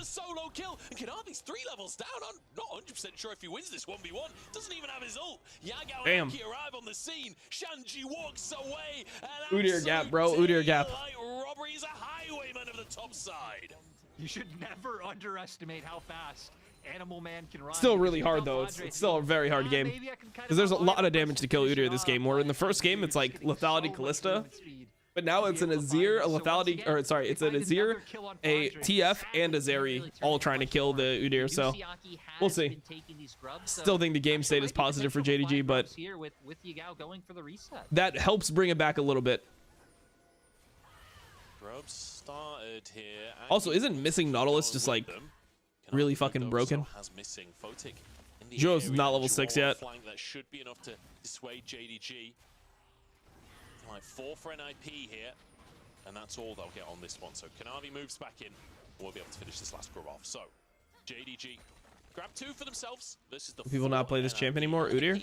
Getting 4 grubs as well as that first Drake. And people still do. When it comes to objectives, but the problem is they're 1,000 gold down. It's just a champion that the West doesn't play much. It's never liked it. Oh, big, really good hook for missing. Nah, he's just the GOAT. It's a bit of a massacre so Ruler far. has Shanji ult. wants to Ruler's turn it alone. around. Still Ruler has strong ult, bro. for He's JDG. chilling. No way for Rookie to get into the play here. And Shanji just ain't that tanky. They're going on Shanji. Bro, they're winning 4v5. They won a 4v5 hard. Like, they are actually just, like, wiping them 4v5. They're just, like, acing them 4v5. Oh, my God, bro. Okay, it's over. It's over. It's a wrap. They just got aced 4v5. Dry aced 4v5. Clean aced 4v5. GG. All right, JDG versus loser of BLG top. Similar things that we've already seen on the Azir with the Emperor's Divide. And sadly for NIP, it's looking a little bit muted. They might be able to find Flandre once again, but we've seen what has even finding kills on Flandre really It's even so turned over, into? bro. It's such a... Like it matters, does it? You see Aki in the area. It's fucking done. This is over Crab. Super good for missing here, though. Trying to force a fight over Scuttle Crab just easily. Just goes for the hook onto Vi. Knows Vi's going to walk forward to try to give the Rakan E. So it starts off the fight with a free kill, and now you're just fighting a straight up 4v4. And yeah, I mean, Joe just doesn't have spells for the longest time here. Hey, this lead is not really going to be able to do much. And that's when you see Photic have to go for the jump in, have to try and go for the assassination, or it's just going to be doomed. Sadly, doesn't work out anyway, and Ruler and Kanavi can just keep running NIP down. Damn. Whether it's in jungle or in top lane, that Rek'Sai, the sustain that you get during those fights is too much. And you can see the JDG fans over the moon with how this one is going. It's 2-0 in the series right now, and it's 10-5 in game number 3. Final's not Sunday. 4,000 Final is next week on Saturday, I'm pretty sure. As a minor consolation prize. But I'll be back in NA for that one, man. I will be back in North America soon. Their backs against the wall in the series. It feels like in the game as well. Yeah, and they've been trying. They've been trying to make proactive plays. They've been trying to force aggression. They're going to potentially do Snow. Not even going to have the opportunity up against Yagao. And this is where I feel like had they actually been able to get the 5 grubs, then it's like, all right, you could try and overstack on one lane play with those mites. But they were denied that. So that similar level of playmaking, I think that similar level of overforcing wouldn't be as much of a benefit as it otherwise would be. And it's kind of left NIP stalled. Can I just Am I excited to go back? No, I'm actually excited to go back. His hooks to buffer. It's been good being in Europe for like the time zone and stuff, but like, dude, I haven't been home in over a month, man. It looks like I'm excited to go back home. To have like a, yeah, just have like more like agency, you know, like have a car back home. I can go drive places. It's tragedy seeing this matchup and just thinking like, hey, NIP been playing all this Thresh, and then you think to like one of the premier Thresh guys missing. It's like, man, I want coming back for Worlds or no? I'm not sure yet. Hopefully, JDG sounds like it would be fun to do, but I got to figure out like how I'd set myself up for that, because this place is not going to be here anymore, so it's not going to be like I could just fly back and live with Gilius here. Gilius is moving back home in 20 days. We're only 14 minutes into the game. Look at the items. Look at the items. Up 14 minutes into the game. He gave 3 of a best of 5. Americans rely on cars. I mean, it's just something else, isn't it? JDG. Oh, Ruler's dead. Themselves alive in the bracket, but will they be able to? The CC chain is good onto Ruler. That's 1 kill. Shanji with a shutdown, but it's only 1 Pretty big kill. Oh, JDG thinking about going back in. They need to be careful. Rookie is Weaver's Wall. Would really be able to make up the distance quite easily. Not even going to need it. And actually be able to make his way over now. Ruler went down though, so main carry not here for JDG. Missing? But they don't seem to mind as Missing looks for an engage. This time he's flicked back, forced to flash away. Damage coming out on Flandre against 3 Oh, players here. Kanavi, what the fuck? Kanavi is in feeding. Nice, Kanavi's just in feeding. Okay, Rookie's in feeding too. Nice. Another mistake punished by JDG. Yagao sacrifices his own. What the fuck is going on? Ruler's back. Oh, we got the red card in. Oh, with the fucking Nimbus cloak, Flandre almost caught up to him. JDG are feeling it. These look like the type of players. Damn, bro. All right. That ended up being just a complete scrap for 0.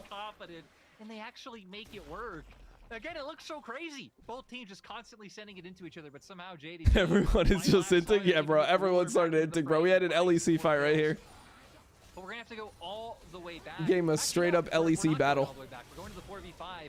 This is where it's kind of funny because we're Flanger is red carding a lot for damage here. It's pretty good. I mean, this is mega in from Kanavi. That Herald over the ward, so gives up his own life for free. Yo. And then my God, Munch, What's up? both mid laners yeeting the other one into their team. You got me, Pasta? A little bit poetic is, you know, Rookie Damn. gonna face punishment from Thank you. And look at the minimap. It buys enough time for Ruler to be made. And people are still just playing ADTF top even after it got nerfed. It's considered OP. Ruler just slides into the play. Are you gonna make sure it's not Finishes poison? things off, Thank you. floating so low. Walking away from that. Oh. It's Yagao now being chased by Shanji. The action just Oh, never Udyr ends just in still this looks one. completely Yagao, broken. He's got that grasp, but Is it poisoned? He's Udyr. This time Kanavi Should be arrives. okay? Okay, Can he get nice. another Thank you. 2v1? And TP comes through. Rookie wants to join in onto the play. Shanji's still surviving, and Rookie's presence will deter the aggression.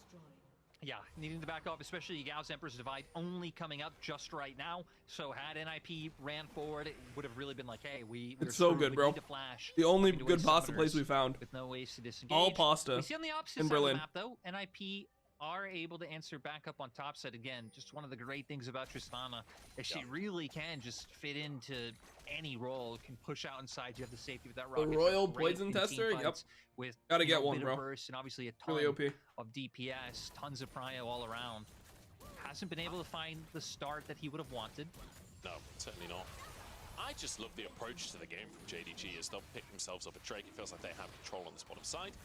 But, like, you know, you always see the coach talking to the players. Bro, is this really the build from Yagao? Is that really the build? You just sit on an arm guard and then you go towards Frozen Heart? Was give no quarter. I don't care if they've got a better early game composition. Fight them for everything. And it feels like it's been The Frozen Heart is okay in this game. Not even that good though. They were really hoping to chase NIP The down. advanced Hex Splash. The advanced Hex Splash is back. We actually saw Yagao jump over the one. I thought, oh, they really want this, but just ended up committing for the Herald, trying to get information on where NIP is. To make sure they're doing this one safely. Gao's TPing away. And, ooh, we'll see. If You gotta this be careful opens of getting up a engaged window on now. Fight. Missing is dead. His own TP, so could be a switcheroo here. Missing, caught out, and just. All right, Yagao just sacrificed Missing's life But to accept his fate, to be honest. to TP early and get that wave. Nice. The Herald taken Said though. fuck you, buddy. They are still, you know, 3, almost 4K down. Gonna try and find. They're just 2v5 on mid. Both sides. Looking for the dive, but the knock-up stone land ruling with a cleanse. The blast cone pulls him Damn. into the danger Straight up 2v5 on mid. Ruler falls No once TP again. top, no NIP TP finding bot lane. yet another chance. The mid lane wave not quite under the tower, so they can't finish the objective yet. And it will mean that they back away. No, moving back into the mid lane here. Kanavi trying to defend. I'm sure that's something that he can, but Yagao moves over, but he walks through fog. Yagao's a tank though. Punished by Rookie. So sadly, NIP not going to be able to take mid turret. It was nice to see them actually chaining things together, trying to. Surprised Flanger didn't keep on going top. Even if they He was do have thinking if he needed overload to come mid mid.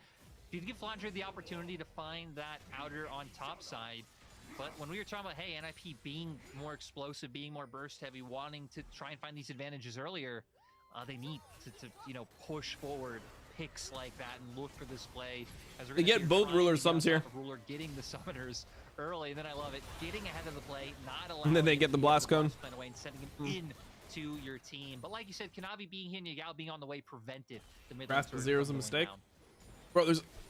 I would never buy these items, bro. I would never buy that mana crystal. You could not pay me to buy that mana crystal. If I had enough money for it, I'll leave base without it. It just makes you look weaker, bro. I felt like the better team. It's felt like, you know, it feels like they've gone back to that form they were in that series versus Weibo, as opposed to how they got kind of destroyed versus top esports. If you walk out of base and you don't have the completed Frozen Heart here, you just look so weak, man.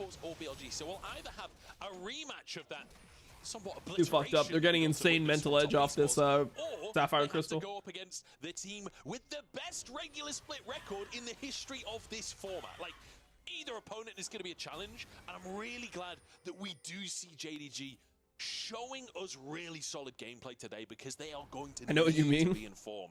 This facts, bro.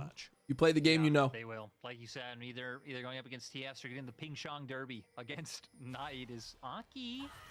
Hey, they're going on to Yagao. Yagao is just face tanking him. Nice. That close. I was gonna say Yagao. They're gonna go onto mid here. Oh no, they're just gonna hit bot. Rookie TP's bot to answer Flandre's push. Now let's see what they do on mid lane. I like that. The second you see the TP being I myself, I was channeled only and gonna take Destiny 2 bites, closer but I to can't mid, stop you know, myself from eating it. maybe there would have been an opportunity there for missing to find a hook or something like that. You're closer, and you could just converge for the pick. But I really want to point this out. This top lane discrepancy, right? 50 CS up for Flandre, 2.5 items. Shanji just finishing his second on his last reset. Like, my God, Flandre again is just so huge in this playoff run so far. Now a fight for the red buff. Aki, I think his smite was true there. Finishing the job. Will get one objective for his team. Infernal Drake spawning just over a minute's time here. JDG got the most recent Drake, but I do feel like we're getting to the point in the game now where NIP kind of have to start fighting for stuff. Voting on 2 items of the Tristana. We're very close to a death cap for Rookie.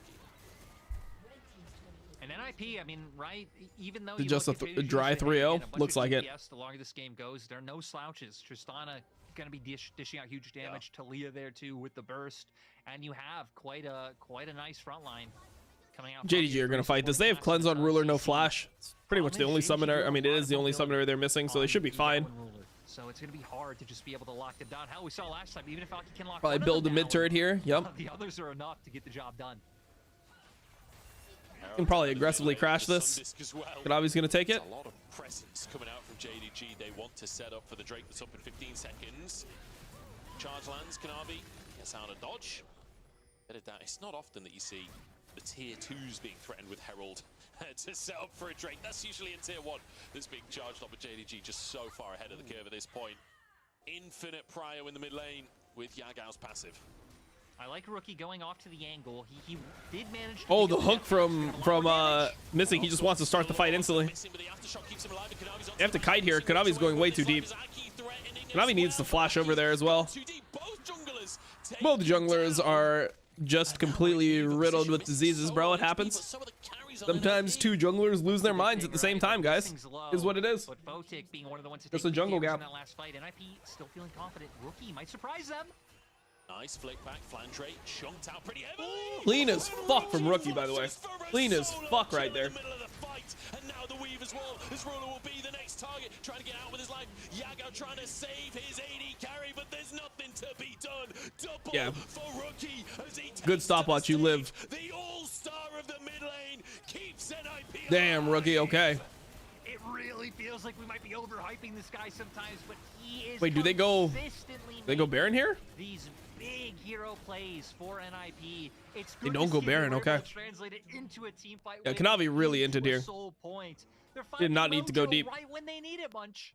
And it feels so poetic that you see Rookie making a pop-off play. Rookie wants game 4 or what? Yeah, it looks like it, bro. Looks like Rookie just wants to win, bro. He just said nod, went on the Drake fight, and just ran him, bro. I love it. Makes his way around. JDG not going to expect this to come through again. The seismic shoves today. He might be Clean, down 0-2 bro. right now, but his seismic shoves have been gorgeous. So clean. Like, how do you know your damage that well? To sneak that auto in as well. Like, how do you know that? There to make sure that the kills are able to go through. We're going to see Yagao try to do his best. Like, to he make actually sure just that knew? he can get away to safety, But how? Rookie denying that path with the Weaver's Wall. There's just nowhere they can go. Beautifully done. When do you see a Q flash auto attack? Moment for him.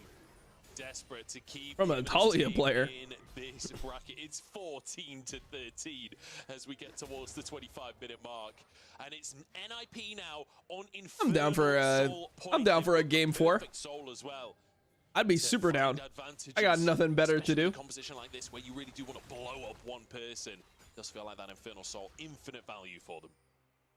Right now they're completely even in gold. They're getting to the points where Also, this Looter actually looks pretty tanky right now. I mean, item advantage looks. I mean, the items look good for NIP right now. Like, Yagao lost a stopwatch in the last fight too. It is much harder to even try to go for think they're chilling. plays up against what JDG have, especially with the Destiny there. Smite comes through, and Blue Buff will be stolen away. I feel like we need to take a second here and kind of recap of where we're at, because it's been a very chaotic game. We are neck and neck in gold. We are neck and neck in kills. Towers slightly in favor of JDG, but nothing too significant. And let's be honest, Tristana Gonna make short work at towers. Hospital cancel? No. But it's all about the Drakes. It's all about now setting. There's a up chance transparent. You that can see Nip blue turn vision around and so reverse sweep. Strong on the top side of the map. JDG now have to move into. I don't really think there's a test some chance, of that but who vision. knows? Just looks like JDG's way better at like team fighting and setups, which is what they've been better at the entire year. Missing the target. Another Buffer from great missing. look from him, but it's not gonna be enough. Ulties. The aftershock keeps him alive for a moment. I mean, I can see them winning this Just game enough though, damage to answer. but A great pick for NIP. what happens if JDG just goes on a more comfortable comp where they're not like running a Rek'Sai jungle? And now JDG forced into such an awkward situation. Feels like they've been the ones doing the Baron all series long now. An opportunity for NIP. Aki Go to start directly back on. the target. Good turn. Job. Lands onto Ruler. Really good Dashes out turn. to safety, but abandons Well his played. other carries. That's two. Oh my That's God, two Photic is into the inting. mix, but he's gone too deep, and Ruler's set up now. Wait, hold Shang-Chi up. chased out of the jungle alongside Kanavi. Photic just Ruler. died for this Azir kill, and now they can't get Baron. Photic. It's enough to stop NIP doing Baron. Photic. And it's so sad. Bro, for the Azir was NIP. gonna have to base anyway. Who The cares? one Who cares if he guy STP? can't afford to go down. If you They were wanna actually fine. They could have got translate Baron for those free. Kills into an objective. You can understand the thought process, wanting to get as much as he can, feeling so incredibly strong to follow that through. NIP are actually locking down, trying to lock down both carries of JDG. Ruler doesn't manage to get away, leaves Flandre in a bit of an awkward position, but it's here. Rocket jump in, you get the reset, but look at how fast Kanavi was on the follow-up to make sure that that damage gets done. Without the Tristana, you don't have the Ain't no DPS way, bro. needed Ain't no way. to then be able to turn back onto that Baron. All right, can we relax and just go for the Drake now, I guess? Photic being over that wall didn't even influence whether or not they got the Didn't kill matter. on Yagao. Really tough. And after getting caught out late game in game number 2 as well. I mean, NIP surely still wins team fights. Now, I don't Like, look feel at the this mid lane series is items. down to an individual player. Like, I who don't can think take this Talia? Doesn't whole Talia just series kill is on everyone? Photic, but these mistakes in the late game. I say late game, we're 27 minutes in. I guess that's sort of late game these days, but you can't really be making these mistakes when the stakes are this high. I gotta say though, we're actually really far away from a late game that Yagao can imagine, because look at how defensive his build is so early on. Like, this is here, it's not really going to be dealing meaningful damage. It's a lot going to be about the Emperor Divides that he finds, being able to start those engages, being able to isolate Rookie or Photic from the rest of the squad. Luckily, again, you do at least have Flandre covering that share of the damage, right? He is going to be dealing an insane amount, being on 3.5, might even be at 4 items by now. It's kind of funny to see the vegetarian Yagao build versus full carnivore Rookie with a death trap second item, like the polar opposite approach to mid lane right now. Mid lane Prio though in favor of JDG. All right, 7 seconds until Soul. NIP has got complete position. You can see JDG not being too stressed about it. They still have Flandre pushing up in top side, but you would imagine after this push, start making your way down. This thing just trying to guess where Rookie was. They flanked Rookie, but Rookie has stopwatch. Oh my God, the ulti was huge from Miguel, but the combo was good from NIP. The answer was really good. And they end mid? I think they can end the game, no? End the game, end the game, end the game. End the game, end the game, end the game, end the game. Finally do it. They finally Surely they can. Actually, I'm not sure. Can they end? The team fighting didn't look clean. The cohesion wasn't on point. Wait, what is The amount Rookie of doing? stress they put on them was huge. Now look, actually, Rookie in just ulted into the base and proxied the Rookie next wave. specifically in I guess, the bro. base of JDG before turrets even going down. Yeah, are they going to end the game right Yeah, now? they TP on Nexus and end. That timer for missing All right, the we're going first game set 4. I'm of down. 10 seconds on Ruler and Flandre. I thought it was such a dry 3-0. Got a Tristana. NIP are just going to end the game. They're desperate to finish this one off. Kanavi wants to get Tess, but denied by Aki. The Big. tower's full. Ruler Big, okay. arrives, but it's too little, Nice. too late. NIP. They're battling back. themselves You alive love in to the see it. series. Backs against the walls, but they were able to pull it through. Great by NIP. Again, great by Rookie. I know with how much we talk about him, it might sound like it's too much sometimes, but this Be 2-1 man NIP. just Bro, always this game stepping up when was it so means over. most. And They got sad for aced. JDG, because again, They got there were clean moments aced in there that it in a looked like 4v5. some decision-making Like, all was 5 like, members hey, died we're from too NIP like, in this we can't game, be this aggressive. where We can't be JDG the had their better TF splitting team. bot, And it was still and all close. 4 It was members still that managed killed to all win, 5 but members it of gave a NIP were little- still alive a on little bit JDG's too side. much in the end. Yeah, and I feel like we really got to And see JDG still somehow lost this game and NIP won. I don't know how it's possible. But we'll take it, bro. We get more league then. Getting that charm onto Ruler and getting the knock up off the back of it. Ruler really struggling to function in these later fights. Phenomenal game coming out from NIP, and it means that we officially have a series on our hands. Thank the Lord it's not a 3-0. We're going to 4 in this one. We'll find out how it continues after the break.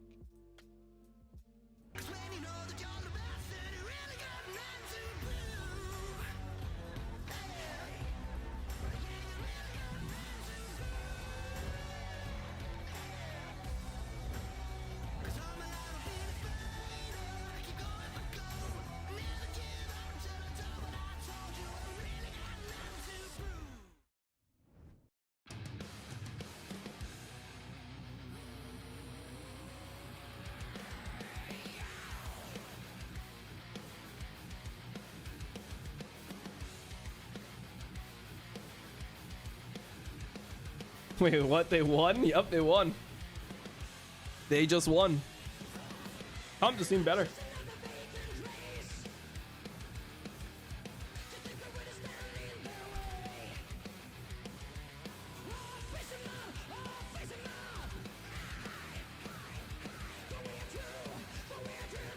I've been working on JDG. People like playing with Yagao, bro. That was a player that people want to have on their team.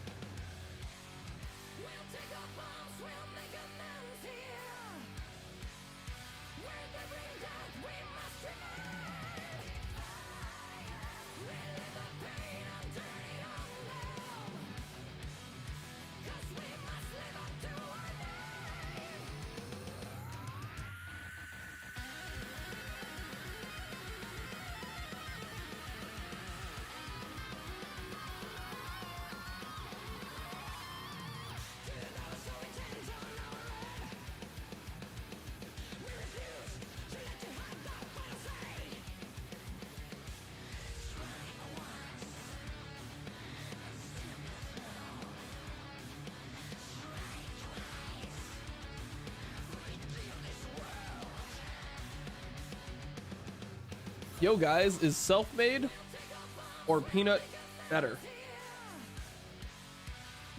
I don't know, bro. Either the guy who's on a top LCK team or the guy who plays in LFL, I'm not sure. I guess we'll see. Be right back.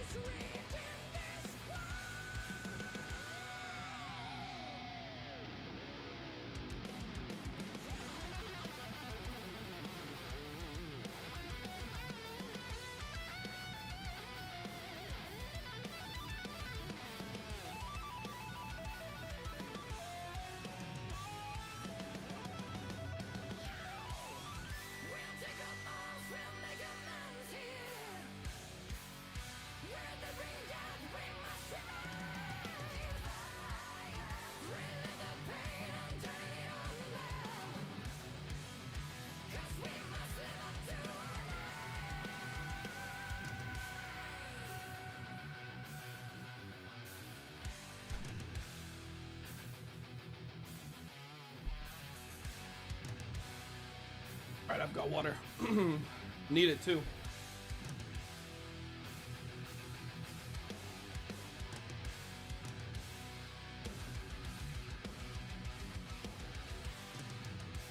I have a World Finals.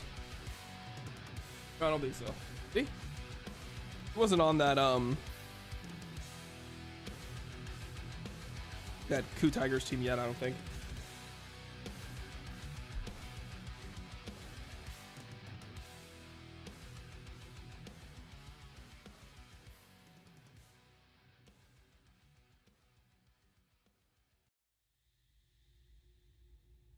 Yeah, that was back when they had who? Wisdom?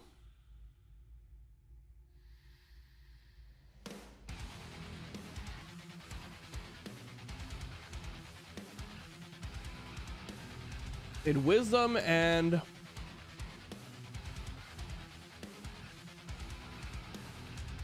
Ojin?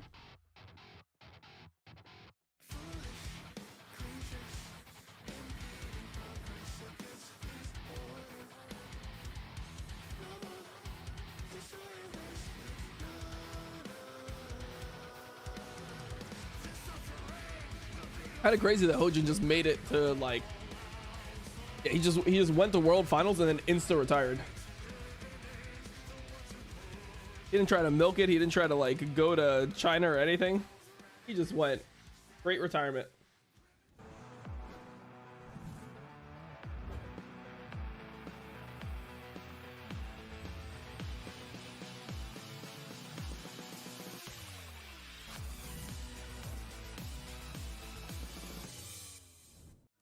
Welcome Here's back the to YouTube the channel. LPL. The NIP magic that Trouble was talking 다만 about 이제 제가 has come to fruition. They Okay, were wait, is down this a streamer 2-0, now? and this could have been the last game for them of Spring Split, but instead they bring it back. And in what a fashion they do it. I mean, I don't know. I'm throwing my hands up in this particular game because I feel like halfway JDG through get the a game, mental we're like, boom? okay, we're I gonna mean, start they don't running seem our like a end team of that day like is show, really what do we want in our highlights? mentally This is fragile or oh, anything. suddenly we I think they turn just got around. out-comped. Rookie is jumping all across the map, trying to go for the extra plays, trying to jump further into Yakao. He dies, but gets Maybe the this Yakao Bantalia. shutdown. Like, Maybe they pick it for this Yagao. Who guy, knows? Like, actually bought the biggest backpack he could find in the industry, shoved his entire team in, and he's like, "You're winning today."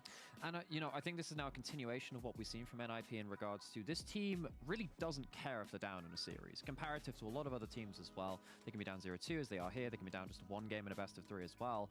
And they really pull out a lot of magic. Yeah, and MVP particularly here going to Rookie is nothing Shocker. crazy. Absolutely not a shocker because, as you said it, this guy put everybody in the backpack and took them away. And, you know, we start off the day saying, hey, so Rookie's basically a second jungler as well as a mid laner because he's everywhere. Turns out he's not just the second jungler. He's also the second, like, AD carry 'cause he's doing most of the damage in the team fights. And he's also the second, like, everything. He's frontlining, he's engaging, he's damaging. He did absolutely everything.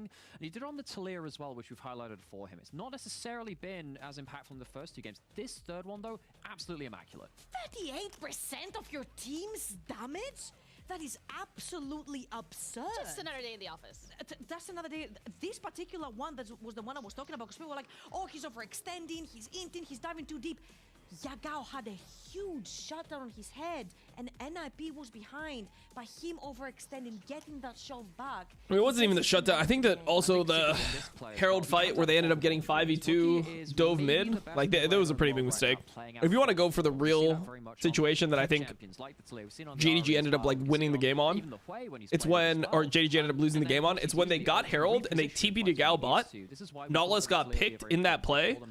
After the TP came through, and then they had TF top with no ulti, and Yagao bot with no TP, and they 5-manned mid, 5v2, and they ended up killing Ruler there and getting both of his sums. I think that was like the turning point of the game. They got mid turret, they killed Ruler, they got his sums, and they ended up yeah, just generating a lot of momentum off that play. Like, you're overextending, you're not playing for this fight, you're dead before the fights even begin, right? By overextending, I think they massively stepped up every single flank that Flander tried to take in this particular team fight. Swole was ready with the Rakan and Photic in particular.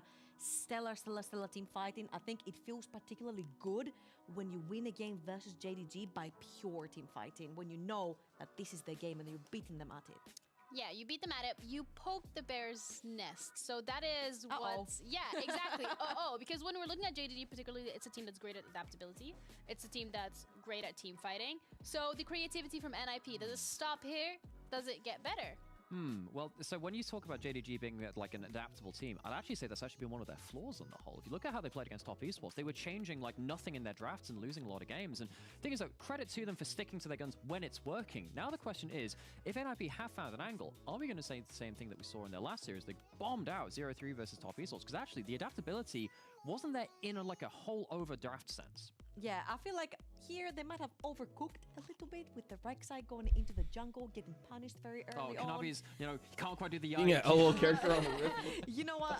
Yeah, it probably sucks, bro. Kanavi, but I feel like It's just this slave particular labor. one with the Rek'Sai, it just didn't feel like very Kanavi-esque. He just couldn't find the opening to allow his team that Who's on my breadth Mount in the early Rushmore game for to make junglers? those sides Would work. Kanavi make it? And I feel like maybe sticking to their guns, going back into they have already played before. I feel like he had a fantastic game. I mean, it would, like, I feel like you okay, snap so I'll away definitely have from Canyon on Aki, there. and it allows you to make have to a pick lot more 4. private plays in the early game. Yeah, but then, you know, when you're Canyon. talking about those proactive plays in the early game, I mean, I would one thing put which I Kanavi think at this point. angling towards as well in regards to, like, there are different Canyon, kinds of Kanavi. adaptability, and, you know, we haven't seen that in the draft side, but the draft side, the adaptability, which, of course, you were mentioning back there, is in terms of, like, in terms of the curveballs that are being thrown. That level 1 again was actually very different from NIP, and we saw actually first blood onto Aki, which is not something that we see very often, actually. Why not as well? Those first blood. So actually, on JDG, it feels like they're not going to lose through curveballs, nonetheless. Yes. You actually have to square up and fight them fair and square, and, you know, NIP have shown they can do it in at least one game, and if it's happened once, maybe it can happen again. I mean, we're talking about NIP has been able to do it in at least one game, but was it really because of some of the changes? The more I think about it, the more I think Jankos actually does make it.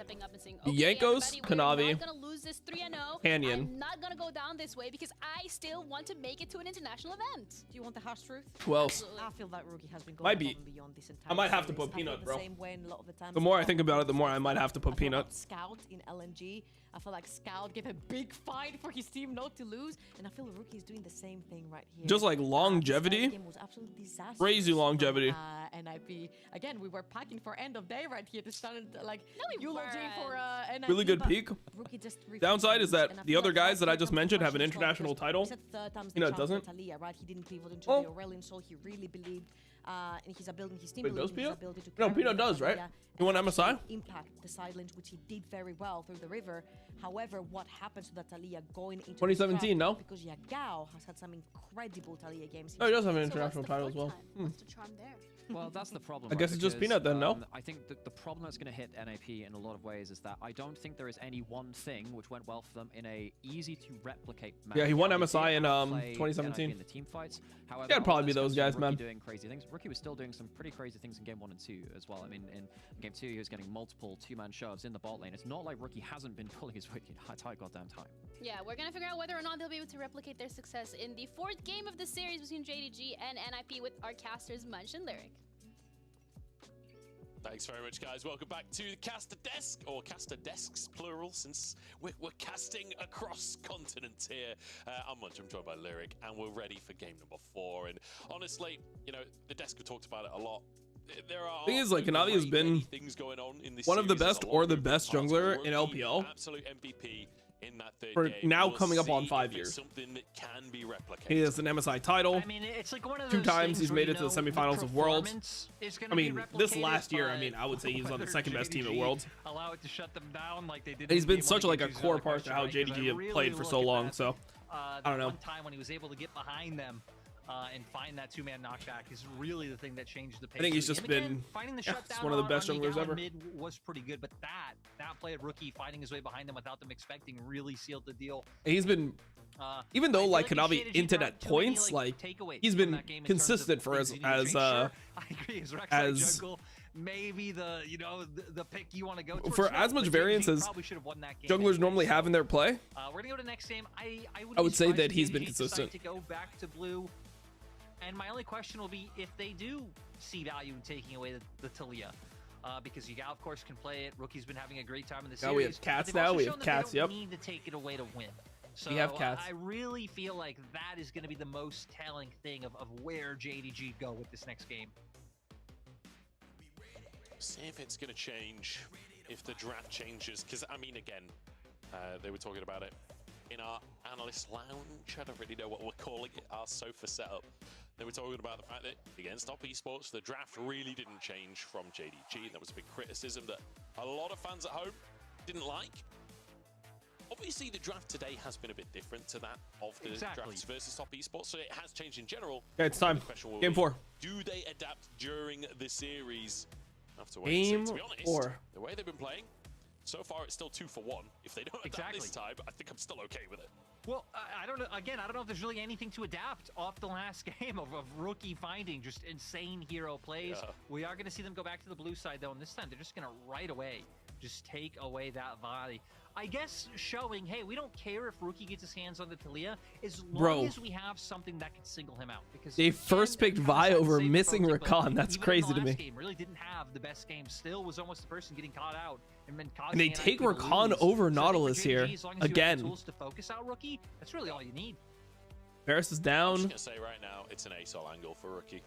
Without the Talia, the Ari as big options, I'm saying it's going to be an ASOL angle. I don't know what the rest of the draft Is it just going to be Nautilus Talia? Never mind, Talia's taken away. Okay. They view Talia as pretty core to their team success right now. So the question is, do you take Nautilus plus Azir, or do you take Nautilus plus Zeri? I don't think you want to drop the Nautilus no matter what. So Nautilus Azir or Nautilus Zeri. Be able to deal with it, and I expect JDG to just keep going back to the things that they've rounded out with before. We see the Nautilus. Smolder Gaming. I don't know about Smolder, bro. I think that champion's kind of dead. Because we know that's where Ruler and Missing can perform. Ruler as well, not really having the greatest performance in that game 3. Gonna need to tighten up a little bit. I wonder what Aki will end up going for alongside this Talia later on in the draft. JDG likely to go for an AD carry here. Ruler going to take away that Jinx. It's been such a power pick. It's also been specifically a power pick for Photic. So not only is it a good scaling pick for the side of JDG, it's also a bit of denial. And Aki goes for the Nocturne. It was banned earlier in the series. It's something he has succeeded on in playoffs dramatically. And that's another thing that going for this Jinx kind of just set up for. You set up for this Nocturne to potentially have a huge amount of success against this immobile AD carry. You know Aki loves to pick it. In my mind, it's where NIP have looked most confident when they have the Talia in mid, the Nocturne in jungle, just all of these different tools to be able to collapse onto one person. And it looks like now they're being Jinx, bro. Jinx, and then the Nocturne take from NIP. I mean, Nocturne is something that NIP have been doing really well with, so okay, I'm down for it. Nico banned into Yagao. They banned Annie Nico. I mean, would Yagao really mind playing Azir here? I feel like Azir is still good. Ends up being Xayah and Kai'Sa. Boda could go back to Tristana. He wanted to. Having to round out with an AD carry. I'm interested to see he could also just play Zeri himself. Zeri's not like great into Vi. Still can play into Vi, and it's a safe champion here. Rek'Sai pick away from Shanji. Okay. You'd assume that this is just going to be TF again, but like maybe they just don't want to play TF into Nocturne. TF is completely fine though. Like I don't know. Rek'Sai or TF. And it works well with the Nautilus. No way, right? There's plenty of follow-up on the. I think it'll just be Azir. It should just still be Azir, I think. They are very good at following up on picks as well, like the cage when you've got some hard CC to set you wow. Up. I don't like that. I don't like the Veigar here. I feel like Veigar is not that good in general into champions like Nocturne, Rek'Sai. Oh, well, I mean it's like okay into melees. Just the thing about Veigar is if you go Veigar, and JDG looks like they're gonna go you need time before you can actually kill frontline. Differences in draft. Like a lot of time. Through this time, especially if they lock in the Sorin. I mean, look. Okay, they're going straight up front to back. I mean, it's not that easy for this Jinx to live here, though. There's not much protecting the Jinx at all. Overall, I think NIP's draft is good. They're playing things they don't play that much of, though. Like when it comes to, it feels like Rek'Sai is not something that Shanji has been prioing. It seems like he's been prioing playing Udyr into Rek'Sai. And Photic has been better at Jinx than he's been at Zeri, so there's always those factors coming into play. Joe Rakan is not like super good either. I don't know, bro. I guess we'll see. Level 6 is going to be big for both teams with these junglers. I mean, the name of the game is going to be proactivity for NIP, right? Especially on that top side where they're going to have prio with the Rex side. They're going to be able to get prio in mid. They have this jungle that they can enable, and really being able to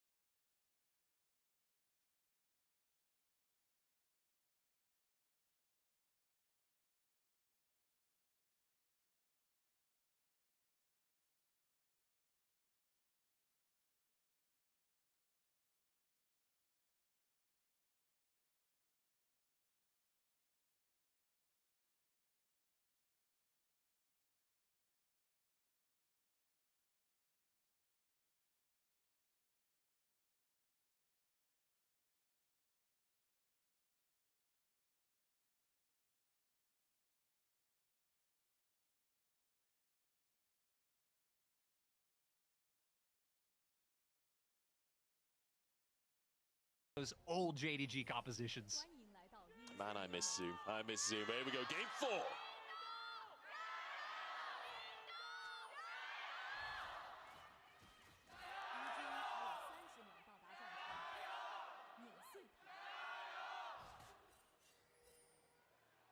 I mean, Munch, if you replace mid jungle with like Zoe Graves, this is legitimately a Sosa Dom for JDG president. Just That's what I'm here for, man. Changes. Different roster, but you know, as much as things change, they stay the same or something like Nice. that. There's just a vacuum outside my door. I can't hear anything. Bit more Perfect. proactivity. The Rek'Sai top, definitely not something we see in 2020. Zeri also. Oh fuck! I forgot to play the ads. I'm playing the ads right now, so we don't get them during game. If you want, you can go watch on YouTube until they are finished. Sadly, didn't have that. You know, back then it was all about the Aphelios. Oh yeah. Those good times. But I do gotta 3 say, minutes. I am a bit worried with JDG. Script Sosa, please. Again, this Okay. could potentially just really let NIP do whatever they want on the map. So All right, let's see how the Veigar actually goes. I swear this champion is like pretty overrated right now. So if JDG do make it to that point, you really know that's where NIP can fall apart. Like also, bro, you're playing I think, like, Cleanse when you look this at game. competitions like NOP, Do you really play Cleanse this game on Zeri to late, they're perfect Jinx? fine going into the late game, you got a tank top. It's not even the Cleanse jungles have into similar like MOs, Rek'Sai, same Nocturne, games. Rakan? It's not really just about Seems that, pretty it's troll also to me. about, like, I don't know. Like you say, the decision making we've seen from either team at different stages of the game, it does feel like JDG have been pretty comfortably the better late game team out of these two squads. Yeah, definitely having a better understanding, I think, of the map. We've seen them, especially Flandrick, caring about side lanes in this game, just making sure they get a lot of that prep work done before they ever make their way onto objectives. But need to see what junglers are doing right now. Veigar is. You gotta build it like a monster. Starting towards spot making his way. Oh, he's going Shirley's Not 100%. gonna have a whole lot of options with where he can look to play because he has to be afraid of potentially being matched with the strength of NIP's early laners and how look. Cleanse flash the he has Rakan that ult, I strength guess. Yeah, I mean looking for that's the literally the aggressive only reason for it in though. this blue side jungle. The only reason you go Cleanse here is so you can. Found a solo kill early on in the series. He's on that Nocturne, moves straight on in, forces Kanavi away. Oh, Kanavi gets back in and smites it. Oh, there's flashing on Photic. Okay. Photic flashes away, but Jwol caught up by the CC. They didn't get the combo into the traps. Yeah, really nice from missing to just go forward so aggressively. Ended up getting 2 subs for it too, though. Clearly having the respect. And more important subs as well. That he could have gone down in Kanavi after having to run away from his wolves. Coming down here, and both jugglers Munch. We're back to the Boctagon. We're back to the good old days. The start of the split was all about the bot 3v3, and after most. Okay, they see that Aki is here. Wave is pushed. Does Ruler base or does he stay?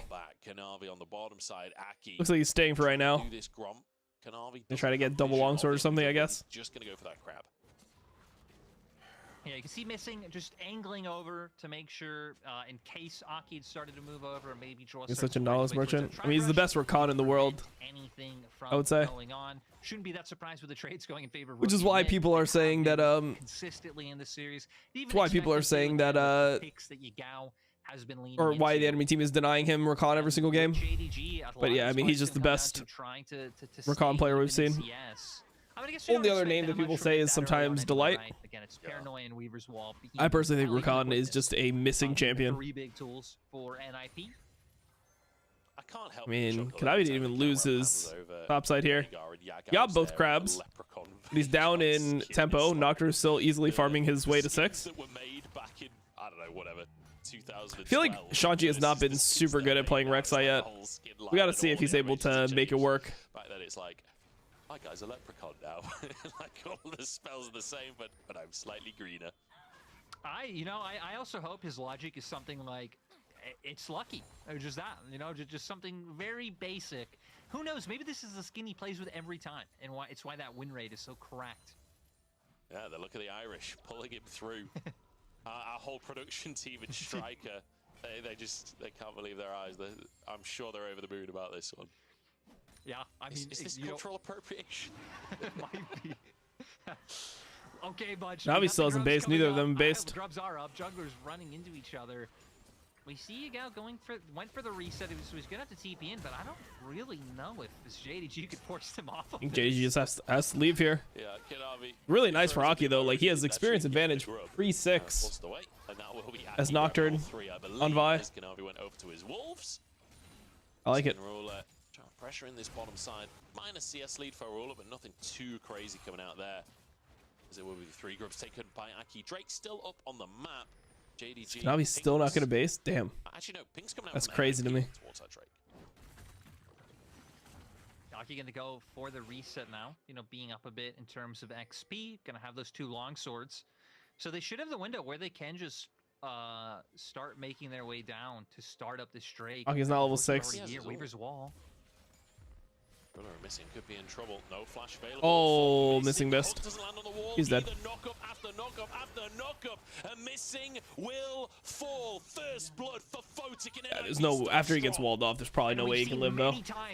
Good roam. To give up waves Good roam from Rookie. Plays, does it here, takes advantage of a window where he knows Missing doesn't have flash, and just cuts off the escape route. This is why I was saying I was kind of afraid for JDG in terms of how much scaling they've leaned into. It's gonna give NIP a lot of freedom.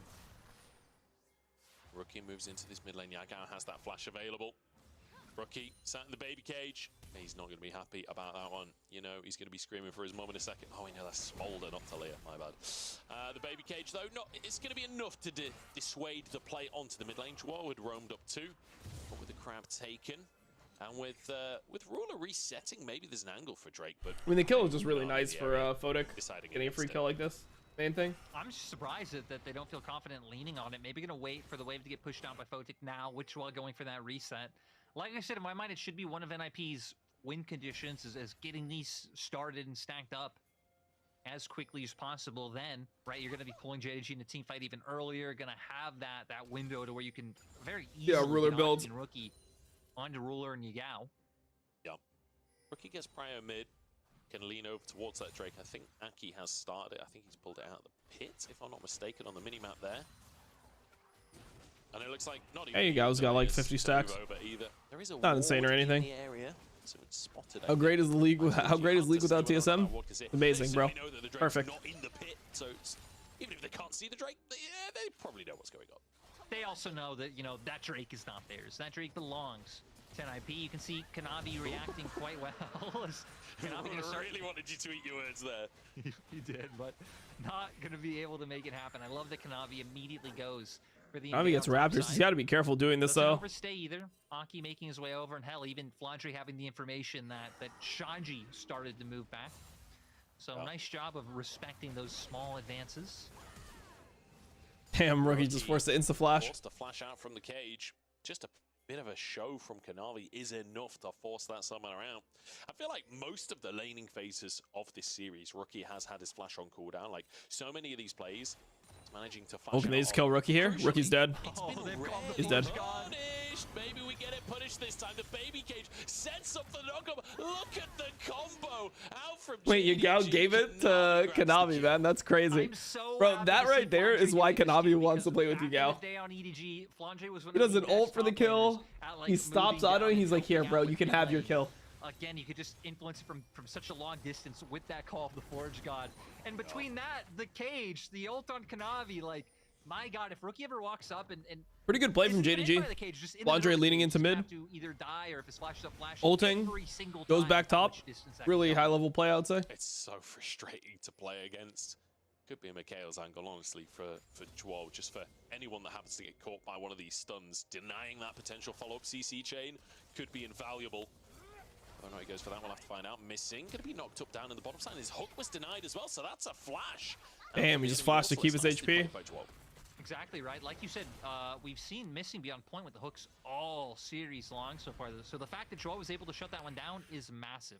We can see now, though, Shanji finding Prio on top side, which is leading to these grubs. JDG clearly wanting to stop this, though, with Ruler making his way over two. Is it going to be 4-2? Kind of scary being here, I think. Pit, as you say. Not scary? Up, you have no Vial? Horn is not here anymore? for NIP not to contest this one realistically. They don't want that fight without. I mean, I guess it's 4v4. So just making sure that the mites don't go through, and again with the composition that All might right. be able to start. Well, they might just fight it anyway. Than JDGs are already sitting at a 1K gold lead. I think denying those mites, if those pushes do start coming through, is a huge swing for them. And now you expect JDG's bot lane to probably sit up here for a couple of waves before they rotate back down before the next dragon spawns. And I'd be hoping to find an angle where they could punish the Loki being incredibly patient. Shanji trying to clear some vision, missing has no ult. Knockup chain comes through, missing low on HP. Oh my god, they just go out to Ruler. Ruler's is dead. Aki dives, Shanji along with him, and Ruler along for this world. The Queen Can't of play, the bro. Void takes the kill. How can play? Looking for more as Rookie flies into the play as well. They're snowballing the fight like crazy. NIP, they want this early lead. Flash Damn. comes out baby cage to Big defend play. the jungler. They just go on Something missing we know to make bait the play forward happen, the the patience team, and then they for just send it Baki on before Ruler. looking And I for just don't know it. how Ruler's going to be able to live these Pushing fights. the gold lead further even more. And spreading the Actually, kill how do you roster play here, that if right? you're Rookie, Boji, Ruler and here? Shanji all sitting at one apiece. Actually, so I'm down. I think this is really smart by NIP. They don't burn major cooldowns here. Honestly, to check this. Yeah, clearly just not expecting for this many members to be up towards this side of the map. I think they should have figured it out with how Rookie was leaning over. You know and then what? Ruler Like, just being left by his lonesome. There's really no counterplay Shanji kind for of those sent it there, dives but it's as fine. JDG. We They're won't talk always about it. gonna be able to find access to the Jinx. Honestly, like the longer this goes, JDG's really Makes a lot of sense, though. Going to be helping him peel off at least one, find a kill to get excited, and then be able to escape on his own. But we are a long way off from that being the play for JDG. Now we're at a point where items coming out. NIP for mid, 3-2. right? You Static heard it Shade here already first. picked That up. would be insane, Shanji bro. If already having the JDG doesn't Sunfire even too. make top three, that'd be crazy, considering how well they played through most of the split. Take it back. I want to go back to the previous games because this is not it. They have fallen so far behind now. This is the first significant gold lead like this that we've seen from NIP today. Feels like they are really running away with things. Drake coming up in 35 seconds as well, and you just know it's got NIP written all over it. Fuck is a Sosa?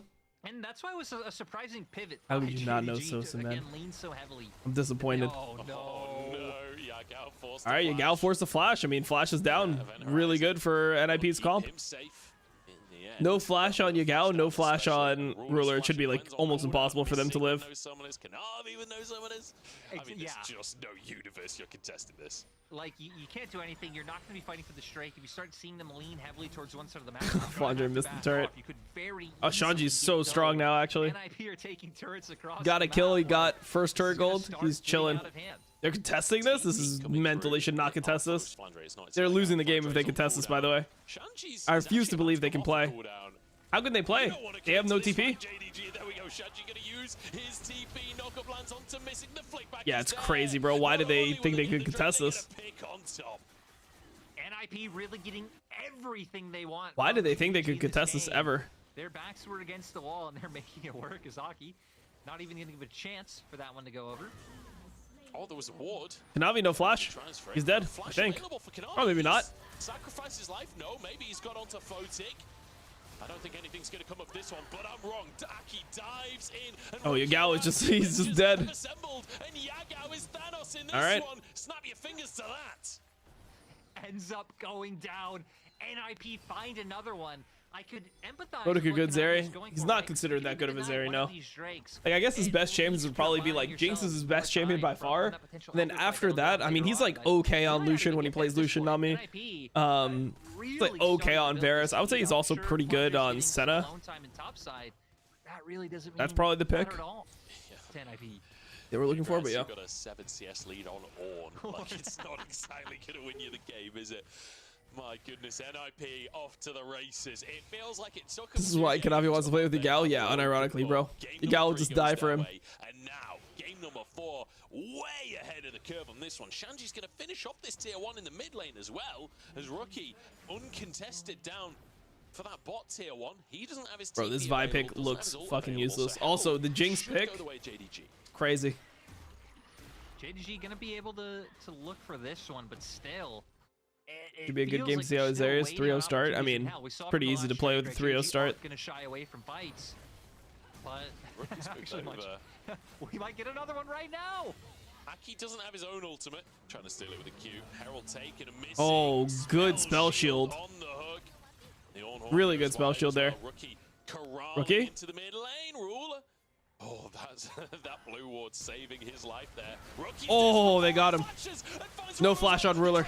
does Well nothing, played. and he's taken out of the picture. Okay, good Searching things to Rookie. As Photic is untouched, and NIP just annihilate JDG. Good things for Rookie? Photic and into the No middle way, of the right? roll. This game is snowballing out of control so quickly. 15 minutes, and we're already up to about a 5K gold lead. Like, there isn't even anything we can see. Yeah, I think it's just transition GG, bro. I think we're just going game 5.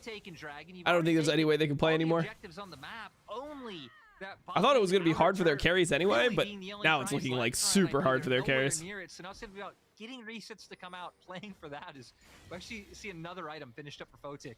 Right before we came. You just know that game 5 will be a tragedy. I actually thought the same thing, bro. I'm like, how perfect would it be for Rookie's career? Not perfect, but like, how typical would it be for Rookie's career for him to make it to game 5, have some like insane plays, and in the game number 3 to bring it back, and then they just get absolutely fucked in game number 5. And starting the fight was all they needed to do because again, That would be Ryan so JDG perfect, man. for this. I mean, to be fair, he has been an absolute. That's how it always Look at is. his score 116 right now. He's 1 assist away from being the Master Chief in this one. He's had almost 100% kill participation. It's a fantastic Talia game, and I do Be think we're getting insanely towards the typical point for where Rookie's career. The conversation has to start going into: do you ban both the Talia and the Ari against Rookie when he's able to make these things happen? I don't think that could really be the conclusion. I think it can be done, right? Like he's been good on Talia, but this one again was the boldest JDG draft to me, giving so much away early. Rookie. Everything is different. I don't care about what's actually happening. All I care about is my narrative. It's all Rookie.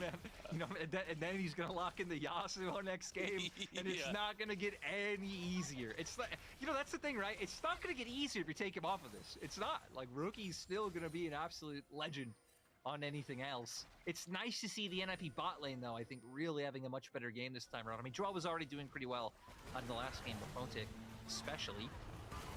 Missing hooks in on towards. You know what I want to see? I want to see Rookie's Acel in game 5 if Talia's banned. At this point for JDG. You know what?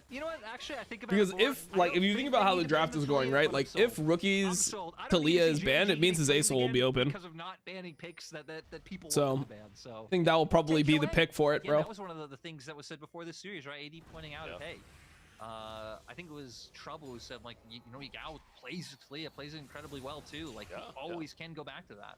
Talia is one of the picks I like to see Yao playing, so definitely feels like it could be an option for them. I just want to point out as well, we've not really talked about Photic this game. He's been pretty criticized as a player across this series.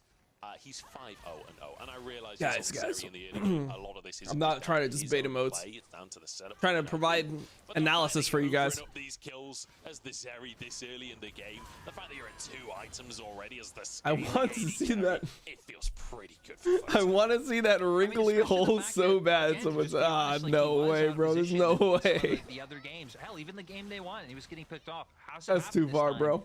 He's been able to be a consistent source of damage for his team in this game. What the fuck? That's what NIP need him to be able to do. And I mean, it does become a lot easier when you have so many people on your team jumping to the back line, but still giving him the space, and he is delivering with that damage. Jesus. This is a nice boon for NIP. Can't be a thing. 8-2. What are we saying? We're trying to analyze League of Legends, bro. At the end of game 2, Lyric, I'd pretty much given up on NIP. I was kind of, I was kind of ready to call it because it felt so. Look, game 2, it felt pretty bad for NIP, but game 3, after they got aced, I thought the game was fucking lost. I thought the series was over. And now with an advantage in this 4th game as well. I don't want to jinx anything. I don't want to say too much, but they are on Soul Point, and they are 5,000 gold up at 20 minutes into the game. This is feeling a little silver scrapey. Oh, I definitely think it is. I mean, it would be hard in my mind for NIP to not be able to pull this one over the line with how hard it should be Yeah. for JDG to actually be able to come out with a team fight win. You would need an overextension from NIP, which actually, as I'm saying that out loud, wait, that is always possible. Yeah, that is it's always always possible possible. to come through. But But if see how JDG loses, hard we can jinx it? This is an impossible loss for NIP. I do gotta say though, right? Like if Nah, it's impossible. Assuming that NIP do turn this into NIP will like win they this should, game 100%. JDG really Surely, kicking surely they win themselves, 100%. especially about game 3.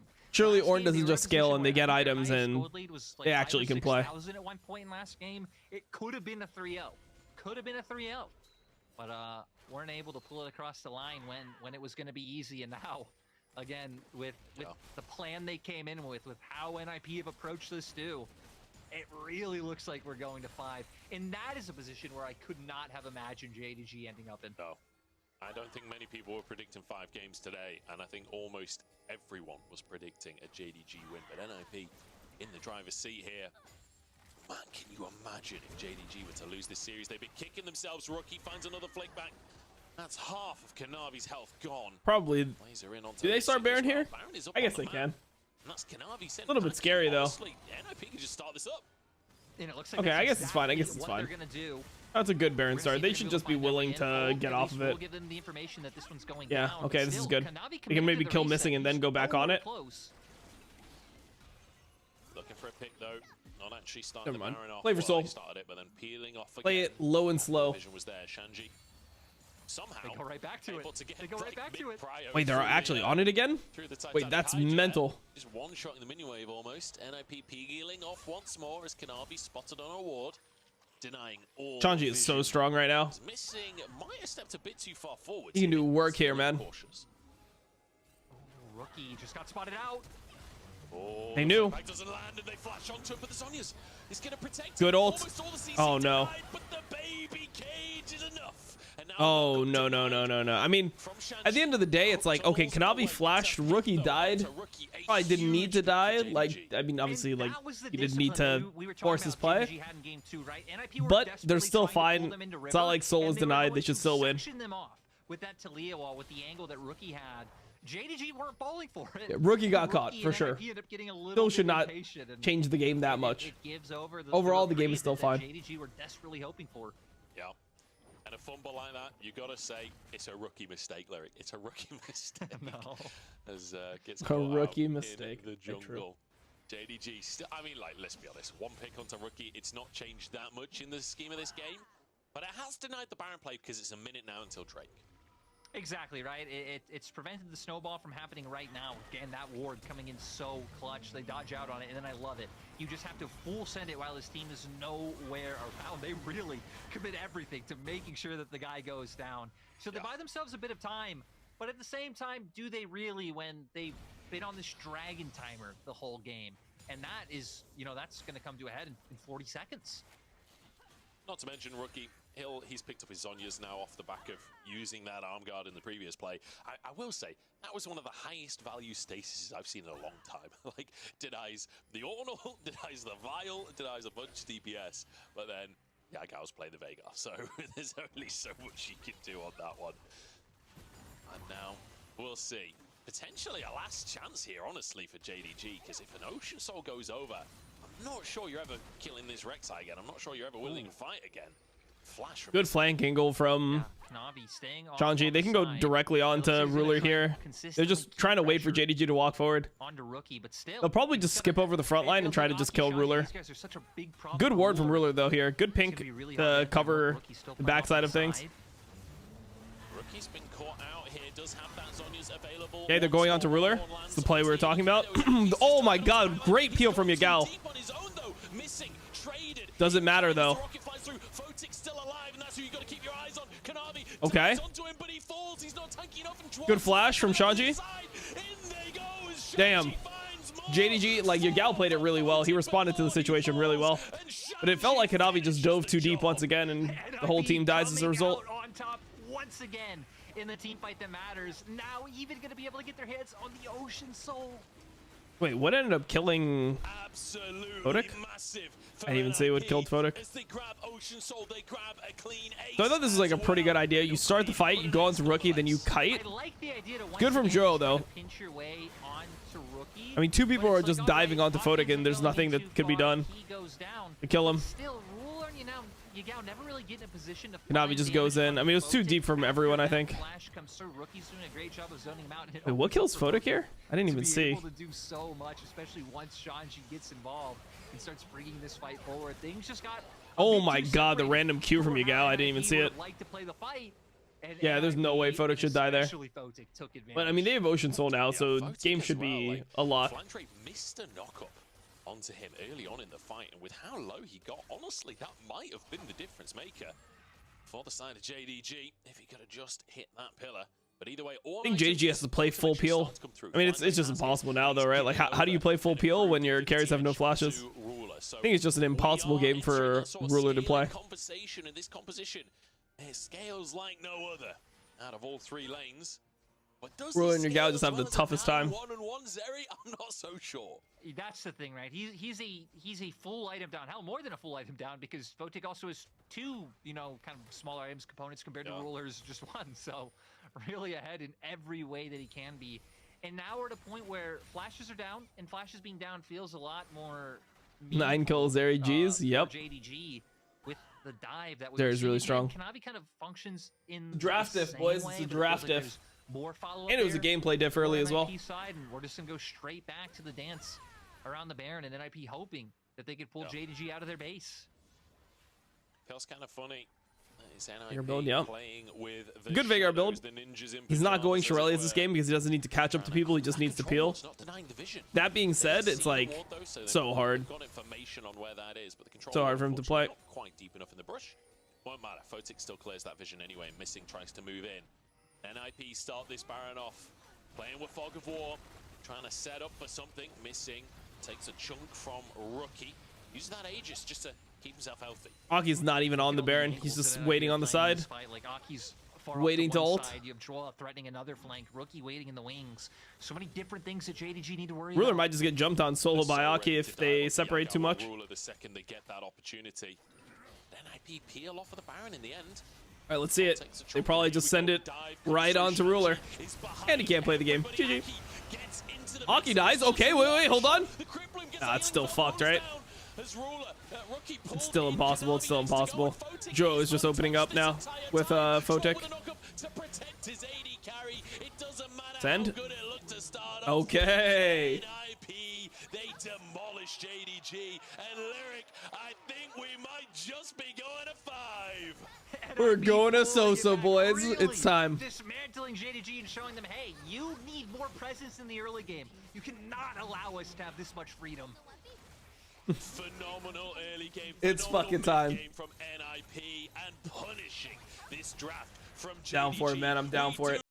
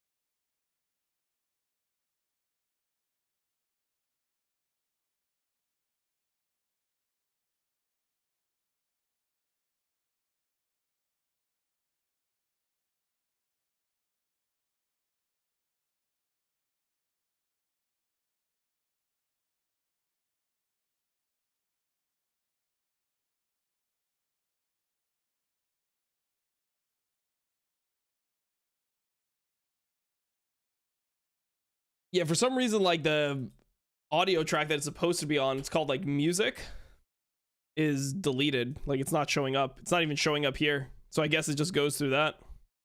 Nice.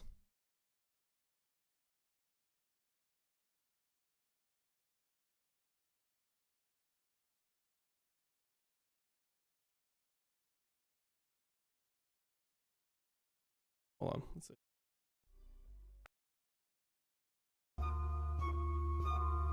Yeah, I don't know.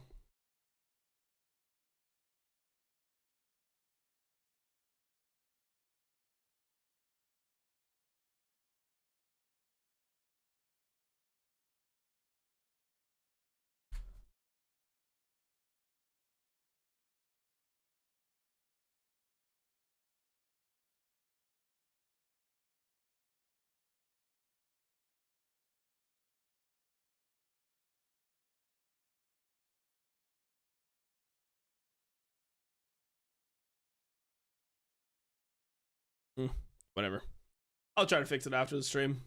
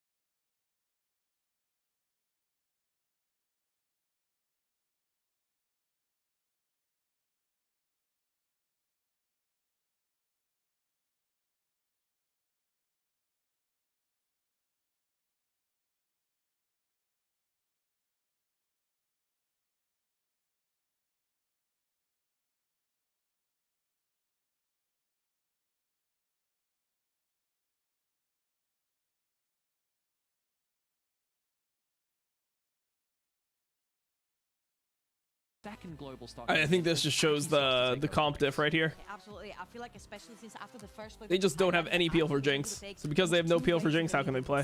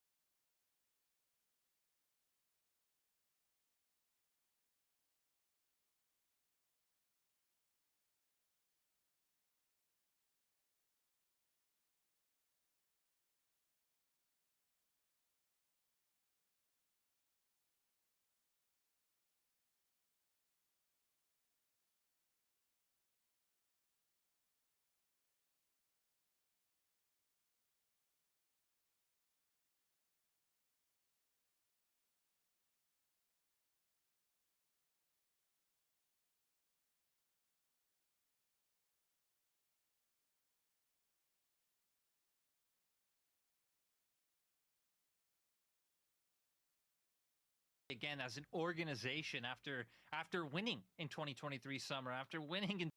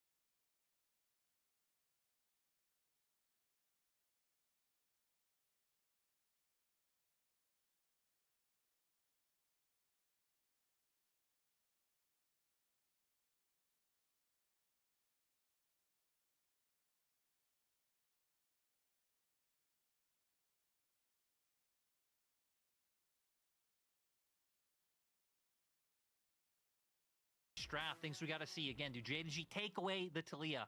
Something that I think is a little bit under the radar from the last 2 games. We didn't talk about much. The Rakan, right? NIP picking up both of their wins with that Rakan, I think really supplementing and enabling them to have easier access to engage and ways to start fights. I think that's something we need to be keeping our eyes on for NIP, and it seems JDG, they actually aren't going to take the Talia away. They're just going to outright ban it, but that does leave the Rumble. Talia ban makes sense. First pick Rakan. Kind of impressed by JDG with the For missing. I don't know, bro. That shit's scary. That shit is terrifying. What do they end up going? Is it just gonna be like, oh, Rumble? Rumble for Shanji? Okay, Shanji Rumble one time.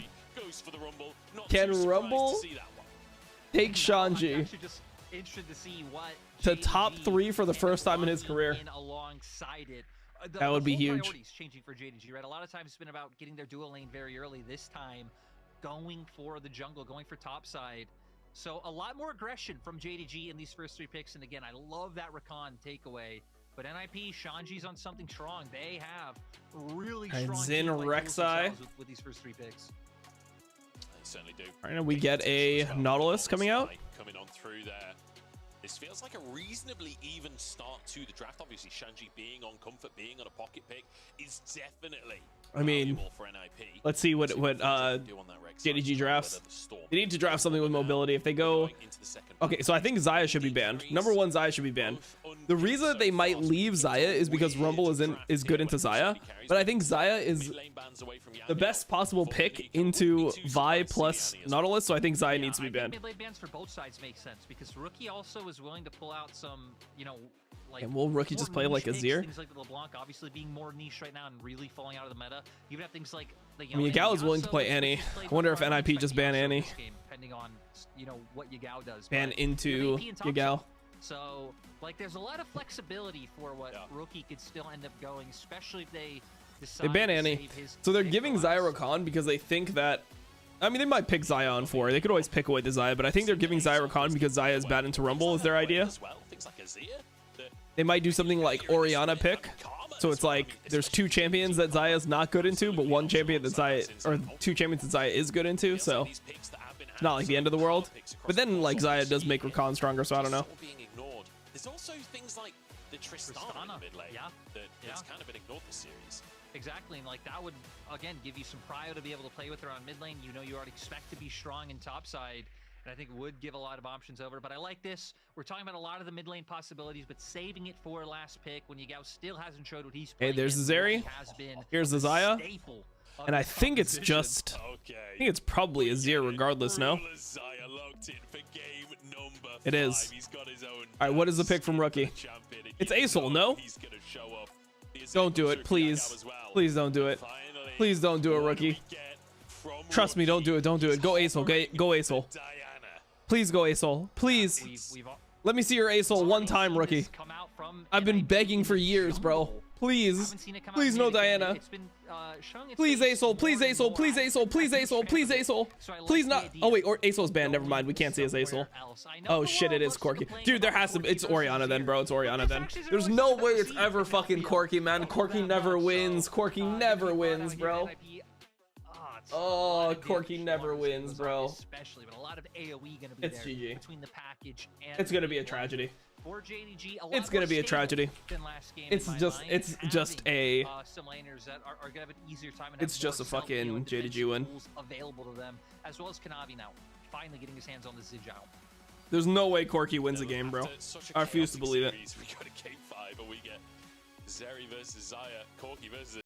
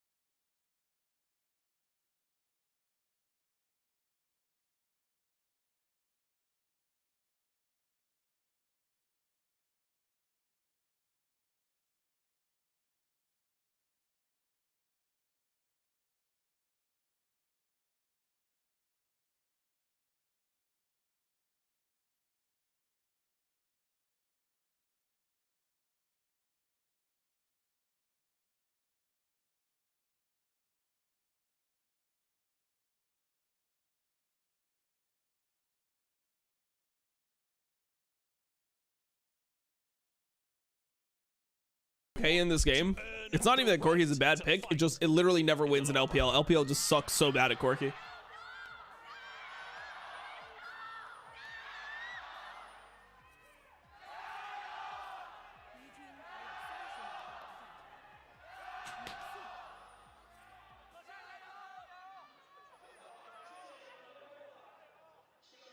It's absolute chaos in there, Lyric, and I don't blame him because it's game number 5. JDG NIP. So many storylines to talk about. The fact that NIP gonna win, I believe. XDD. The fact that Rookie Nah. trying to make it to an international. I mean, NIP are the underdogs. Shanji has to completely 1v9. He didn't even go Flash Ignite. He normally goes Ignite versus Rek'Sai. It's a best of one, and we gotta talk Or I mean, he about did how once. Kanavi and Aki are gonna Wait, approach did he this. once? I know he did this probably. I think he did this the last time he played against Rek'Sai, but I think there was another time where he did Flash Ignite. Player on top side. And he just sent it on the guy. For NIP, I mean, you have the Rumble, obviously has the strong aggressive trades he can go for with that Flame Spitter, then looking for the overheat for some of the Corki has 6 wins and 23 losses in LPL this year. It's really sick. It really won 6 times. That's actually better than I thought. I thought it was lower win rate than 6 and 23. For Kanavi, you have CC on both Flandre and him, so it would be very easy to set up for a gank and even look for. I'm surprised it's over 20%. Should be able to fare fine in the 2v2 on its own. You already mentioned getting Ruler on the Xayah. It's his 3rd most played, has about a 70% win rate on it, so it's actually highest out of his most played champions. Like, this is a champion to know where Ruler can deliver, and after having a bit of a slower season, you know, wasn't really the superstar taking over games, this champion is where he needs to deliver. He's on his own skid as well. Like, you really can't ask for Rookie's more. 100% win rate on Corki. All right, Rookie will do it. Rookie will do it for the boys. And we get Ruler locking in his world championship special. He will run it mercilessly, probably. Was Ace yeah, they banned it. Second rotation. This game so far, level 2 spike for Ruler and missing, trying to zone away Fosa control in that bottom side, but Yagao doing reasonably well in that mid lane. And look at that win rate for Kanavi on Xin Zhao this year, 11-1. Yeah, Kanavi's really good at Zen. Looking at missing with a 7 and I mean, it's just like, man, if JDG lose, it'll be so epic if Rookie ends up winning this game. You take down like JDG while they're playing pretty much like all of their best champs. Looks like he's just gonna end up stealing pretty fucking crazy. But Aki not even gonna catch a whiff of it. Aki, I don't know if he could see that ward, but I don't think he would have been able to. Hey, Flandre's in feeding. Oh, Shanji looking for more. The ghost procced, but the tunnel will keep Flandre alive. 1 auto away. This is why we said right. Goes for flash. This is a game where other members of NIP can step up. His Rookie has to flash so early. JDG. Hey, but I mean, Rookie knew this guy was here. Yagao did not have E yet. Doing 2 points W. Been on cooldown more of the laning phases of this series than it's been available. It's constantly being threatened by Kanavi. Rumble is walking here. They invade blue, or do they? I mean, they shouldn't invade blue. Testing Kanavi, seeing if he wants to go. I think invading blue, like, you could technically do it, but it gives Flandre a free base. You want Flandre to be able to play the game. Or you want Shanji to be able to play the game versus Flandre. It's crazy though, and again, how much this champion just able to sustain itself back up and be just fine. Not even having to waste TP to come back to lane or anything like that after that heavy trading came through. Is he Gal now? Gonna be fine. Yeah, not the greatest dash ever, but still. Shanji really good at Rumble. Is the lane supposed to go like this? I mean, you're not supposed to lose your flash like this, but it is Rumble favored early, yeah. Rumble can kill Rek'Sai. Flandre like traded his flash and HP to be able to push the wave, which I think is an okay way to play it as Rek'Sai. Or you just let the Rumble stack on you. Kind of scary to do that though. On this side of the map when their jungler is over here, I mean, it looks like they might even just be setting up a play for Aki. He's doing the Krugs right now, but could very easily turn this into a gank bot if they stay extended for too long. There is a ward in Tribrush, but realistically, does that save you? Summoner's going to be used here to all with the aftershock. Keep self alive, forced to flash. Now Ruler trying to escape. He go on to missing or what? Oh, good block for missing. He has flash still too. Probably could have flashed earlier. It was a good W. He should have just been willing to flash earlier. Aki gets first blood. It's nice. Maybe equalize it. It did look a little bit dicey for a second for NIP, but Photic has no flash. Wow, wait. Kanavi's letting him catch this? Surprising, bro. Kanavi's actually letting Photic sit here. I think he would have been able to kill Photic easily. When Photic was trying to push out this wave by himself. Can't really base and just leave this frozen, so he's got to stick around. Good CS from Rookie so far. Yeah, and the silver lining being, you know, Ruler didn't have to blow his flash in that play. NIP using all summoners in bot lane, so now the potential for a gank from JDG to take advantage of that. JDG gets Drake off of it. We know Yagao's going to be able to keep pressure up in the mid lane. Rookie going to have to be a little bit more conscious now that he doesn't have a flash. So I definitely think, even though right now these plays have led in favor of NIP, the setup has been there for JDG to start making some aggression plays of their own. Rookie was forced to take a not great base, losing CS in her turret now. Fortunately, the laser denied by Ruler, blocking the cannon. Revenge. If he can do the funniest thing. That kha'zix denied from him. I mean, it would be really nice if NIP was able to win. For them as an org. As a team, I guess I should say. I don't really give a fuck about the org. Aki forced out by that of Kanavi. Yeah, I think Aki reading it well, right? Again, kha'zix using all of his summoners in that play to help Aki find that kill. So Kanavi wanting to try to take advantage and set up a gank of his own.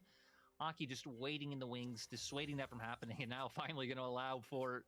Actually, no, not even to commit to the reset. Like you said, the wave just being in a really awkward spot for NIP since that went down, and it's allowed for Ruler to start getting ahead. You expect kha'zix to be able to equalize that one here, but JDG just gonna be able to translate up to the top side and start taking these grubs. Yeah, We get grubs and Drake. The recall even being channeled there from kha'zix. Now he'll go for the recall after so. They don't get all the grubs too. A little bit. Andre. Holy shit, crazy from Flandre there. Scaring them both away in a 2v1 here. Just walks forward like, these are my grubs. Now we might get his flash blown here. Goes towards Kanavi. Got it blown. Kanavi forced to flash away. Shanji ghosted and ulted, bro. Shanji is bloodthirsty. What the fuck? Get that last scrub. Still, JDG finally the one to pick up the first set of grubs, and JDG haven't really cared about taking these so far this series, so that might even be enough for them. Might give them more tempo to play on bot side when the next spawn does come through. But for NIP now, having the ult on the Vi is going to start allowing for some of these kill threats to come through. Could even see them invading on the top side. Hey, no flash. No flash. He's dead. He's dead. He's dead. He's dead. This top side. Obviously, Shanji knows summoners or anything, but I don't think it matters because there's no flash. And Shanji finds himself. Okay, Shanji. Honestly, NIP, they make the picks Come on. easy. Yeah, I love the come on, buddy. Out from the old OMG Time. duo, right?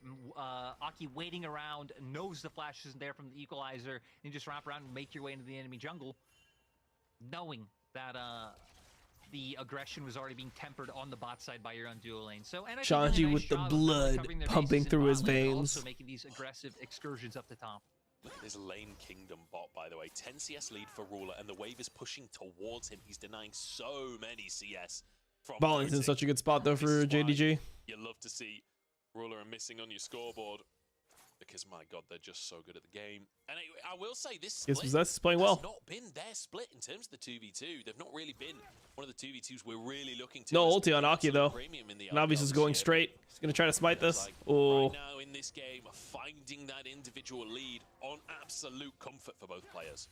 Yeah, and I kind of want to expand on that. We'll see if I could, though, with Aki being forced out. I don't think JD should be able to do too much based around. I mean, NIP shouldn't fight this, I don't think. Especially with Rookie now not even NIP really shouldn't fight this. in mid.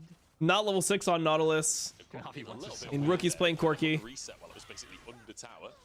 Aki gonna be able to clear the vision. It's gonna be a smite fight for the. Oh, Aki just walks up and smites it. Just strolls on in. Hey, big from Aki. Nice.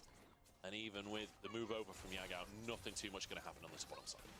Yeah, I want to go back to that point about Ruler, right? Because one of the big things about JDG's dominance last year was, you know, even if there was still a lot of back and forth on how big CS lead for Ruler now, though. Or like find impact in team fights, or see, sometimes you cut out the lane. It is a hard Zaya game. From Ruler and we'll say that. They were just playing really around Corki poke, 2v2s, able to come out with a lot of CS like, leads. Hasn't been playing around Rubble ult, it's not easy. Mako really being the ones coming through is like lane dominant 2v2s. So it's nice to see in this final game that the JDG bot lane defaults to comfort and are able to show us that again. Because I was wondering, hey, is it still there for JDG's bot lane in this meta?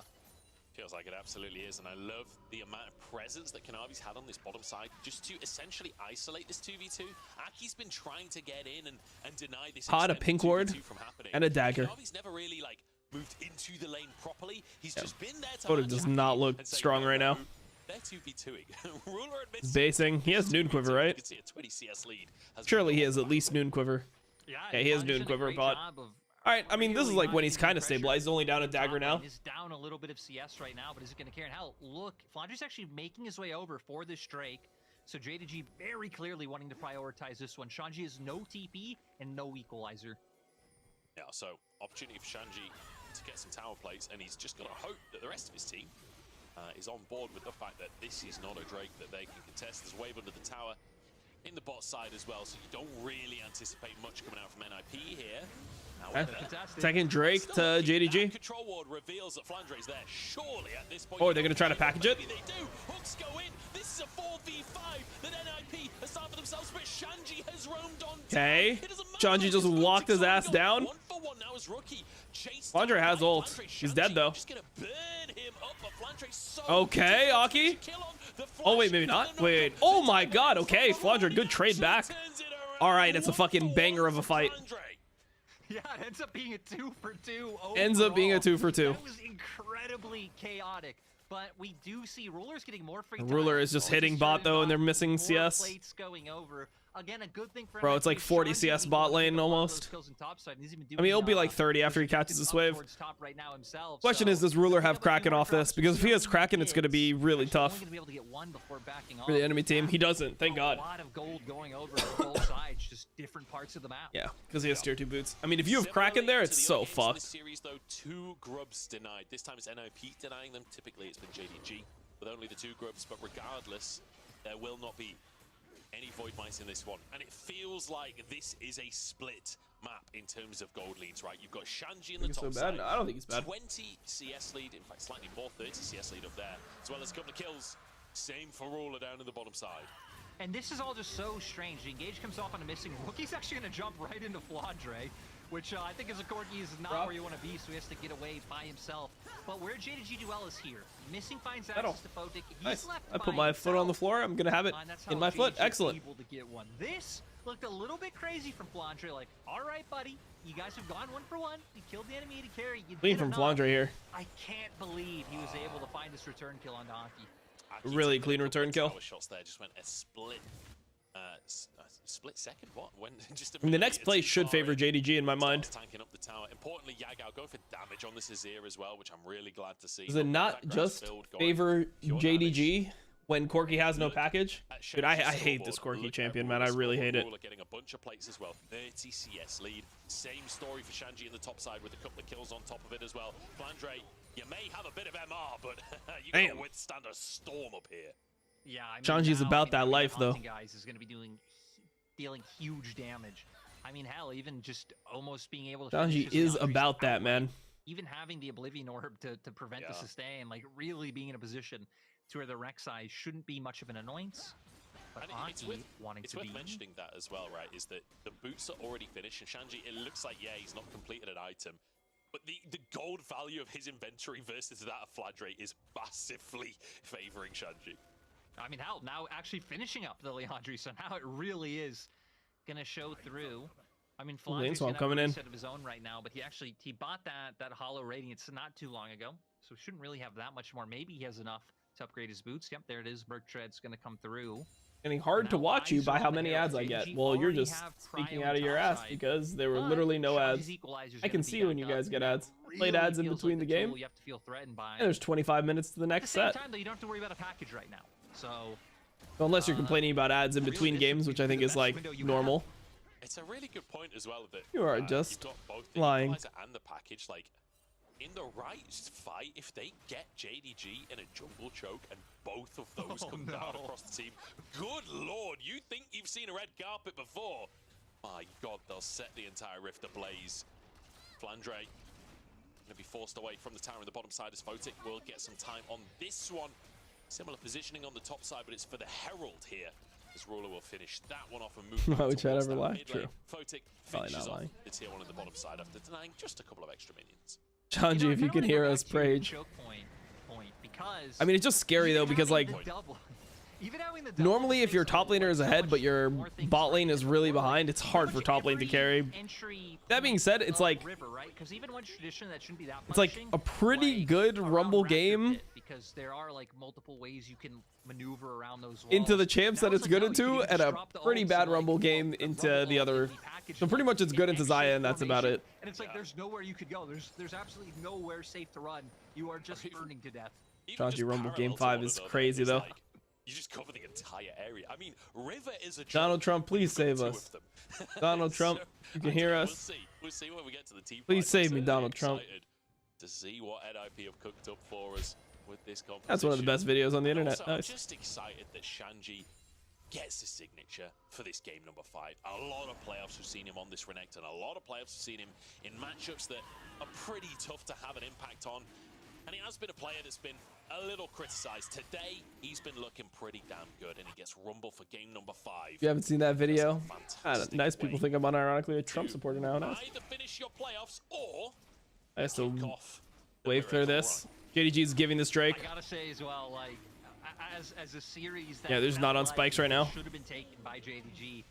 That being said, I mean, if they're giving Drake, like, I'm feeling scared. Corki is still scaling. Because if there's a pick, you know, Shanji's gonna deliver on. It's this, and then you have the scaling to match with things like the Corki and the Zera. You have decent ways of preventing dives with that equalizer, like we just saw. Like there's a lot of tools with what JDG has, but Rookie. Speaking of dives, Oh, big play. Good play from Kanavi. Good cross map. and it's an easy pick for JDG. Rookie really overstepping. And I like it too, right? They had Andre TP'd over here though. Only a minute ago up against Now they're Shanji, playing hard for Rookie top side. because of the equalizer. Doesn't expect JDG to still be And JDG's hard pressing on mid too. Now pick it up. Making it really hard to answer this. Top side jungle, they might even look for more. Thank God they're not. Only one person Andre is top. backing away. Yagao's gonna base and catch the wave bot. They're doing the swap and they're letting Yagao. They're funneling money into Yagao, knowing that his champion is pretty good in this game. Getting that tower crucial, getting the kill Not good into crucial, Corki Rockets, pretty good into everything else. NIP got the most recent Drake. And now Yagao's gonna catch bot side. Means we're 2-1 in Drakes. It's a very even game right now, and I'm so glad for game 5. Me too. Really like the old start coming out from Kanavi in this play to just push him even further, really give him nowhere that he's able to go and take that one. On for Kanavi, really feels like Kanavi just deserving making to sure make this push. So it's kind of crazy. they get the though, kill right? 'Cause it really guaranteed because feels when the like team's both on bot. teams Makes have sense. been anchored or highlighted by one player. Yeah. Which both rosters have amazing players across the board, right? We've seen people like Flandre step up this playoffs. We've seen the moments from Draw and Shanji. Top JDG clears both these teams anyway, right? Well, not necessarily, bro. I could see if like JDG plays a better series. If they play a better series, if they win, they play a better series against top. It's not like top is so good that JDG can never beat them. They got 3-0'd because they were playing bad individually on the day, but I'd agree. And even though it's not unwinnable. Top esports also has series where incredibly they don't look as important, good, right? especially So to be able to lock I think that I think all the series are worth watching. I don't think there's any that you can like skip and feel like you know the results. Even more significant to NIP's draft than the Emperor's Divide because you still have other ways to make things happen. No flash on Zin here. He has ult though. Oh, they flash in because they know that that Kanavi has no flash, so the only way that they can play it is to fight it. Oh my god, bro. Ruler's just taking his head off or what? Oh my god, Ruler, what did he say to you, bro? What did he say to you? Bro. Nah, Ruler said something crazy. Or Photic said something crazy to Ruler. Alright. You probably didn't play that the best he could, but who cares? Ruler there, running 2 of them down. Aki and Photic, he was left by himself. Bro, Photic 100% called Ruler a slur or something in all chat. That was actually just mental. Ruler just beeline for him. Dominates the laning phase. He's 60 CS up and then walks up and 1v1. But this is actually really good from JDG. They know that Kanavi has no way to get out of it, so they're like, we have to fight it. NIP wanting to start the fight because Missy being so far forward. He's on Rakan. Kanavi just goes in here. And they instantly realize, hey, there's no equalizer. We can go Ults, really good ult from Ruler here. And they just chase onto Photic. Kanavi's like, can somebody help me, please? Team? brings Kanavi down. Actually, could he have killed? I think he didn't auto before he queued. So like we said, he also has the Oblivion Orb to prevent some of the healing that would be there from the Xin Zhao otherwise. And I mean, he just had no chance from here. Yagao just having to wait for the cooldowns to be able to finish him off. Those basic auto attacks from Azir really hit the mark there. Talk about 40 to 100. All right, Drake in 50. No flash on both ADs. Game number 5. Way more. So we'll see if that ends up being the cause for the fight.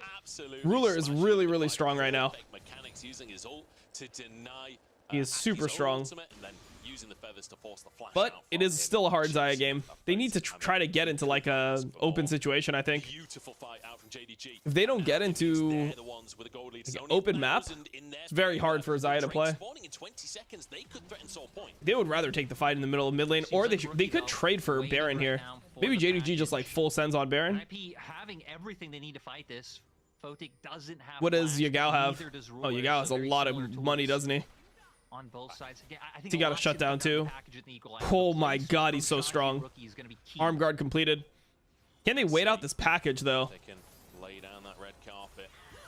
Rookie with the package available as Aki tries to threaten some of this. Can they wait out this package is the question. Losing prio off mid, but still trying to hold on to River control. Doesn't look easy. I mean, it's so hard for a Ruler to actually like walk up here. Even this area a little bit. That's what Sanji's they're ult trying is to land for tough to now. play around. Nothing has been connecting on the JDG. Draws pretty far forwards there. Does walk over towards the rest of his team. I think we might just 50-50 this Drake, to be honest. It's 3.5k. Is in they go to start. Hey, Aki ends up stealing it. Missing dove into the backline. He ends up dying. Rookie gets soloed by Yagao in the back though. 1 for 1 now. There's 2 go down, but it's a mid laner for support. That's pretty. Oh, they're fighting it. They're fighting it. It looks good for JDG. Looks really good for JDG. Oh no, that's Baron. That's Baron. Flandre maybe chases Photic. Now JDG, Flandre, clearly going to be the one to finish off Photic. But you can see Pink's coming out on the opposite side. So Flandre's gonna TP over for Nash. So, Damn, bro. JDG just played for the fight, man. They played for the fight. Missing got a big flank. He ended up getting ulted in one shot, but Rookie went in at the same time and Rookie died. I don't know, man. At Yagao, 6-0-2 on Azir. Again, the I mean, all I'm carries saying of is JDG finally showing up in this game 5. Rookie losing a tragic game 5 would kind of just be par for the course. And let's take another look, because NIP, they felt a little split. They didn't feel like they were on the same page on the play. No, and we can see here, again, like you said, coming down to 50-50, the ults come out, but Rookie leaves himself in no man's land. No one else other than Missing, you know, went far enough forward to really be punished, so yeah, just kind of left in that awkward stance. So now Yagao getting so much value from the position that Rookie was playing from earlier in the series when NIP fights in game 3. And now, with them running forward, Flandre getting the double knockup, it is just so nice for JDG to be able to finish this one out. Magnificent fight from JDG. So well punished on Rookie's equalizer as well. Equalizer? Package. Pretty much Similar. is. They're very similar. But now 10-6. Massive gold lead off the back of that 5,000 in favor of JDG. Oh, the Q flash didn't even land. Still has that flash available, looking for Aki, doesn't quite get the feathers, but the damage is there anyway. And Aki just about gets a heal from the Sundered Sky. Oh man, are they gonna lose the game right here? Can they finish the job? Finally, Flandre knocks him down. And Yagao is flanking onto Zhou. Zhou's dead. They get mid. I mean, they don't end, maybe? On the opposite side, Maybe they don't end? They're picking NIP apart. They're keeping Aware. their opportunity Rookie. alive in this In another tragic series, Aware. But why did he pick the fucking Corki, bro? Like you said, zoning them Why did away, he pick running Corki, them man? down, This just shit giving never more time wins, to open man. the base. How far does JDG want to push it? They want to keep going much? JDG have won their last 3 splits of LPL, and they will not let this be the moment that they're denied. They can't quite finish the game just yet. Mid inhib taken, 1 Nexus tower taken. JDG sent away, but an 8,000 gold lead. Jindong poised for victory in this best of 5. Exactly, 8k gold up. They still have another minute left on Baron. And you can tell NIP, they're in a desperate situation. They were hoping they could find the pick they need onto Ruler, dropping the equalizer with Aki going forward, but Ruler had the ult, was able to peel himself away. And then It looked dicey. It looked like Aki might be able to get away, but they throw everything in the kitchen sink at him. You can even see on the minimap Yagao wrapping around to make sure that Chua has OG League bets 45 minutes ago. Real rookie fans. How many of us? How many of us? How many jealous? Real friends. You know, the Kanye lyrics, whatever. I say, you know, he's just going to have the most tragic Game 5 loss of all time right now. He responds, get those words out of your disgusting mouth right now, lad. Then I just responded right now. I said, it was inevitable. Saw it coming a mile away, bros. LPL watchers know. Is going to be a tough one to play from. They've been the most dominant organization in the LPL since, I don't know, maybe 2020. I don't know if that's quite accurate, but feels it anecdotally at very least. It would be devastating for them to come out in fourth here, but it doesn't feel like that's going to be the story today. It feels like they want a rematch. They want another opportunity to push forward in the bracket. Flandre tanking a tower shot. Stroh is just wrecked by Yagao on the bottom side. 12-6. And the siege continues for JDG. Fucking Dom was right. Oh no. Who they play in the next match? There's a rivalry there. It's either the JDG Tez like rivalry that has existed between these two teams for so long now, or it's the Yagao versus Knight rivalry going against BLG. So really, JDG versus BLG again, like all of last year. Yeah, Dominator Mafia strikes again. Way, The Kingpin strikes again. Put in a few calls, bro. Why do you think I was going AFK? You think I was getting water or getting food? Like a human? Hell no. Reason I went AFK was to put in the fix. Well, I mean, we all know how much I love a good narrative. JDG definitely chock-a-block on those, but NIP, if they could make it back after going to 5 games, after losing the first 2, coming back miraculously, getting to game 5, surely it doesn't end like this. Surely there's more in the tank. I want to see a miracle. I want to see everything NIP have. And this is NIP's second 5-game series, right? Like, they went to 5 games up against WE. NIP started from round 2. Like, they've had to play a lot of... Oh, you're right. Bro, he's full tank. I guess Flandre doesn't really have any damage. No, Vondre could have sent it there, by the way. He just didn't know where other people were, and he didn't want to do anything risky because the game is, like, in control right now. Right? So really itemizing to play against Rookie and Shanji. Just feels like they're going to win no matter what, and he should just push the top lane. But he could have sent it, like, pretty hard there with red buff. He'll do work. He'll probably get a sum. That realistically, without Baron, it's very difficult to take any towers so long Not over yet, and NIP can sprint it again. It's over. Okay. Okay, you go. Rookie. Done with. Yagao has been phenomenal today, and he's set Rookie aware. Nightmare was saying earlier, Yagao not again. Steps up in clutch situations. That's why this man has been able to consistently win in the LPL, and he's doing it here in Game 5. It's so nice to see because Yagao definitely had a slow start to the split. Oh shit, they're fighting to the death top. He's had a cigarette and a Red Bull, and he's ready for more. He's had a cigarette and a Red Bull. I can't believe that, man. I can't believe they asked Yagao. They're like, do you have any pre-game rituals? And he's like, I smoke a cigarette and drink a Red Bull. And then I show up and fuck everyone. He didn't say that last part, but I said that last part. As they push onto the fountain, Ruler forced to ult, but it just doesn't matter. Photic barely survived as Flandre tanks the fountain laser. Ruler dived on Bayaki, It's but the king arrives to protect their AD carry. It's a sad Game 5 wins a tough out. JDG, they want to defend their titles. I wasn't really rooting for NIP like coming into the series, but I just didn't want to see NIP. I didn't want to see Rookie lose another big Game 5. I didn't have it in me. But it happened, bro. It is what it is. It is what it is. All right, boys. I've got to go do Power Spike with the boys. I got to do Power Spike with Monty and Digon, and then after that, yeah, I'll be done. Then we go again tomorrow with LPL playoffs. We have Hop Esports versus BLG, which is tomorrow, and then there's going to be a one-day break. Saturday, complete banger. We have T1 losing to Hanwha Life in the morning into LEC, and then I think we have LPL, LCK, and LEC on Sunday. That's the plan. All right, I'll see you guys there. Peace, peace, peace. Later.